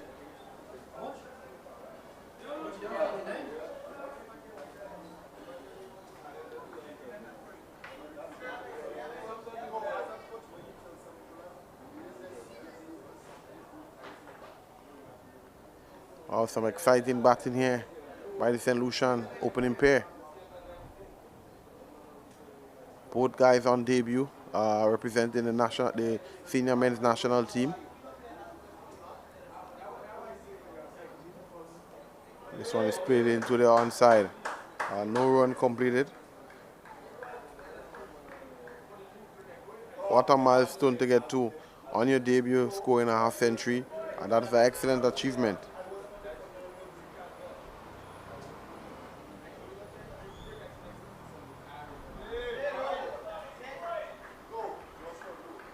This is well played again.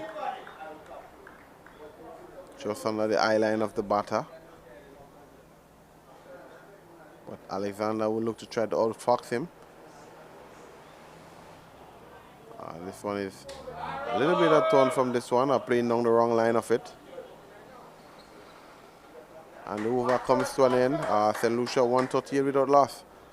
Theo Edwards on 82, Dominic O'Geese on 49. We have Gillan Tyson coming back onto the field after getting some treatment.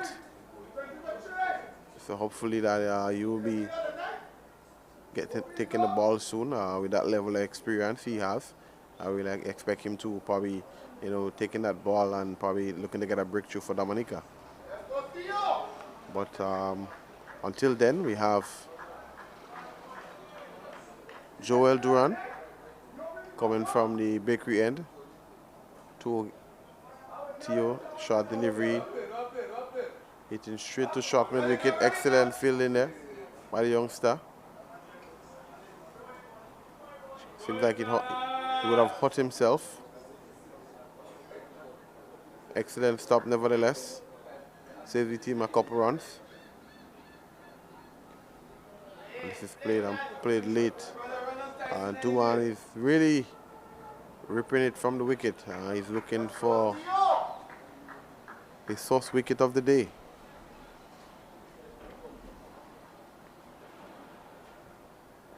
Short delivery, pull well.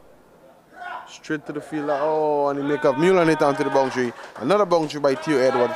Short delivery, pull away in front of square for a wonderful 4.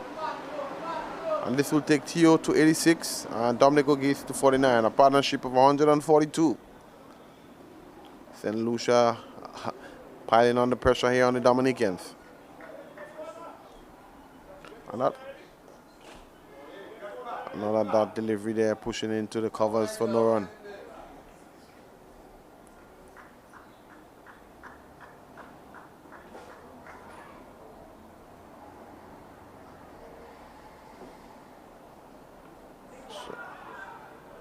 Short delivery there, quicker through the air and beaten for pace. This one didn't bounce as he expected it, but he was a little late onto the shot. This one hitting the pad.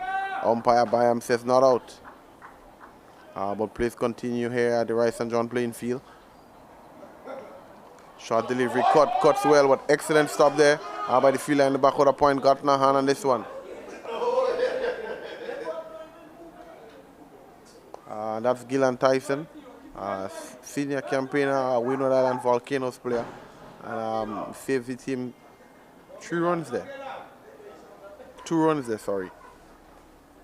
And as the over comes to an end, St. Lucia 144 without loss.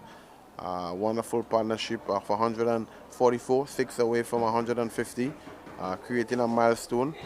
Both batsmen on debut, representing the country for the first time at the senior level. And thus far, Theo Edwards on 88 and Dominic O'Geese on 49. So both men would be nearing milestones. One short of 50 for Dominic O'Geese, and of course Theo Edwards on 88, 12 away from 100. And it's everyone's hope that they would convert. As Alexander comes in and one give him some firm flight and coming off the edge of the bat and going down towards third man, and he gets a single to take him on up to his 50, up to his 50. Yes. So the applause for the 50, not in convincing fashion, yeah, but 50 nonetheless. And congratulations all around for him. So 2 young stars who have certainly come out this evening and has batted very well. Theo Edwards by far the more aggressive of the 2. And the score now 145, so 50 to Dominic O'Geese. And 94 deliveries. Theo, who is on 88, comes forward and Plays it in front of him on the offside. There is no run.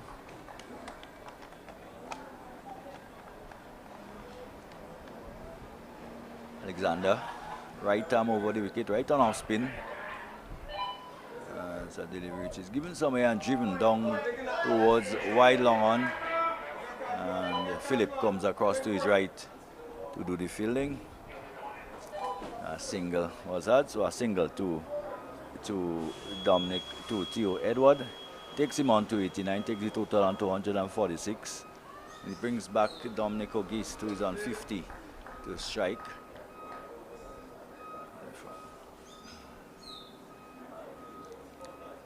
He's now on a delivery. Wrapped on the pad, there's a load uphill for leg before. And what does the umpire say? Probably, I don't know if it, well, it was probably a quicker ball by Alexander. And he goes back and wrapped in front the wicket. Probably height may have been the issue.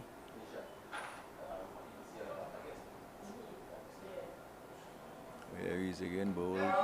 And forward comes the batsman. There is no run.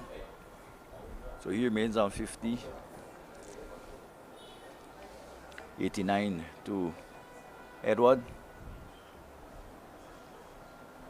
Which went to sweep down the leg side, not making contact. So the over comes to an end, and at the end of it, 89 Theo Edwards remain. He'll be on strike for the start of the next over. Dominic O'Geese is on 50. 146 for no loss. Yeah, excellent going there by St. Lucia. Looked very positive from ball one, and they came out and they were very committed in regards to batting all the evening. And so far they're doing an excellent job at it, and we must commend them. Two batsmen would have gotten to half centuries, adding to the half century tally throughout the tournament. I think we would have 6 half centuries in this game here. 3 from Dominica and now 2 from St. Lucia.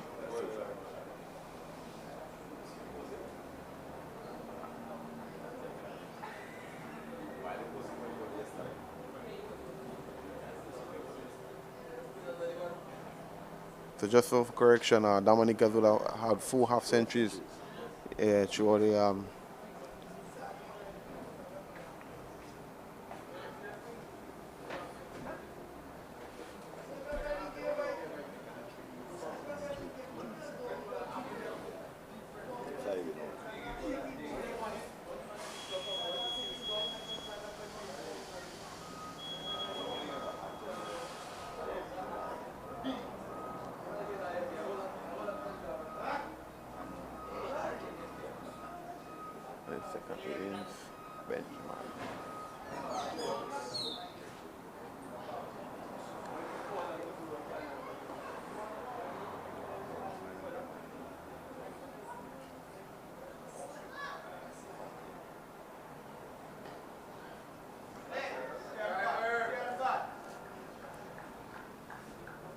So Philip is back into the attack.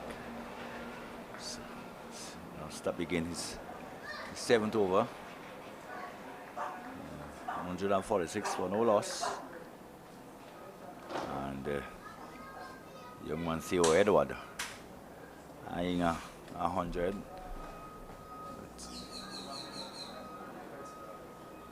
As here is Philip on his way to bowl to Edward. Edward gets a delivery. Why? We were down the leg side. And really doesn't bother to play a stroke at it. It was very wide down the leg side. Score stays on 146 without loss. Edward is an 89-52 August.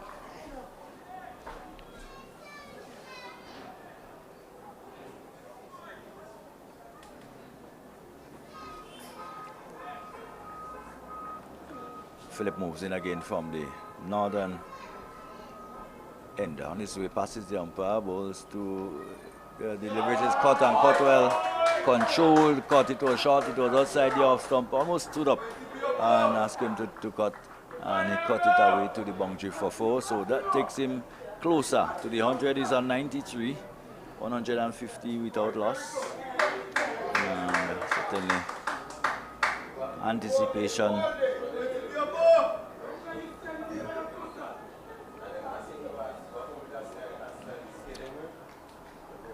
Really excellent conditions for batting. Zapata just can't ask for better conditions to bat in. A short delivery. Again, looking to steer it down towards third man. Third man is vacant, and this time can't quite get the angle right. Gets it out towards the player at backward point. Captain Hattenes standing there, and there's no runs.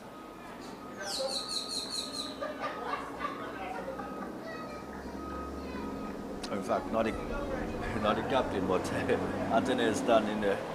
Of course, it's easy to think always in the mind that best player is the captain. Hattenes there at backward point. Pulls down towards backward square. This time a control pull shot. He's trying to set him up, but wouldn't take the bait, just simply guided it down there. So Philip back into the attack. Goes to 94, 151 without loss.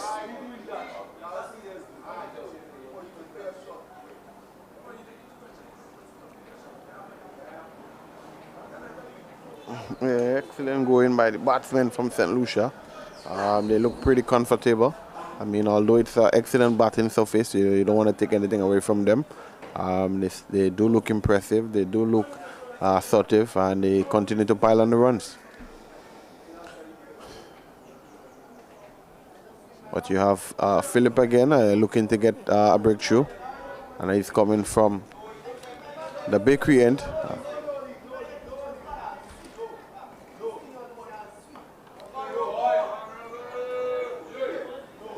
This one is pulled down behind square for only a single.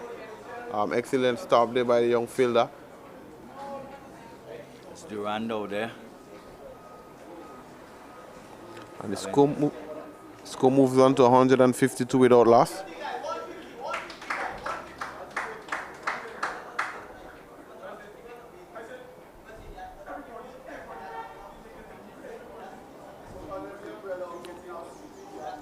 We'll see a change of bowling.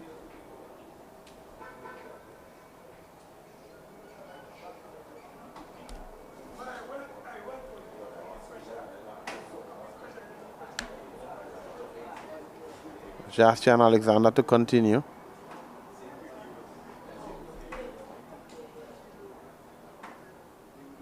Very semi-attacking field.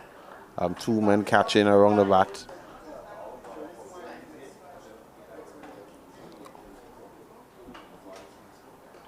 So it's quicker through the air, pushing into the short extra cover fielder for no run. Excellent going thus far by Dominic Geese and Theo Edwards.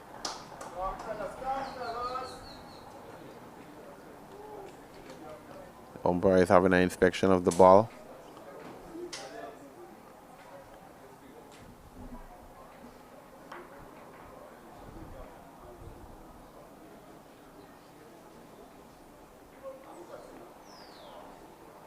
An excellent condition here at the Rice St. John playing field in Tantine for cricket.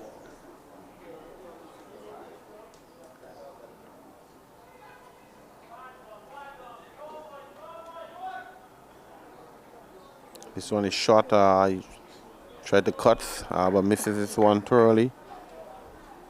A little bit of extra bounce there for him. But we have Justin Alexander again. Flighted this one. Well reached onto his front foot. Well played there.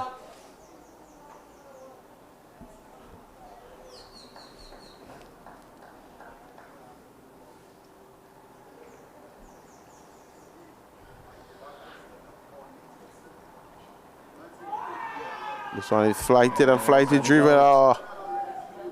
Playing down the wrong line of this one.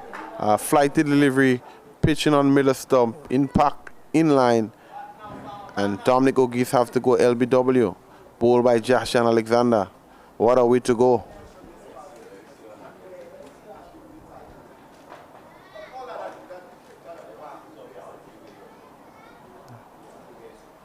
If you have a look at the replay there, Straight delivery, hitting him on the back leg. And a good decision by umpire George. Flighty delivery. Yes. Probably should have been attempting to hit it a lot straighter instead. It went across the line to a certain extent and paid the price. Yeah, definitely paid the price. But nevertheless, it was a great knock by him. Got into a milestone of 50 on debut. St. Lucia would have lost the first wicket. Heading into the crease will be none other than Kimani Milius, a former West Indies under-19 captain, former Windward Island Volcanoes opening batter and contracted player as well. He will be looking for opportunity to gain himself a contract again. Yes. So breakthrough has finally come.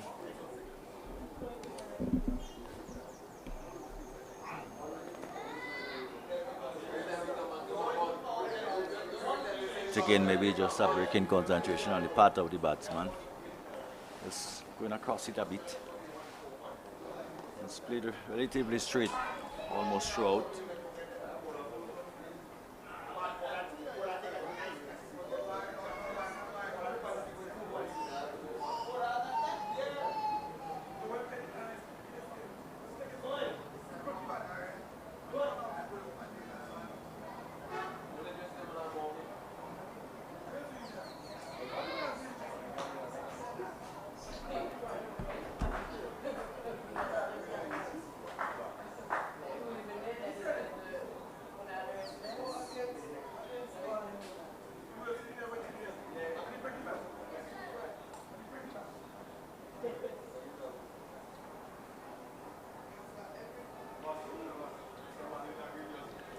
Melius there.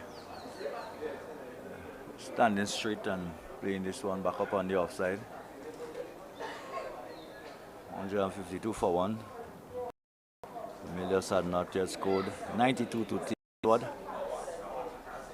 And success for Alexander. He comes in and bowl to Melius. Melius comes forward and pushes it up on the offside. The end of the over. So another successful over for Dominica, an over in which St. Lucia lost the wicket of Auguste.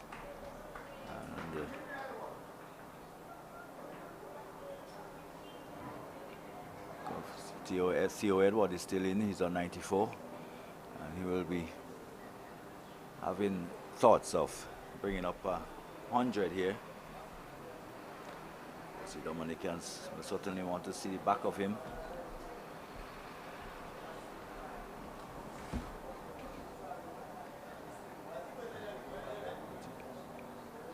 So it will be Philip to continue from the northern end. Yeah, he will look into replicate and wicket as well. Pitching the ball in good areas and looking to create some pressure for young Theo Edwards, but there's a clear plan here by Pascal. We can see Alec Atenis is going to a leg slip position, and they also have a deep fine leg and a deep square leg, so that should be short bowling. But this one is beaten and beaten down to fine leg, running away for fine leg for 4. Clear plan there by the captain of Dominica, but Theo Edwards was too good for that moment. He tickled this one fine, down to fine leg for a wonderful boundary. And he moves to 98, 2 away from his maiden turn at the senior level.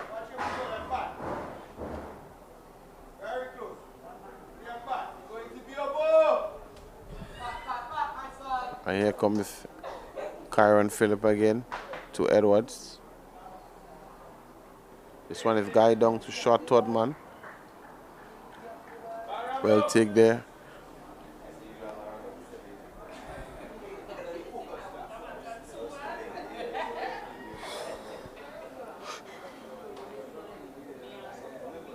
2 away from the first century in the tournament.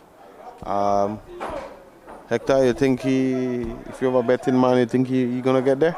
Well, with the condition as is, he will have no excuse if he doesn't. He's not in a hurry. He doesn't. Not under any kind of pressure.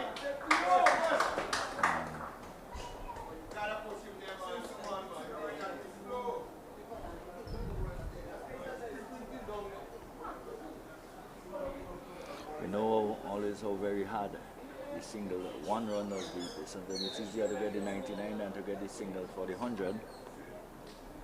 It should go on. One expects he would. The conditions, as I said, is very good out there.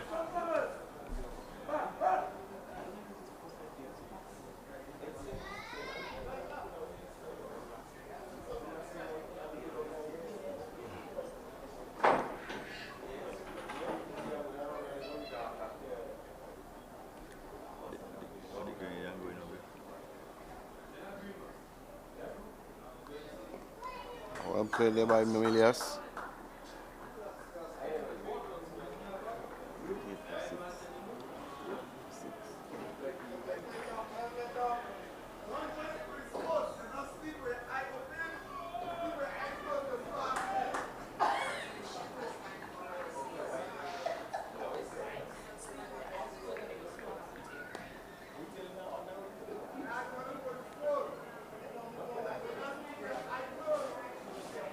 Here comes Kyra and Philip again. Shot delivery hitting on the tie pad. Good aggressive fielding there by young Alec Atenes, who is getting up to head to the CPL in the coming days to represent the St. Kitts and Nevis Patriots. Also, we have Shadrack Descarte, who is going to represent the Barbados Pride. So there's a couple CPL players here in this tournament representing both Dominica and St. Lucia. But here comes Karen Philip again. Short delivery well left there by Kimani Milius. Not been tempted to hit this one over backward point, but just watching it go. And after the over comes to an end, St. Lucia 157 for 1. So far we have seen 36 overs in this innings. Highlight of the day, Theo Edwards. He's on 99. Hoping to get to the first 100 of this Windward Island 3-day tournament.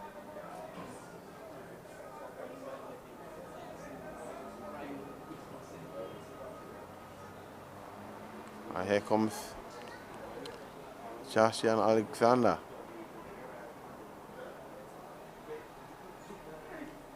And this one is played into the left side. And what a way to bring up your first 100. What a way. Take a bow, Theo Edwards, a young St. Lucian batsman. Bringing up the first century in this year's 3-day tournament. What a way. What a innings. What a knock.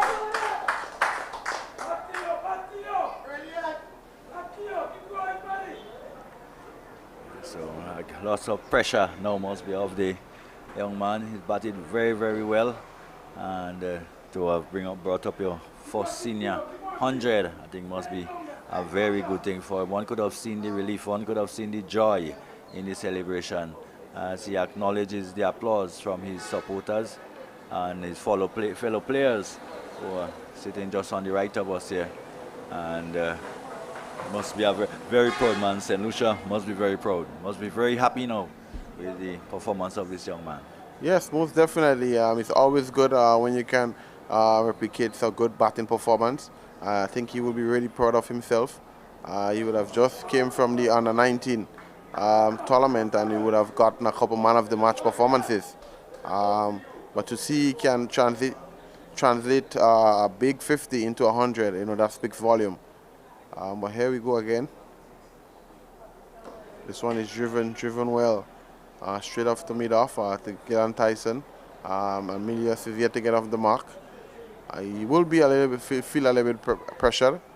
Always not being able to get off the mark will always apply a little bit of pressure on you. And this one is swipe straight up in the air. Fielder comes around and takes. What poor shot selection there by young Malimilius. That's disappointing. What a way to go. I'm trying to get to the pitch of it and hitting this one straight up in the air. No need for a shot of that magnitude, of that nature. You have all evening to bat. You want to give yourself an opportunity to try to score as much runs as you can, and it would have just given your wicket away. That's disappointing, and St. Lucia would have lost the second wicket. Yeah, quick wickets there. Good delivery in a sense, just tempted him. They saw him come down the wicket and drive a couple of times. That didn't deter Alexander from throwing it up again, and it was a good catch there though, a good catch by Pascal. Was right down on the long leg boundary. For one moment I thought he probably would not have made it a wrong. I may have dropped it, but he held on to it and held on very well. What we have seen so far, we have seen into fairly good catching in the tournament so far, and that's a good thing. So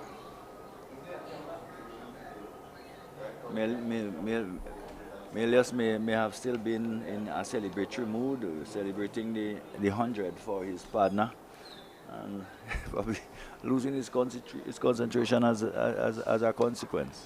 Yeah, one must see the value of cricket and of opportunity. I mean, you're one of the senior men within the team, and you would have just seen a youngster, under 19 youngster, just got into 100, and seeing play in such stroke or in such manner, it's really disappointing. And but one must say it's cricket. Things happen, and I really hope that he goes back into the dressing room and really reflect on that post-shot selection. And he really looks to get ready for the 50th over tournament. But here we have the new batsman at the crease, Stephan Pascal. He's a very hard hitter of the ball, and his first delivery here is played down into the wicket. Well played there by him. Extra bunks, played back into the pitch, and so far we have Jason Alexander getting in the breakthrough, and he's piling on the pressure on the St. Lucians.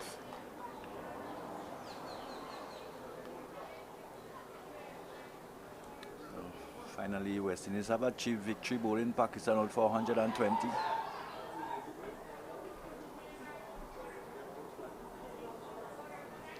Baba Azam remains not out on 58.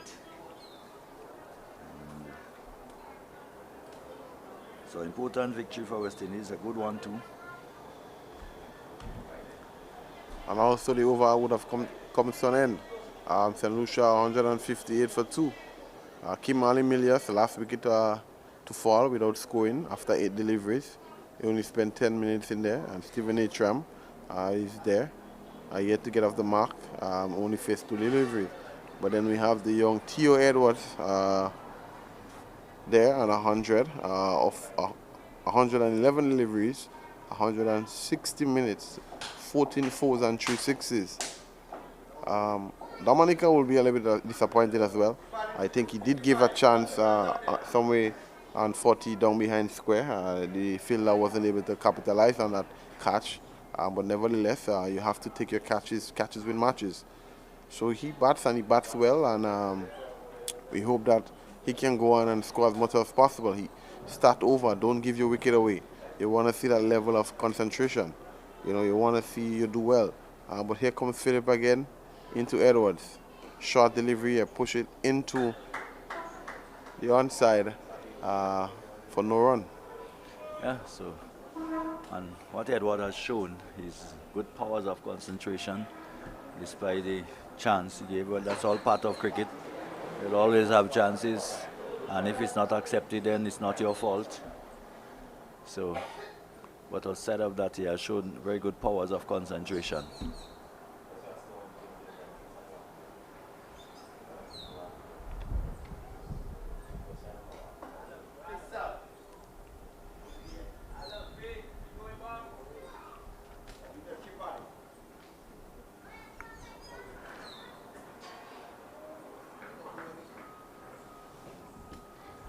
There's a number of Edward banding around St. Lucia.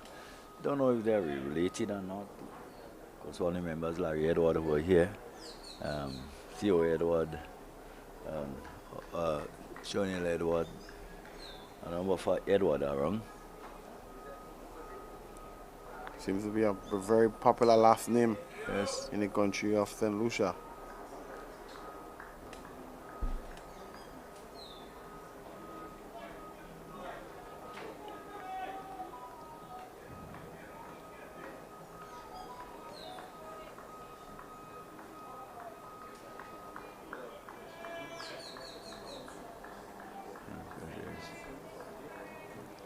There's Tariq Edward, there's whole lots of Edward.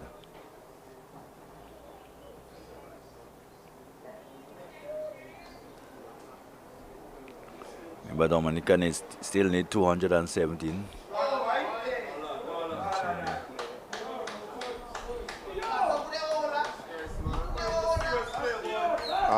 That's so glorious. Pitched up just on the off stump and driven through the cover so far. Excellent shot there by Theo Edwards. Yes, not looking to hit it too hard, just controlling it and placing it nicely. And it raced away, and no way in the world would Micah Joseph would have been able to pull that back.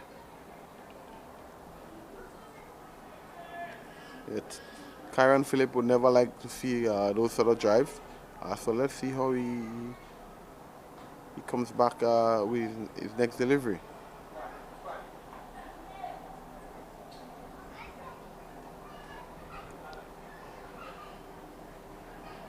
And this one is played into short third man for no run.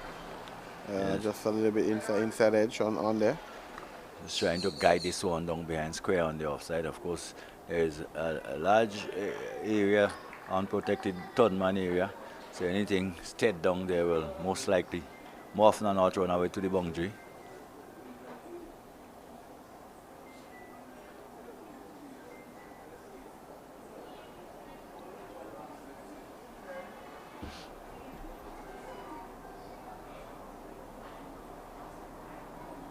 Ooh, and this time, swish. This one having a swipe of this one doing on leg side. Trying to get maximum runs there with this one. I was unable to do so, and the over comes to an end. And we move on 162 for 2. Theo Edwards on 104, and Stephan Pascal yet to get off the mark.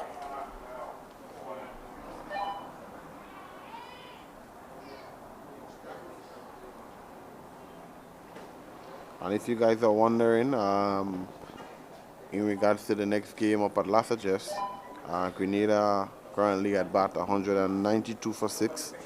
Daniel McDonald on 40 and Cutson Murray on 71.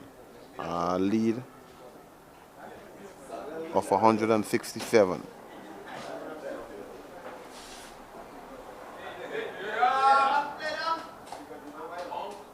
And this one is hitting down to mid off for just a single.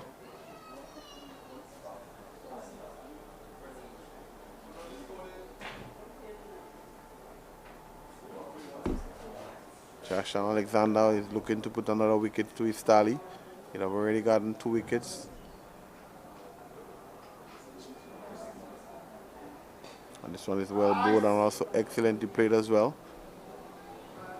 Eyes on it, played late as possible.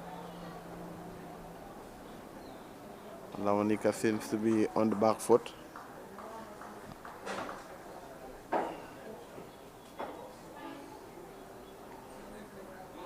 And this one is shot and pull well down behind square.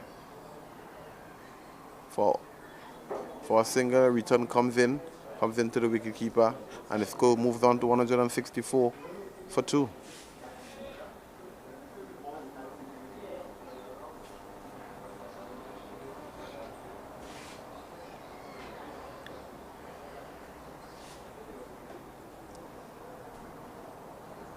Here comes Josh Alexander again. This one is flighted well. Nitra moved back onto the back foot, pushes this one straight back up to the bowler for no run.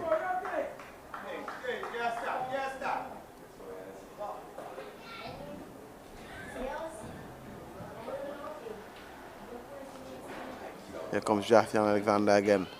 This one is flighted. Flighted was driven straight back to the bowler. Excellent stop there by him.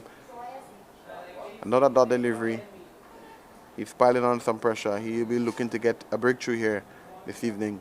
St. Lucia 164 for 2.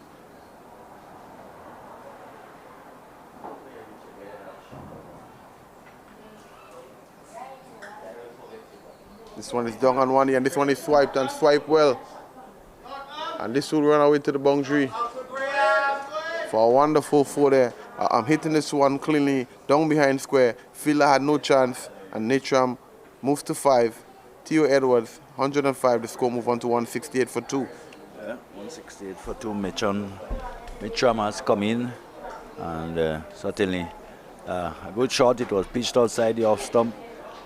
He was in no danger of getting caught. He hit it firmly and it went over square leg and into the boundary for 4. The man on the boundary was around the mid wicket area, therefore he couldn't come around to cut it off or to attempt to catch. So 168 for 2. Yeah. Edward is 105. Yeah. Natram is on 5. This one is hitting up and up, giving a little room over extra cover. Michael Joseph gives chase. This one is excellent throw back to the wicketkeeper. Theo Edwards move on to 107. So Theo seems to be on the charge now. He's looking to see how fast he can score. He might be a little fatigued, but that's where you want to implement him. In terms of staying there, the stability. You'll want him to bat as long as possible.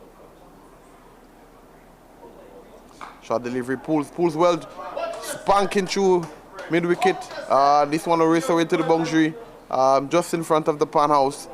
And Theo Edwards is moving on. He's on the charge. I still want him to keep concentrating, and you scored 100, yes, but you want to make a big 100. You want to reach to 150 by the end of the day, 160, and and that is what will open the eyes of selectors when you see you making big scores, big 100, not only 150. You want to see you go on to make big centuries.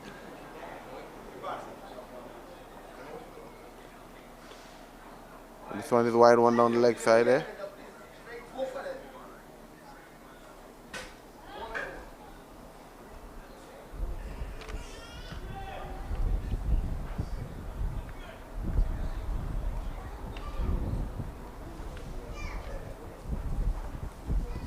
Philip must be a little bit disappointing.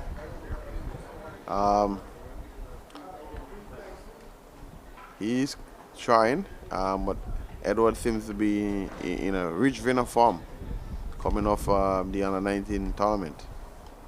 Shot one, and this one is pulled. And this one is pulled gloriously over the Kalkana region for a wonderful 6. I'm not too sure where this one would have went, but somewhere within the pan region. Theo probably want to get ready for Carnival in terms of the steel pan music.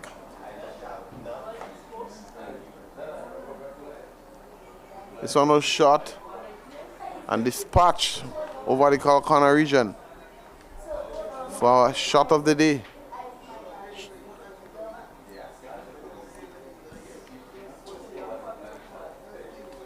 Definitely seems to be on the charge.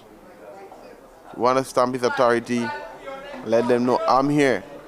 I'm young Theo Edwards from St. Lucia, and I want to make my name here on the Windward Islands level.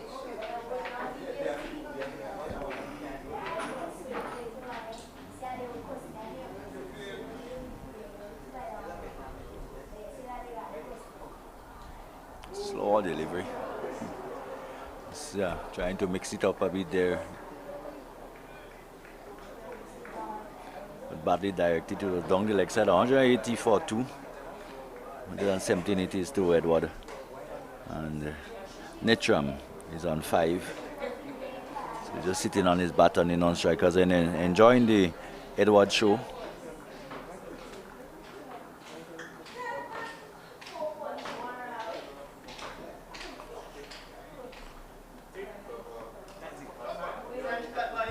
This one is the French cut down to fine leg for only a single.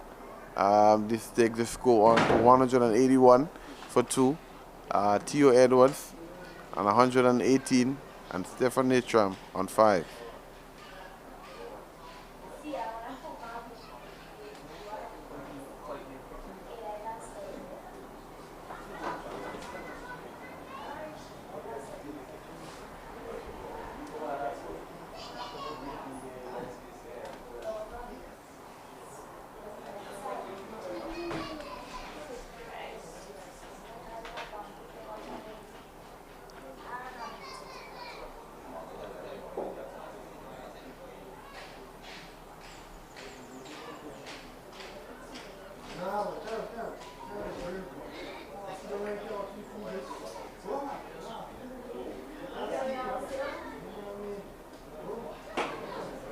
We have Joshua and Alexander will continue from the GBSSN.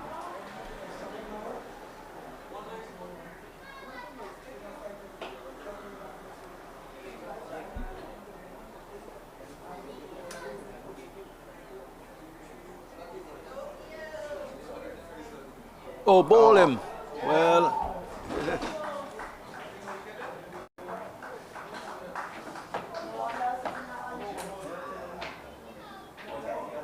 Bowled him. Theo Edwards goes for 118. Played on the wrong line of this one. Josh and Alexander outfoxed him there. Came down, tried cover the line, but he didn't. And he goes to a well-played 118. Then Lucia in a spot about for 181 for 3. Yes, it was a delivery where probably he thought the ball was going to come into him, but instead of that, it turned and it went away from him, and it was clean bowled.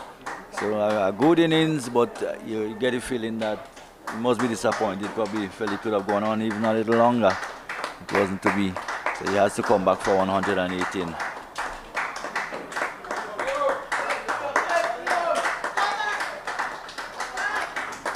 Yeah. Well played there by the youngster, scoring the first century in the tournament. He should be proud of himself.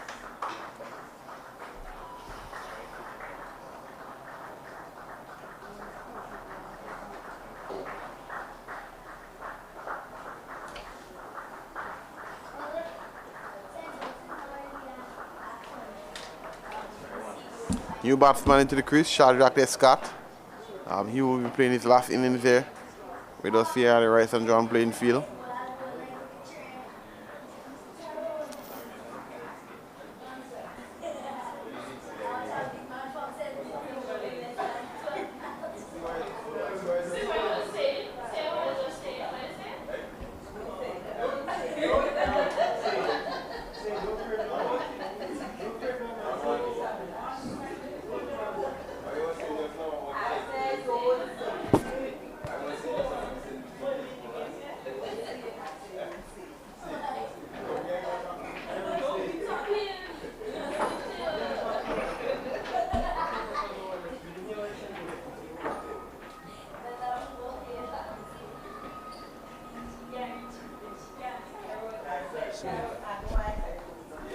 The thing about it is that after a long partnership, one wicket could well translate to 2 or 3 or 4 very quickly.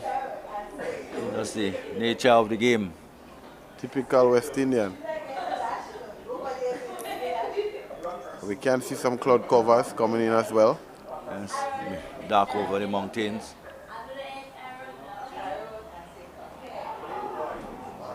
An excellent ball there by Josh and Alexander. Yes. Getting this one to drift inside Shadrack Descarte.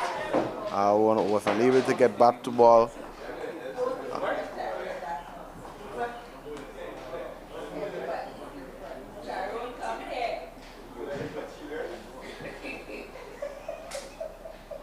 This one is cut and cut well. Cut down behind square on the offside.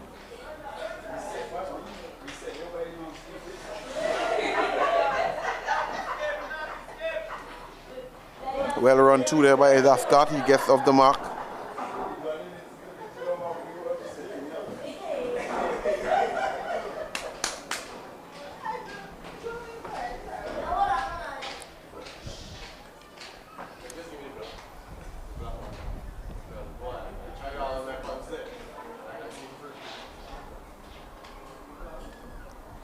This one is hit well. Shadrack is on the charge. Pitch up in the slot. Hit straight over the bowler head for another maximum. And Shadrack moves to 6.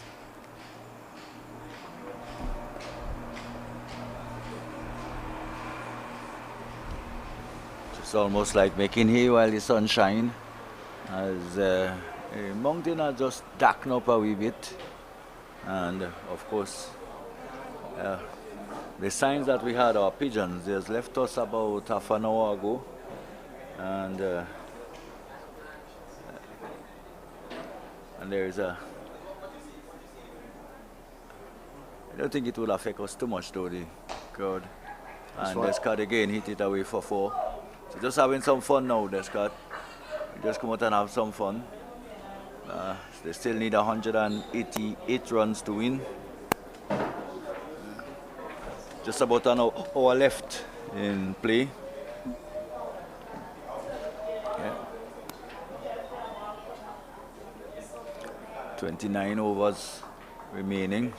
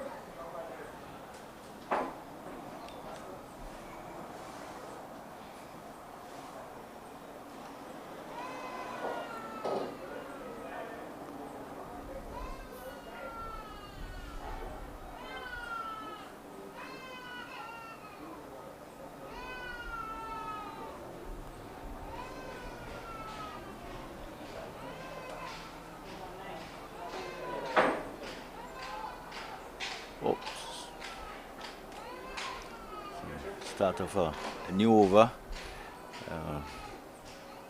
from Micah Joseph from the northern end. Just a single for Anitram. So Shadrack will come into, Descarte will come back into strike. He's been aggressive since he has come in. 194 for 3.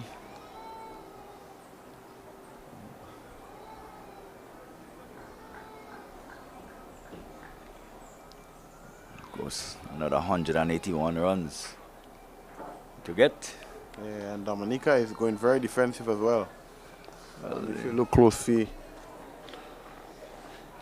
5 guys on the boundary.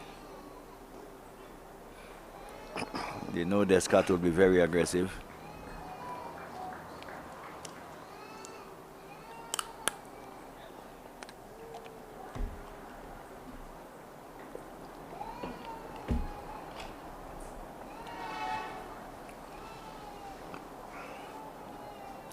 One is flighted. Beaten outside the off stump. Excellent bowling there by Micah Joseph. He's getting this one to rip. Trying to outfox Descarte. Descarte would have been reaching for this one, trying to fill ball to bat, but was unable to do so. This one is Hit down on one knee from Descarte. Will that one run away to the boundary? Yes, it does. Excellent shot there by Shadrack Descarte. Moving into the line of the ball. Down on one leg, flicking this one down behind square for another boundary. He seems to be in a no-nonsense mood, Descarte.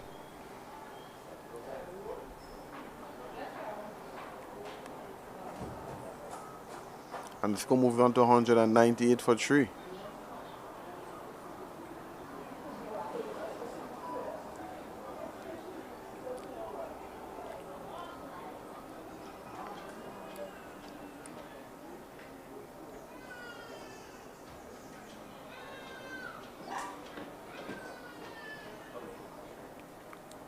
Dominica is trying to see how much wickets they can accumulate before the end of play this evening. And while the batsmen are looking to see how much runs they can generate as well.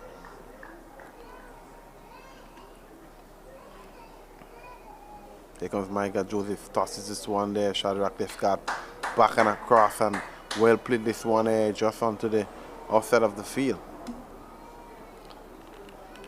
Glorious conditions here at the Rice and John playing field here in Tantine, where we have St. Lucia coming up against the Dominicans here. Plays this one here on the onside. Pascal would have gotten there quickly as possible. At the end of the over, St. Lucia 198 for 3. Two relatively new batsmen in the crease. Stephan Pascal on 6, Shadrack Descarte on 16. Partnership of 17.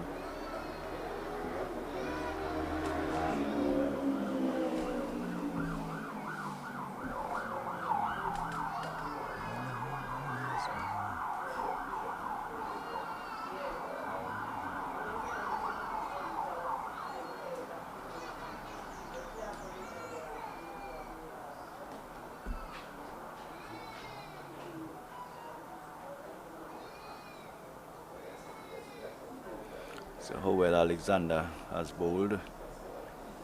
He's picked up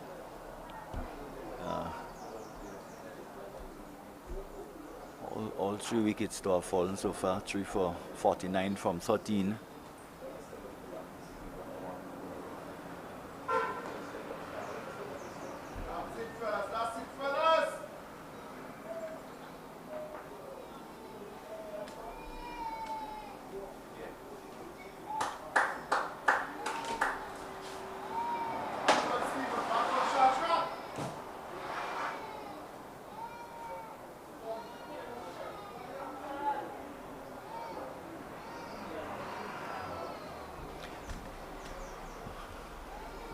Wouldn't be surprised if at some point we'll see the faster men against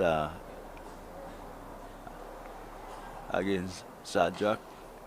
Short delivery, and he goes onto the back foot and punches it out towards extra cover. It did fail rather softly to the fast bowler, in fact it was to Joseph, Jed Joseph.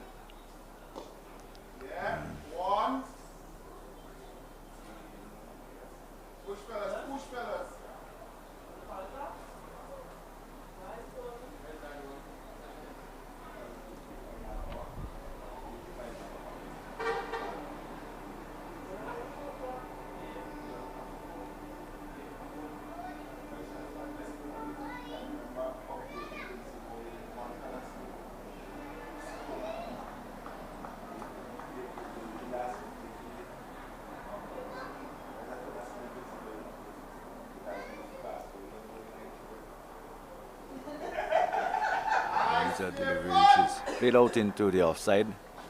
There's no run.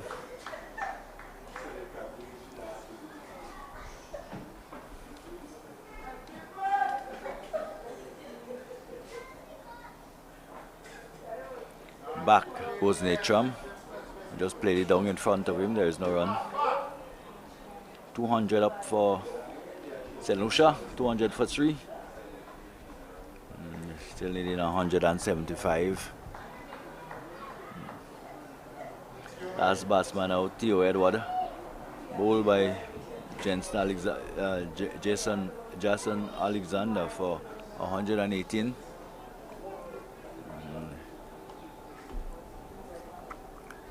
Another over comes to an end. Yes. 200 for 3. Yeah, what would be interesting is to see, well, at what point probably both captains will shake hands. What I can tell you is they have called play at the game at Las Angeles. Yes, Grenada. Grenada were in a pretty much good position, but the umpires had said, let's go get an early rest. Grenada was 206 for 7. And that the umpire, it's the last hour, so the umpires decide, they're going to call play. Because, it's very difficult to get a result in last hour of the game. Well, in less than the last hour. What a take there by Micah Joseph. Tossed up. Hit firmly back to him. Stuck his hand out. And the ball stays. And St. Lucia lose another wicket. Yeah, they lost the wicket of Descarte there. And so saying always on the card, he was going to be attacking. He kept attacking. And it was a low full toss. And it's very difficult to get these low full tosses away. So he was out caught and bowled by Micah Joseph. Descarte goes 200 for 4. Another wicket makes the game more interesting. Yeah, still keeping Dominica interested. And Descarte is gone.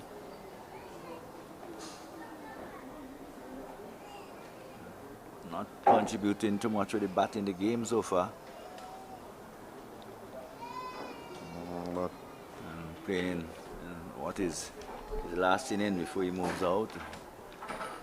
Now we're just getting a very slight drizzle. Nothing to worry the player or anyway. Clouds are pretty high. The new batsman to the crease, Noel Leo. Yeah. Windward Island contracted player as well. A very good wicketkeeper and also a very exciting batsman. Looking at Leo over the last couple of seasons, he's been to a very prolific batsman, very aggressive. So let's see how we will come up to play against top form Micah Joseph.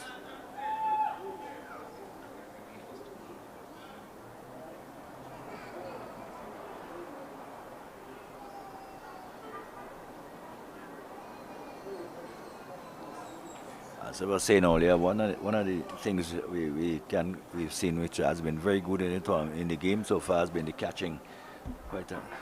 Catching has been excellent for the most part. There was a couple drop catches in the slippery area, of course. Milius were responsible for about 2 of them. But apart from that, generally the catching has been very good, especially out in the outfield. Also behind the wicket, we haven't seen any blemishes behind the wicket. Yeah, so far we have seen some excellent wicket keeping by all the wicket keepers thus far. We had 2 wicket keepers from Dominica, and we also bowled him well. That was nicely bowled, but it was a delivery. It was slow. He slowed it up a bit. He tossed it up a bit, and Leo was all in at seas with that. He played when the ball came back between bat and pad and bowled him. So, is there still a big twist left in this encounter? We will. Well, yeah, let's look at it again. It was a nicely flighty delivery, tossed up, and really he had no answer to that. Yeah, he played down the wrong line of the ball. Everything. But you would expect of someone with better pedigree, being a winner than player, to play, in a better manner, getting into the line of the ball, getting across early. But nevertheless, another wicket gone. Noel Leo will go without scoring. Well, I've not seen too much of that so far in this tournament. We saw it again. It happened a few times in the Grenada game, and here players just missing basic straight delivery, as we would term it, playing down the wrong lines and getting bowled. Yeah, I saw it a couple of times yesterday as well. Darren Nair, a perfect example. Yeah. But nevertheless, probably guys are playing for turn and the wicket is not spinning as they expected to. But the new batsman, Tyreek Edwards, he's a very good complete cricketer. Let's see how he can maneuver Micah Joseph, who is just picked up the last 2 wickets and looks to be in pretty much growing in confidence. So, Tariq Edward is out there. So he's a knot. Netram is on 7. And how quickly a game can change. 200 for 5. I think they were 181 without loss. 200 for 5. And that's the nature of cricket. So quickly the pendulum can swing. And Dominica now probably will still believe with about 45 minutes still left to the close of play. I can't remember if I saw did we see the signal for the last hour from the umpire? Can't recall. Forward defensive and pitched up and timed probably better than we thought. His ball kept running away from the field at extra cover. So a single to Tariq Edward. And it brings Stephen Netram into strike.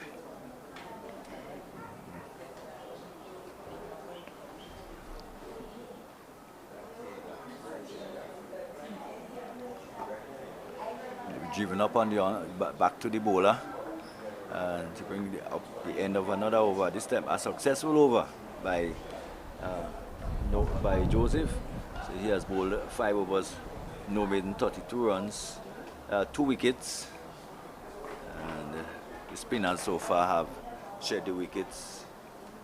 Alexander having 3 and 2 to Michael Joseph. Micah Joseph.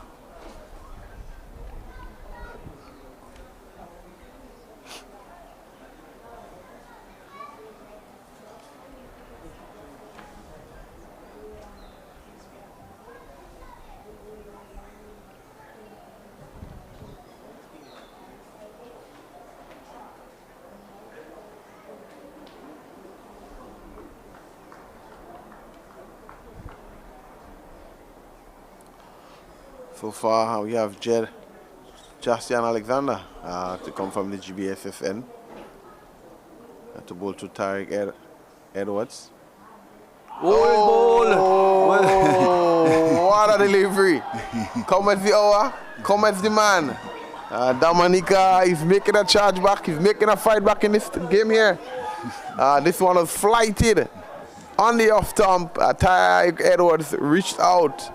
Didn't get to the pitch of it and was beaten for spin there. Yes. So that's 4 to Alexander. Well, if we look at it again, totally bamboozled.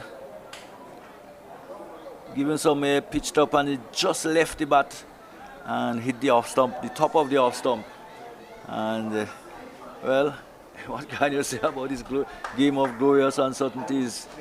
From 181 or so for no loss to 201 for 6.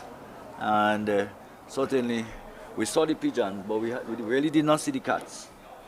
Yes, St. Lucia in further trouble.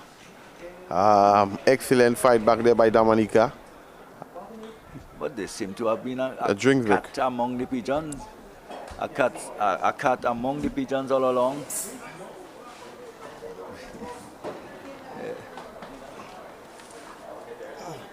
Well, who would have thought? As the players take some refreshment, of course, just some time to cool things down a bit, because things have certainly gone a piece.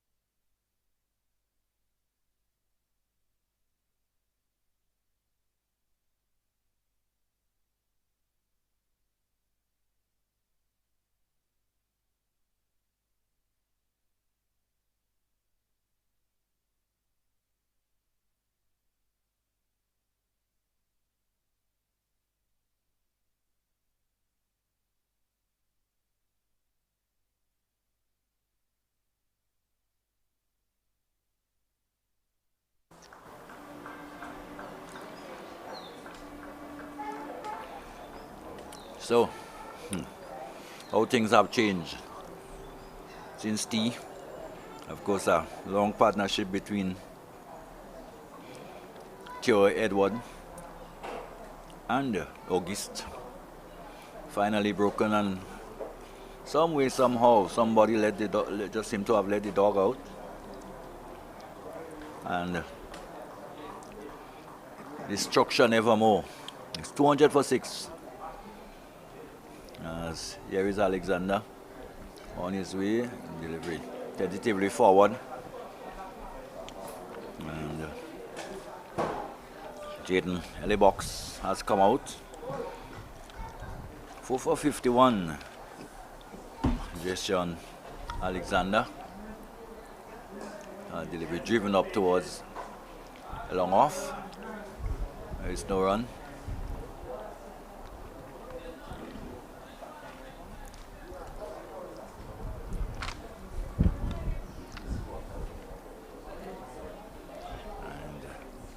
Did say earlier that when the first wicket fell, that Dominica would still be believing. Yeah, what a quick turnaround. Yeah, from the Dominicans. Now they're in a winning position. They need another 4 wickets. So to be victorious in this game, which you would consider, the rate that they have been bowling in the last couple of overs, they might be favorites to win this one. But this one is well played there by Nitram, pushing into the offside for no run. A delivery which got Edward, and also the last wicket. One could have seen the difference if the flight, the ball was just held back. It bite, it turned, and it left the batsman. So the spinners have done all the damage. All 6 wickets fall into the spinners in this inning. Of course, that's what you want. That's what you expect in a game like that. In the latter stages of the game, you expect the spinners to come into the game, and this has certainly happened here. Yeah, and we all have to take into consideration the deterioration of the wicket. The spinners are using a lot of variations, using the air pretty well, and there's a slight breeze blowing across the ground as well. So they're using the conditions pretty well, and with that they were able to pick up all 6 of the St. Lucian wickets, but they still continue to play. So that's the start of the last hour. That's the beginning of the last hour. Yeah. So that's the last hour. Yeah, that's the last hour beginning now, eh?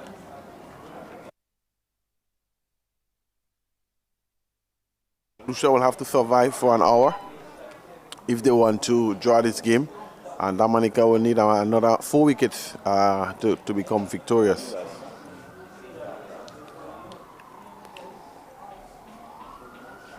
So we have Micah Joseph again from the bakery end to bowl to Natram. And this one is driven well.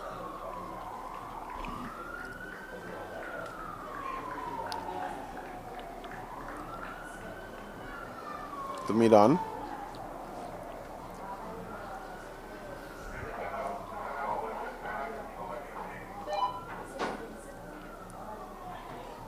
This one is flicked down behind square for only a single, and the ambling for a single.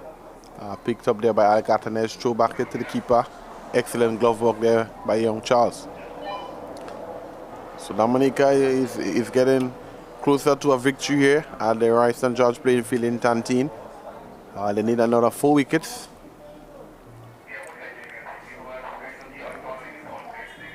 Our wife Micah Joseph and Jassian Alexander. The Dominican fans will be excited, pretty intrigued. This one is driven in the air for only a single. Goes down to mid-off, long off for a well-deserved single.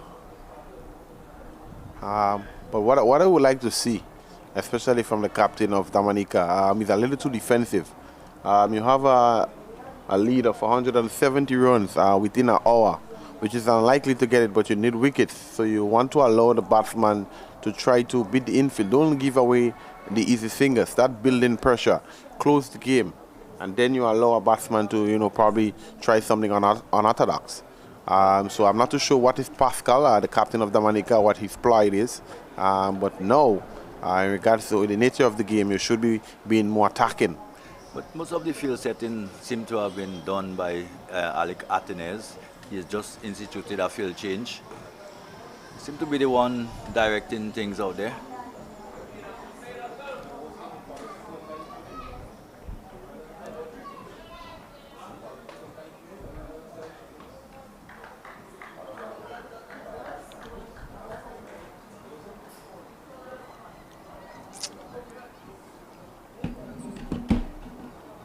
So here comes Micah again.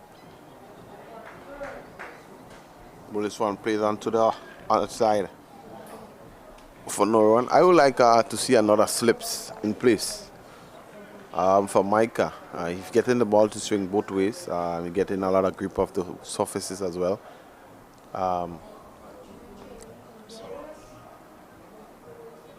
This one is hit down on one leg, down behind square for only a single. Ellie Box moved on to get his second run, but his third run, sorry. And at the end of the over, St. Lucia 207 for 6. Micah Joseph, 6 overs, 2 wickets, 37 runs, no maidens.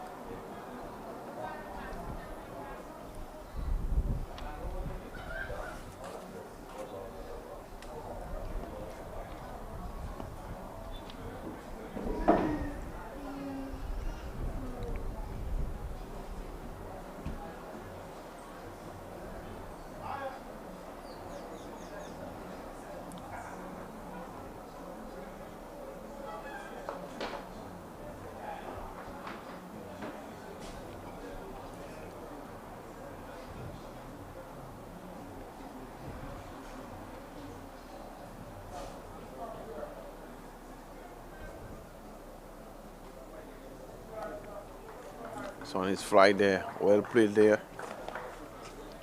by Eli Box. Jaden Eli Box. Let's see what he can muster here this evening, fighting for survival here. This one is played into the offside as well, no run. Josh and Alexander is looking to get another breakthrough, and he's looking for a 5-wicket haul as well.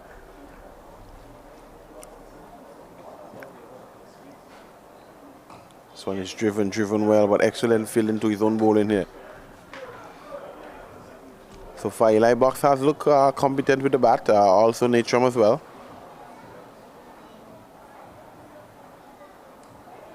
This one is played into the offside there, no run.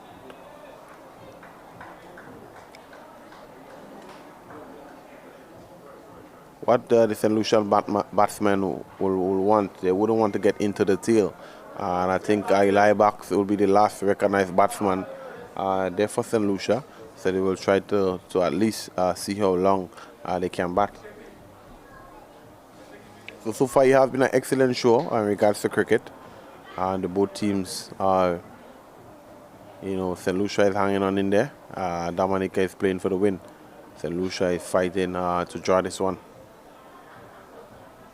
And of course, must say good afternoon to good friend Thomas Kentish, former Dominica Windward Island off spinner. So he must be very happy with the performances of the spinners in this game. And I guess he may have had something to do with that. So, DK, if you're listening, very good afternoon to you.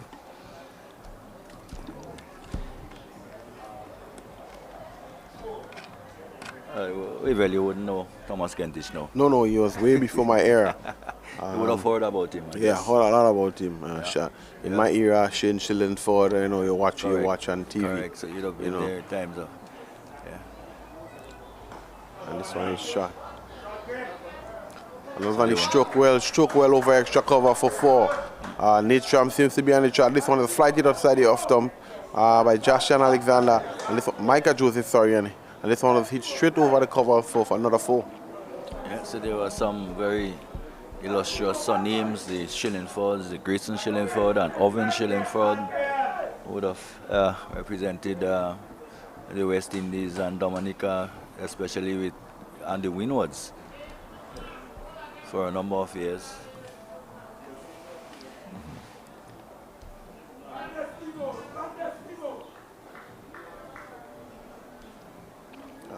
Liam Sebastian will be also.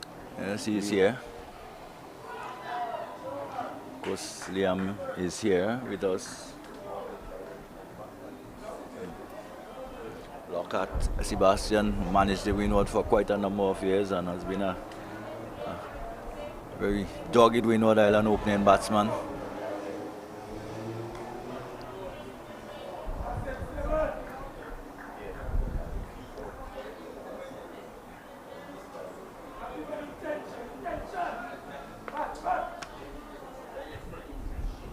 Nitram continues to survive. And this one is driven well.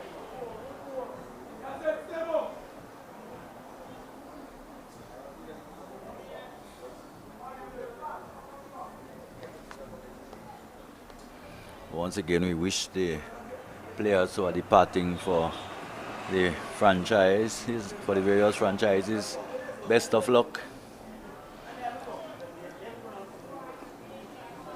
Yeah, most definitely heading to the CPL. You expect them to perform well because if they perform well, Windward Island perform well, and they can grab as much as they can learn from the franchise players. So they can bring that back, that little bit of knowledge and information back towards the regional level and in regards to the Windward level, so they can nurture some of the younger ones. People like Alec Athenes, Shadrack Descarte, Darren Ned from Grenada, and also Johan Jeremiah. And of course, that will open up some opportunities for some players to get into the 11. Yeah, Grenada will be losing 2 players, and also they would have been making 2 changes. Darren Ned, Nicholas Redhead will be replacing Darren Ned, and also Imran Joseph replacing Johan Jeremiah. So that's a perfect opportunity for the guys to go there and represent the country well.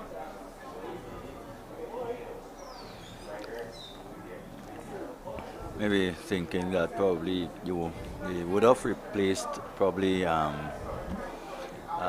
player maybe like for like batsman in place of Johan Jeremiah.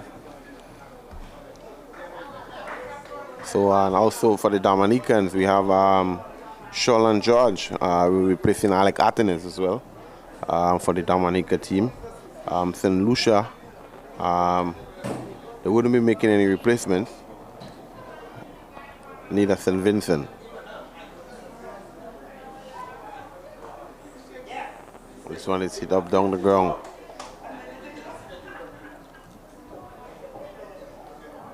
Tongue to me down for only a single, for long and only a single. And Nitram move on to 15.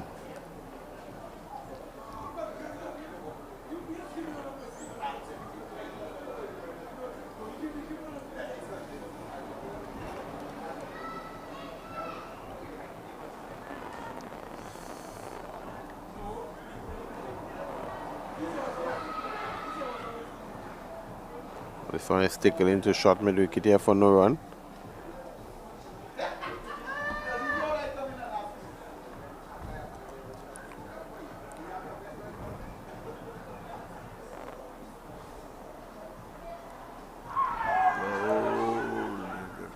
A loud show there.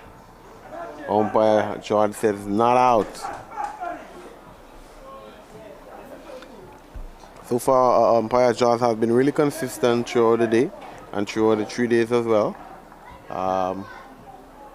We will have a look at it just in a bit.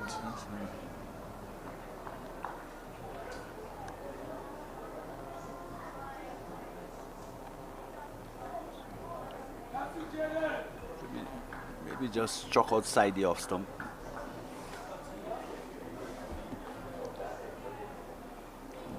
Struck, yeah, just outside the off stump, I think.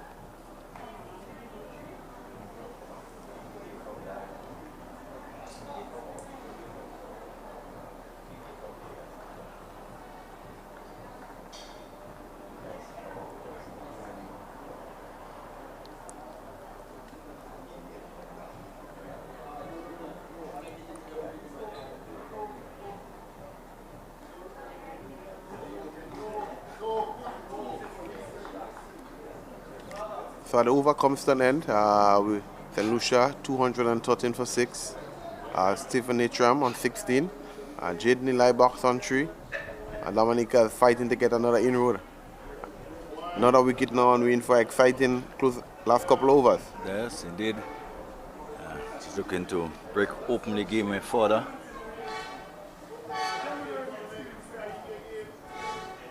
So far, Micah Joseph and Joshua Alexander is doing the damage here for Dominica. They not have to call on Gillan Tyson as yet. But let's see how the evening decrease with the call on Gillan Tyson.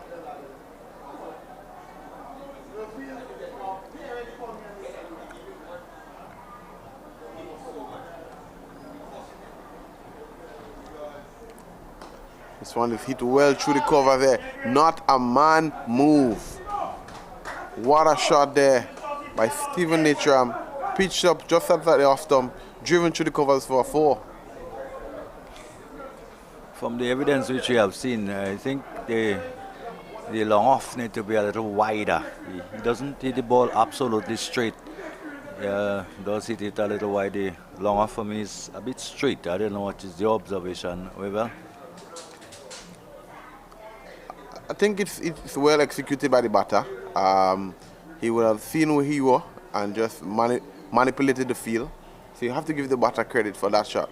Yeah, well, probably went more towards extra cover than long off.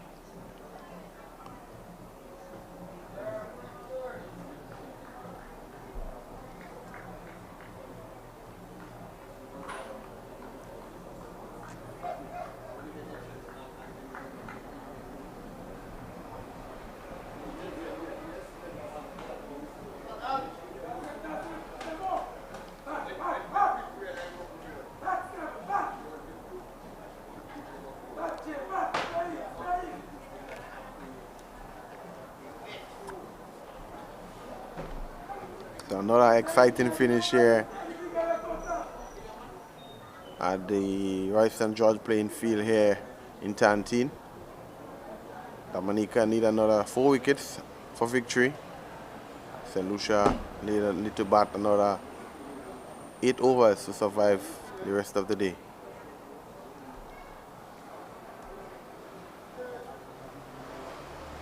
This one is driven well down the ground for a single by Eli Box.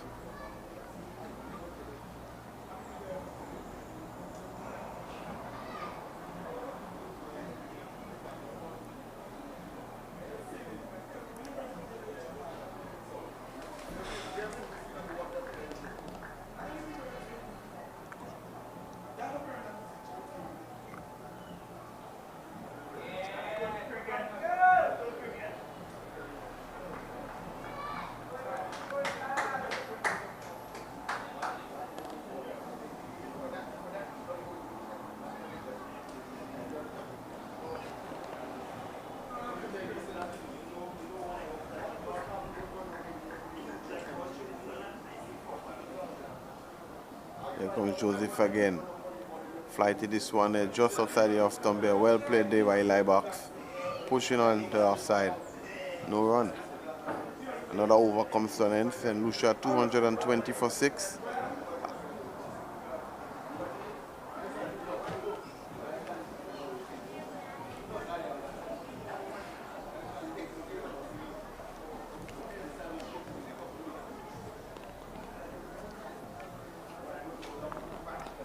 Stephan Pascal is sticking with the spinners. Another one from Josh and Alexander.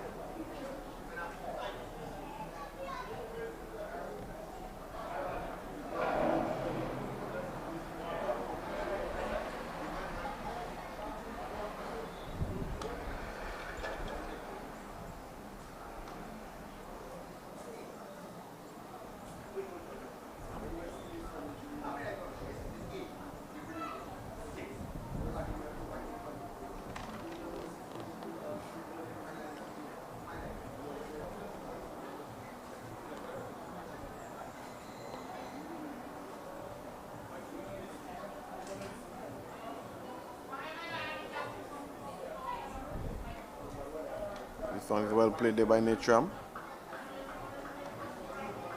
Another exciting finish, Josh and Alexander, as he comes in. Back to his mark, he's in his 17th over. 3 maiden, 54 runs, 4 wicket. He's been looking for a 5-wicket haul. This one is played into the ground there by Natram, well covered. Stephen Natram on 22 of 29 deliveries, 58 minutes, 3 fours, no sixes at the moment. Highlight of the day, Theo Edwards, the wonderful 118 of 126 deliveries. 174 minutes, 16 fours and 4 sixes by the youngster.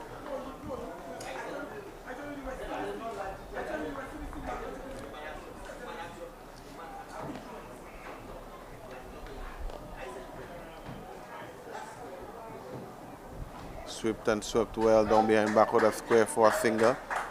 Well filled in the long barrier position there by the fielder. Good throw here, comes into the wicket keeper. And the score moves on to 222 for 6.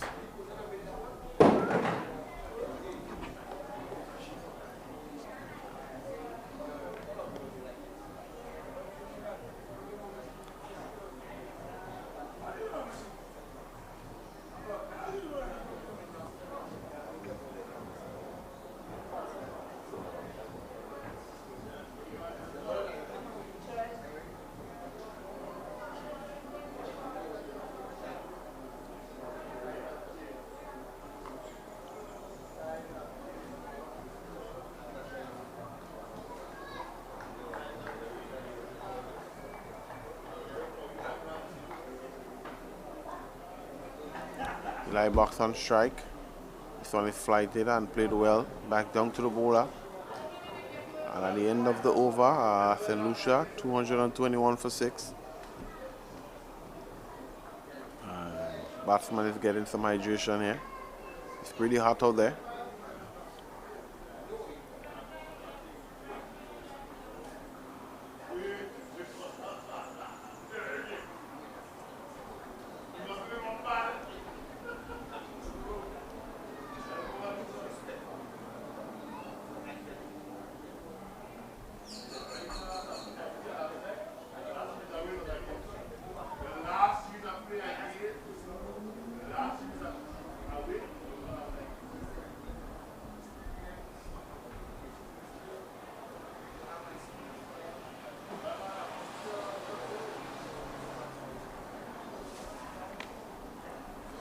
So as we climax here this evening at the Royal St. John playing field, St. Lucia is looking to survive here on 221 for 6.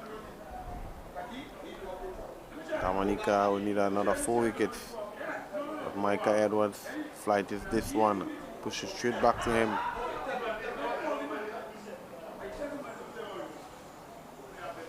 So far it's been an excellent day of cricket.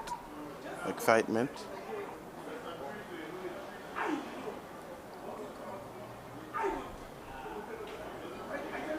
This is cut and cut well. Down to the back of the square.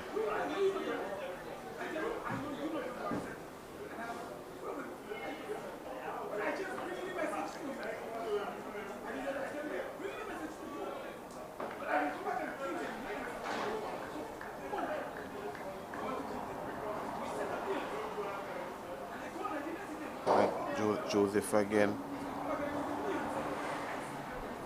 into a live box.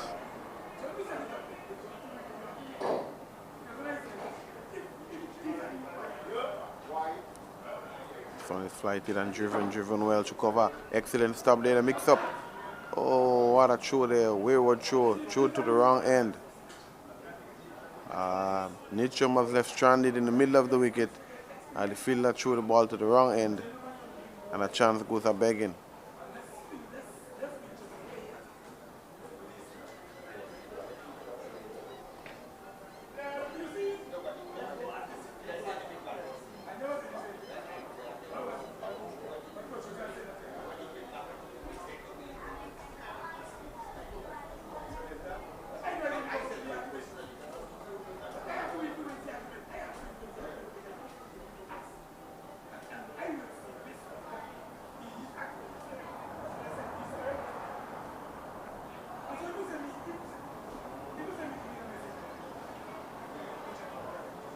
Michael Joseph again. Coming around the wicket this time. This one is played into short mid wicket. The captain Pascal picks up. Toss it back to the bowler.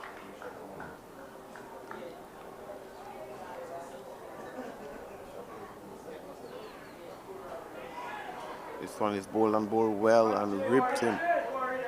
Ripped him in half. Excellent delivery there by Joseph. And the over comes to an end. 122 for 6. So far it has been an excellent day with cricket. Excellent day. Conditions have been top tier. We did have the assistance of the pigeons as well. And it's just a wonderful day. And we're into the last half hour of this game. Dominica need another 4 wickets for victory. While St. Lucia need another 153 runs for victory. But we only have half an hour left in this game. So it's very unlikely that St. Lucia will be able to score 153 runs in half an hour. But they will want to survive the spin attack from Dominica.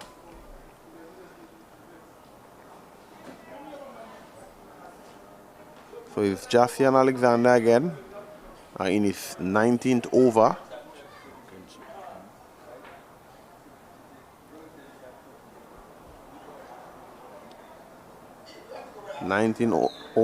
Eighteen over, 55 runs, 4 wickets, 3 maidens. Let's see what happens here. This one is played down into the ground, back to the bowler.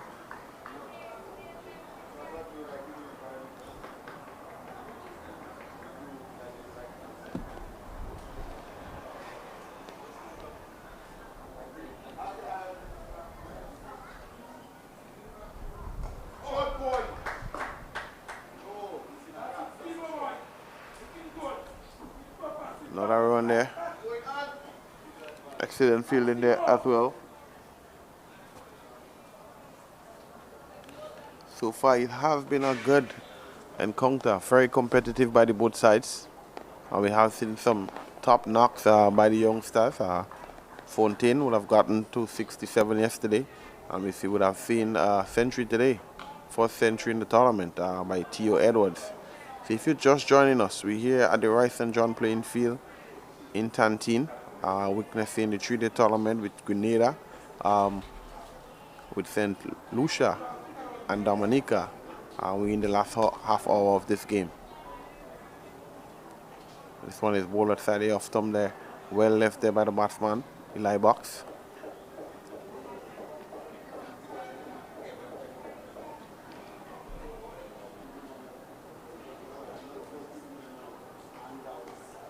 This one is played up to short cover there. Aggressively received. And back to the bowler there by Keelan Tyson. Both batsmen are looking to survive.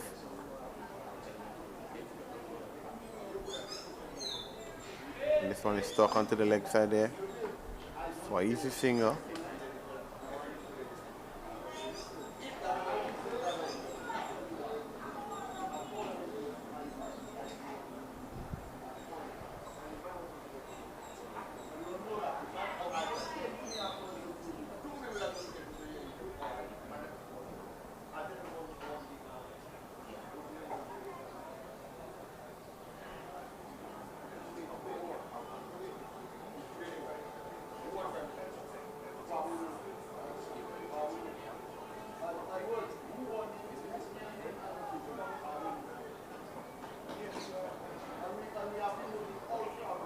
And at the end of the over, St. Lucia 223 for 6.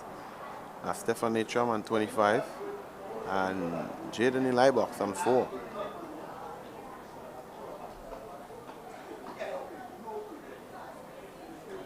Dominica is a little bit defensive. In a situation like this, I would have expected Pascal to be a little bit more attacking. In the last half hour, you need 4 wickets. St. Lucia need 152 runs for victory.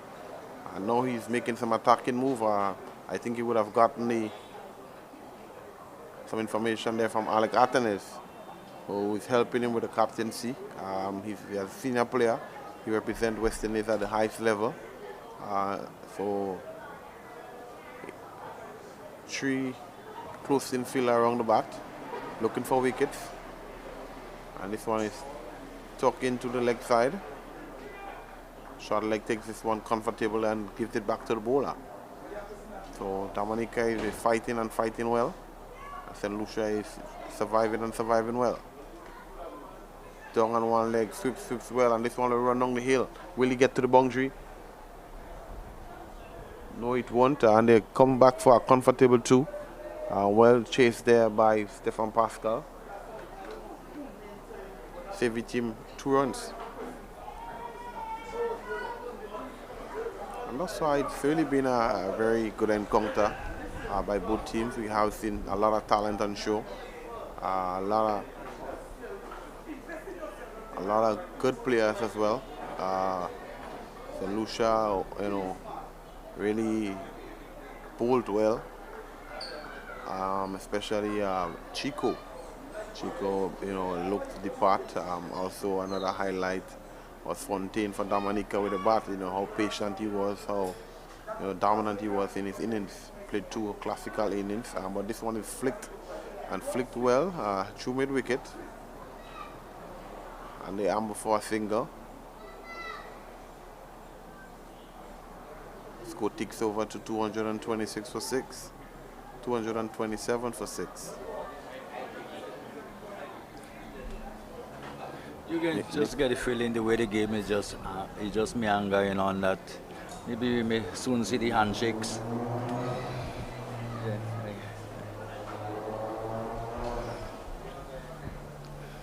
Yeah, I just don't think that the handshakes are too far away.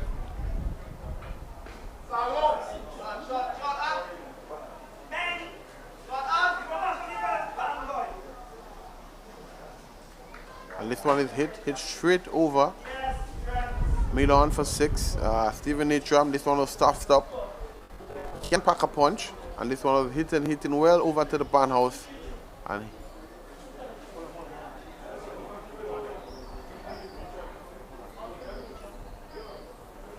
Natram moves on to 31.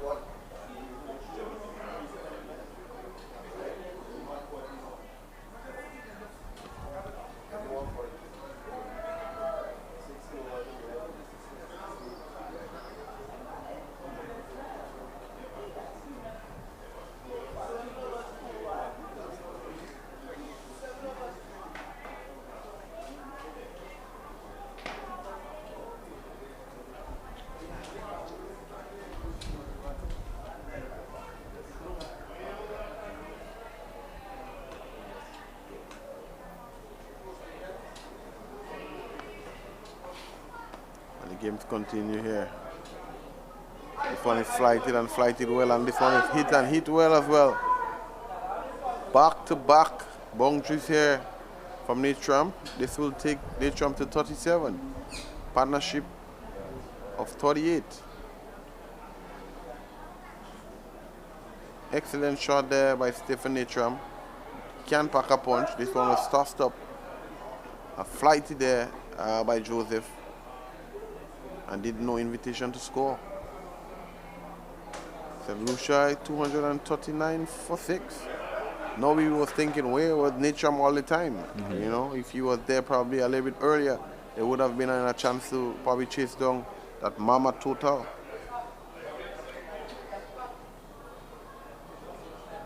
Well, St. Lucia requires another 136 runs for victory.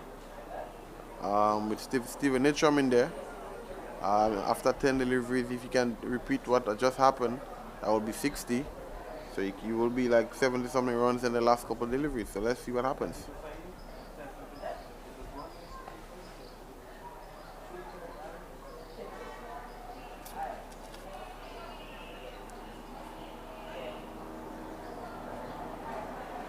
You can see clear communication as well with umpire Byam and umpire George. In regards to how long we have out there again.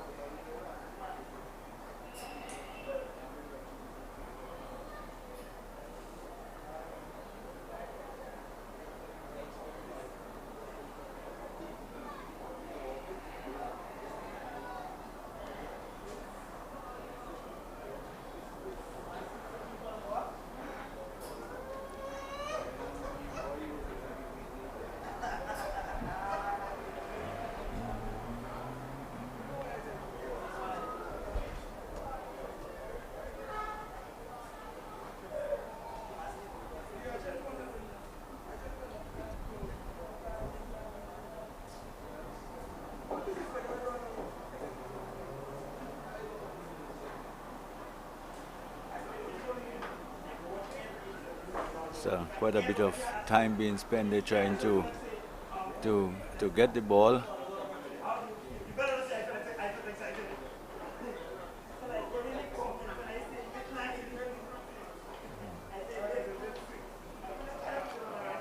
One thing that, as I said, the handshakes could be very soon.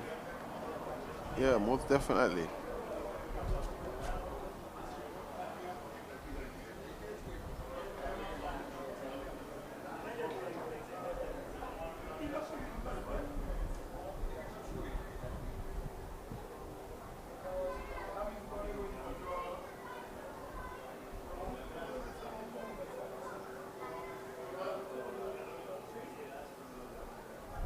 Well, finally the ball has been located.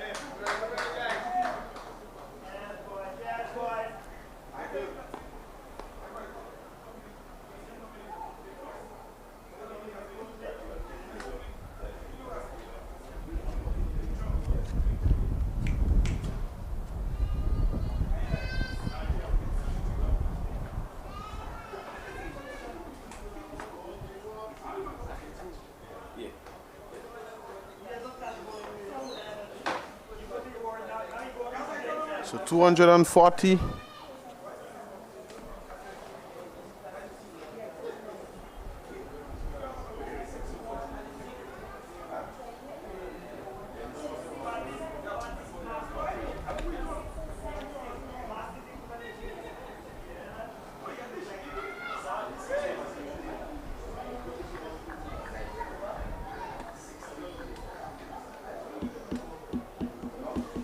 The idea here is to ask Nitram to go over the top. There's no long on, no. The mid-off is about halfway in, and so encouraging him to go over the top. Yeah, I think that's a clear plan, but a little too late. That should have been the plan from the beginning of the innings when he wasn't set. Now he's set. I think he can pack a punch. So it's very unlikely that he would miss time one. And this one is swept well down behind square, and this one will race to the boundary for 4. Stephen Nitram on the charge. And another 4 here for St. Lucia. Nitram moves to 41, 244 for 6.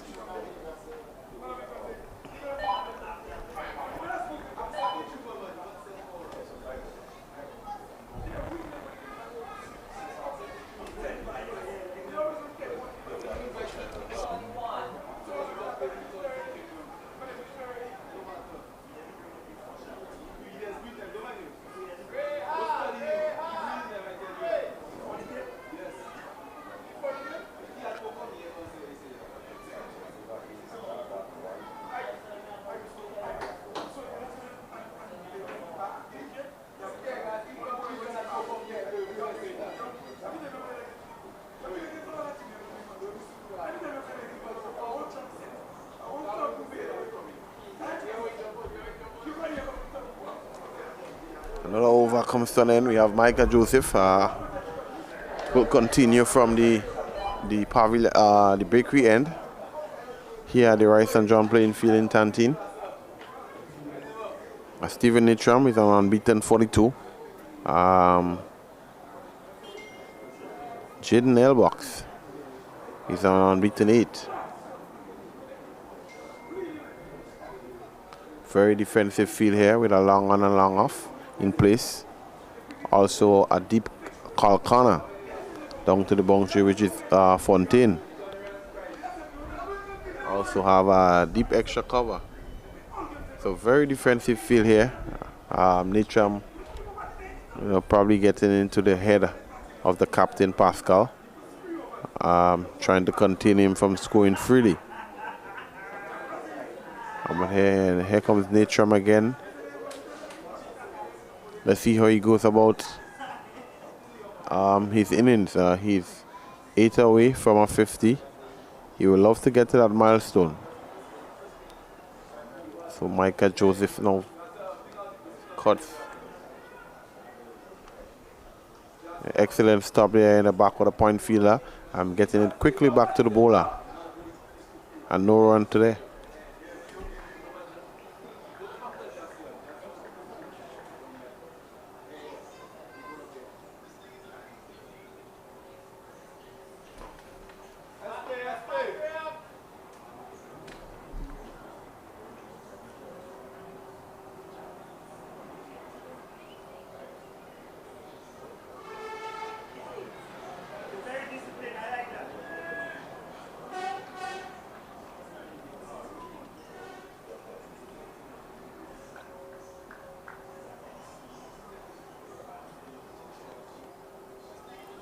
And this one is played into the onside there. Way onto the front foot, pretty a bit early. But this one is tickling to the leg side for no run.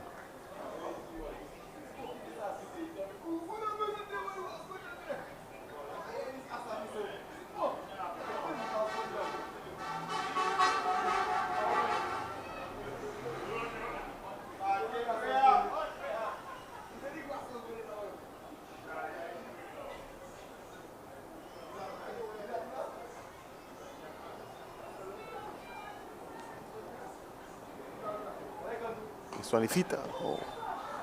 This one is dropped. Dropped there in short cover. This one was hit tremendously hard. Pascal tried to hold on, but was unable to. Nitram is given a life. This one was hit with some power there. Mr. Hector. Yes, it was. I think you're there for that kind of power. I think you're there for something the batsman play back and just play it back in the air, but that was smashed back.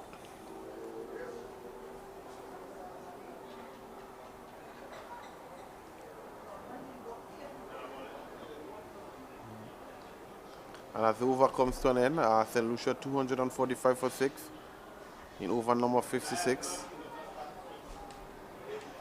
Can't seems to be too long away from seeing the handshakes. From seeing the handshakes.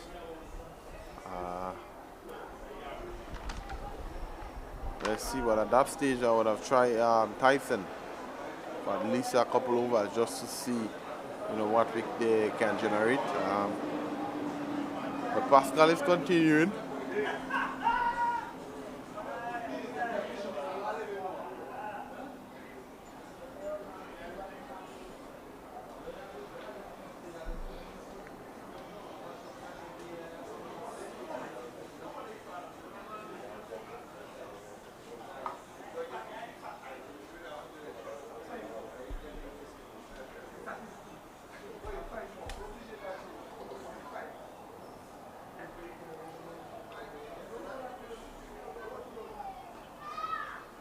Well bowled there, well flighted this one there by Josh and Alexander. But well played there by Eli Box as well. Equal to the task. Alexander comes in flight this one is shot there.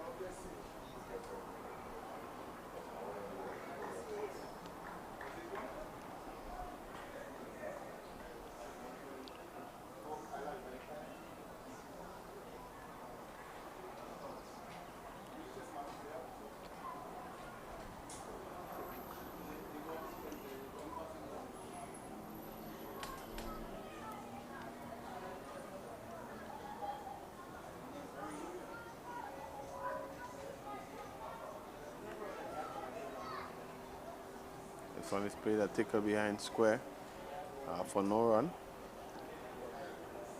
So far, yet to score a run off this over.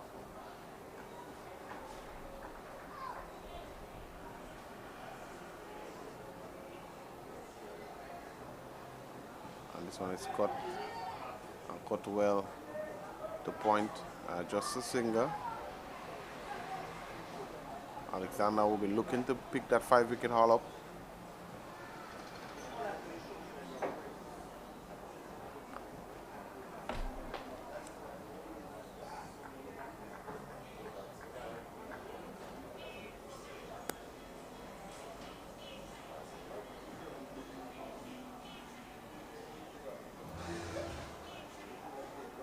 Here comes Alexander again. This one is swept. And swept well down behind square. This one a race away. Will they come back for the second? Yes, they does. Throw comes in into the wicket keeper. And the over comes to an end. Then Lucia 248 for 6.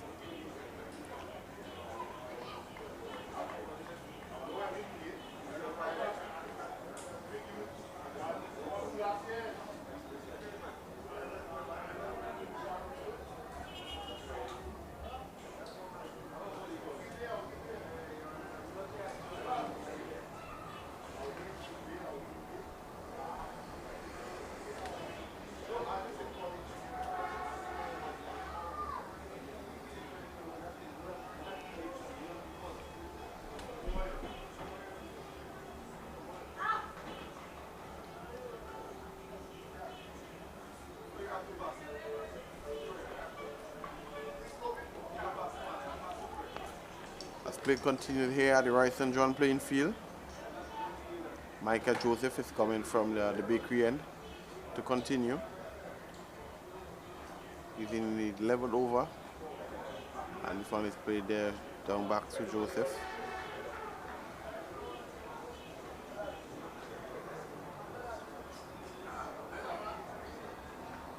It really has been an amazing day today at the Rice and John playing field. This one is swept. No run there. Well stopped there. They shot fine leg fielder.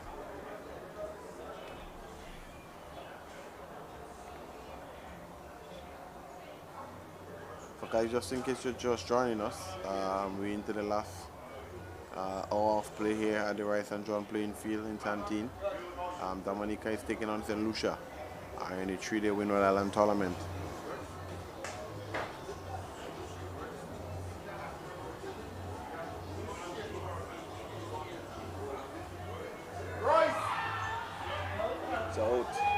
And this one is well bowled here by Micah Joseph, beaten for flight.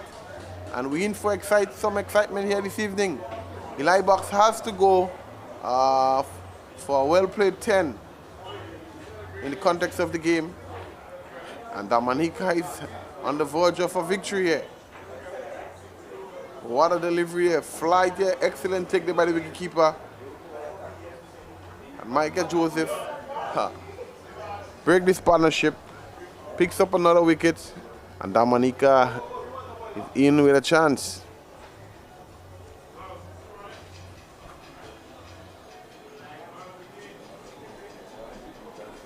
So is there another twist in the saga? Only time will tell. The new batsman, Lee John, replacing Jaden Elbox. 7 down. Now you understand the value of that big partnership of 187. And we can only say maybe if probably they had picked up wickets earlier, you never know what could have happened. We probably would have been out of here long and a Dominican win. That's the thing about cricket.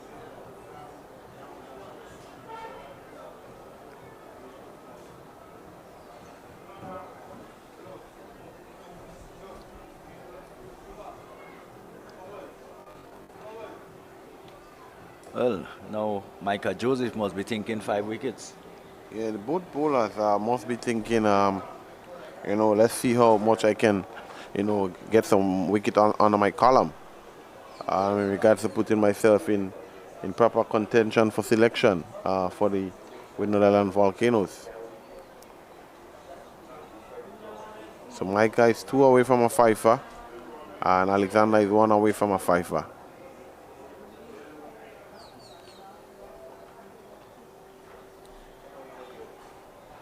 And the possibility they both can get fifers.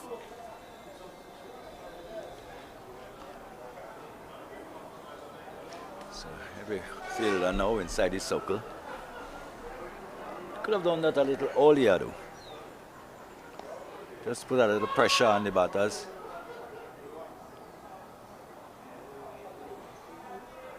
This one is well left there by Lee John. Given air, given flight. And he would have gotten the pitch of the delivery and watch it all the way into the wicketkeeper gloves.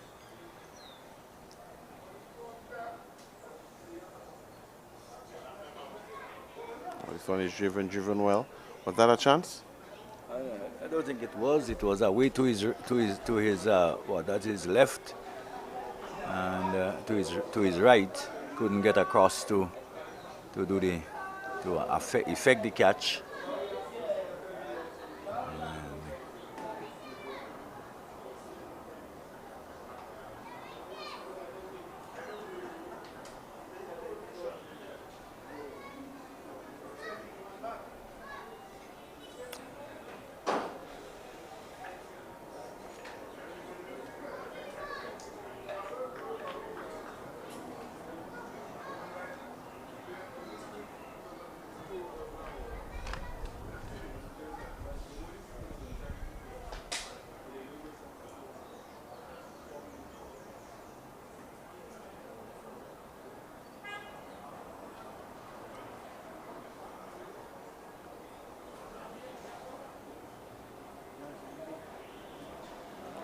So Josh and Alexander will continue from the GBSSN.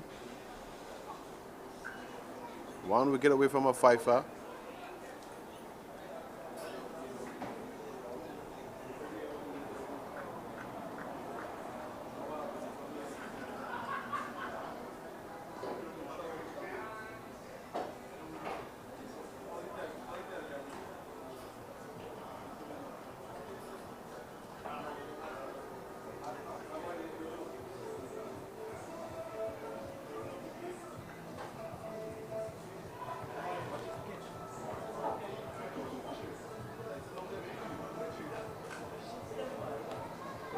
This one is hit down behind square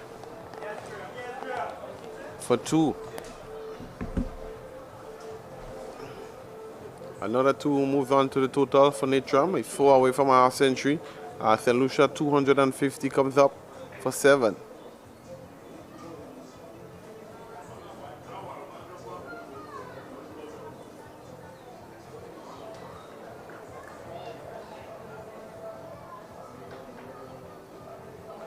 Josh and Alexander again to bowl to Natram, who is 4 away from half century.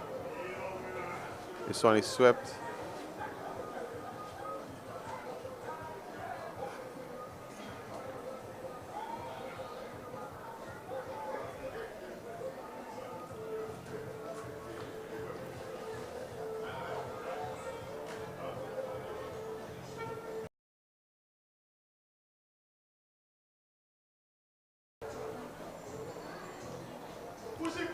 This one is sticker down behind square for only a single.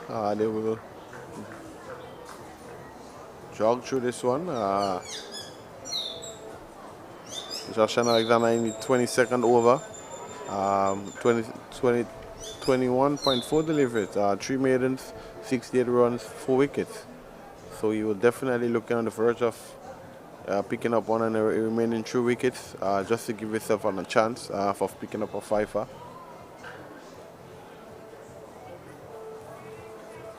And Lee John, bowling well himself, he wouldn't want to give his wicket away. Someone who is, playing a similar role like he does. So let's see what happens here. Lee John reaches out on the front foot. They play this one into the offside well.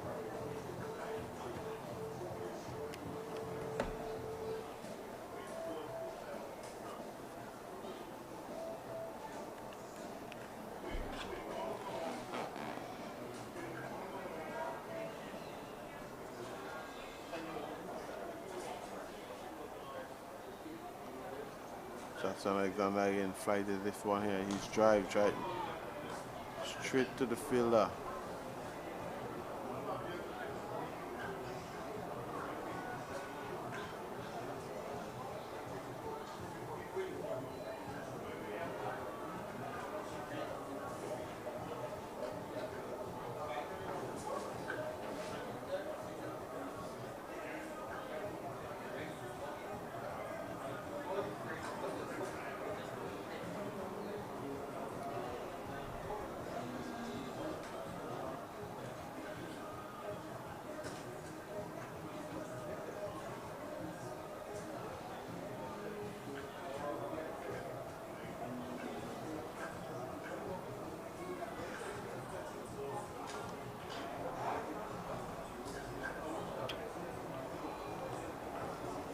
Michael Joseph again to come from the bakery end. It has been a long day here today at the Rice St. George playing field.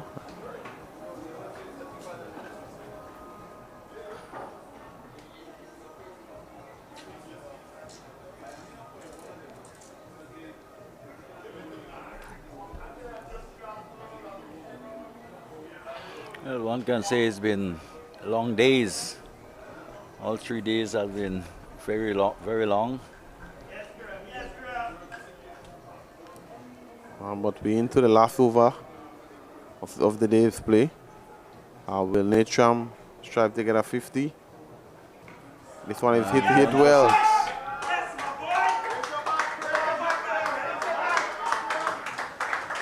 What a shot there by Natram to bring up his half century. Half century coming into 52 deliveries, 94 minutes, 4 fours and 3 sixes.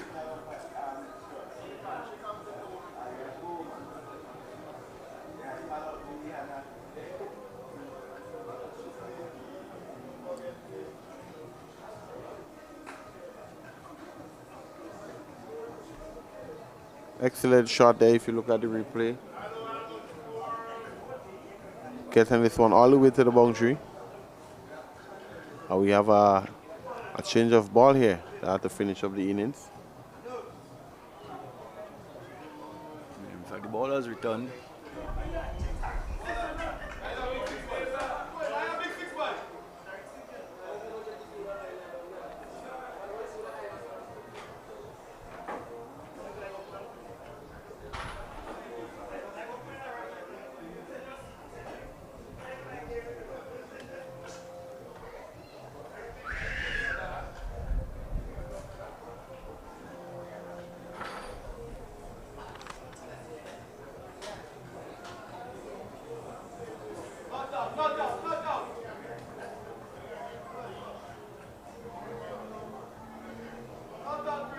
So first delivery was hit for 6. So let's see what happened to the second one here.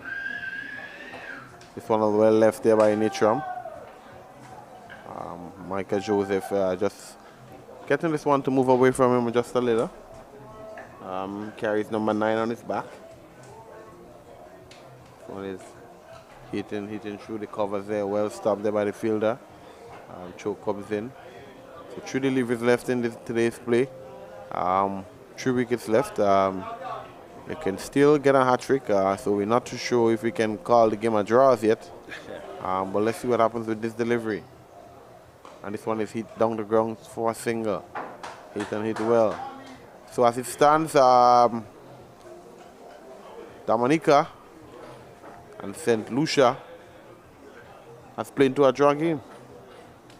Both matches would have featured out into team draws. Grenada also. But we must say we had seen some pure talent here on display. Most of the younger ones within the tournament would have gone on. Fontaine, prime example, and also Theo Edwards, under 19 players. We also had some innings over at Las Jess as well, from Cotton Cutson Murray. McDonald would have gotten a 50 as well. Also Desmond Maloney, and also Ethan Gibson. So pretty much good couple days of cricket for the Windward Islands. With still good temperament, good skill by the batsmen, and also good bowling as well from the bowlers. So we look forward into the Super 50 tournament starting in a couple of days. Yeah.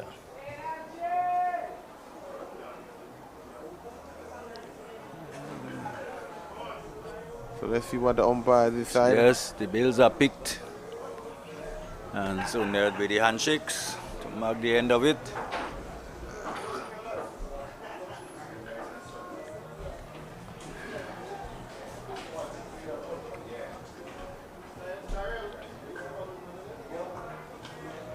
So not much more for us to say except the fact that it has been a good game, and probably had there not been the loss of time, that morning session, first session of the match, we could have probably had a positive result here.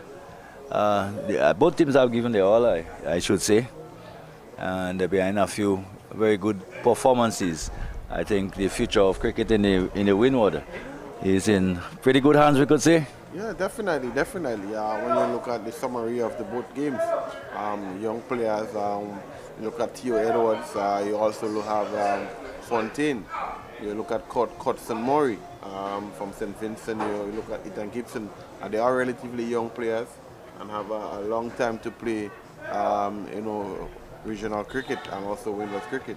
So far, as you mentioned, the cricket is in good hands, and we just have to relish and nurture those natural talents. Right, so as I said earlier, it's been long days of cricket, and it's been a real pleasure for me and to working along with you to bring it to you viewers and listeners. We do hope that you have enjoyed every moment of it, and next time we see you, it will be for the 50 over limited over competition. We know that it will be just as exciting or even more exciting, and we hope you would join us then. So from us here, from of course Weaver Benjamin, myself Justin Hector, and on behalf of the producer Mikey Hutchinson, we say goodbye as the light fades here at the Royston John Park, and see you next time.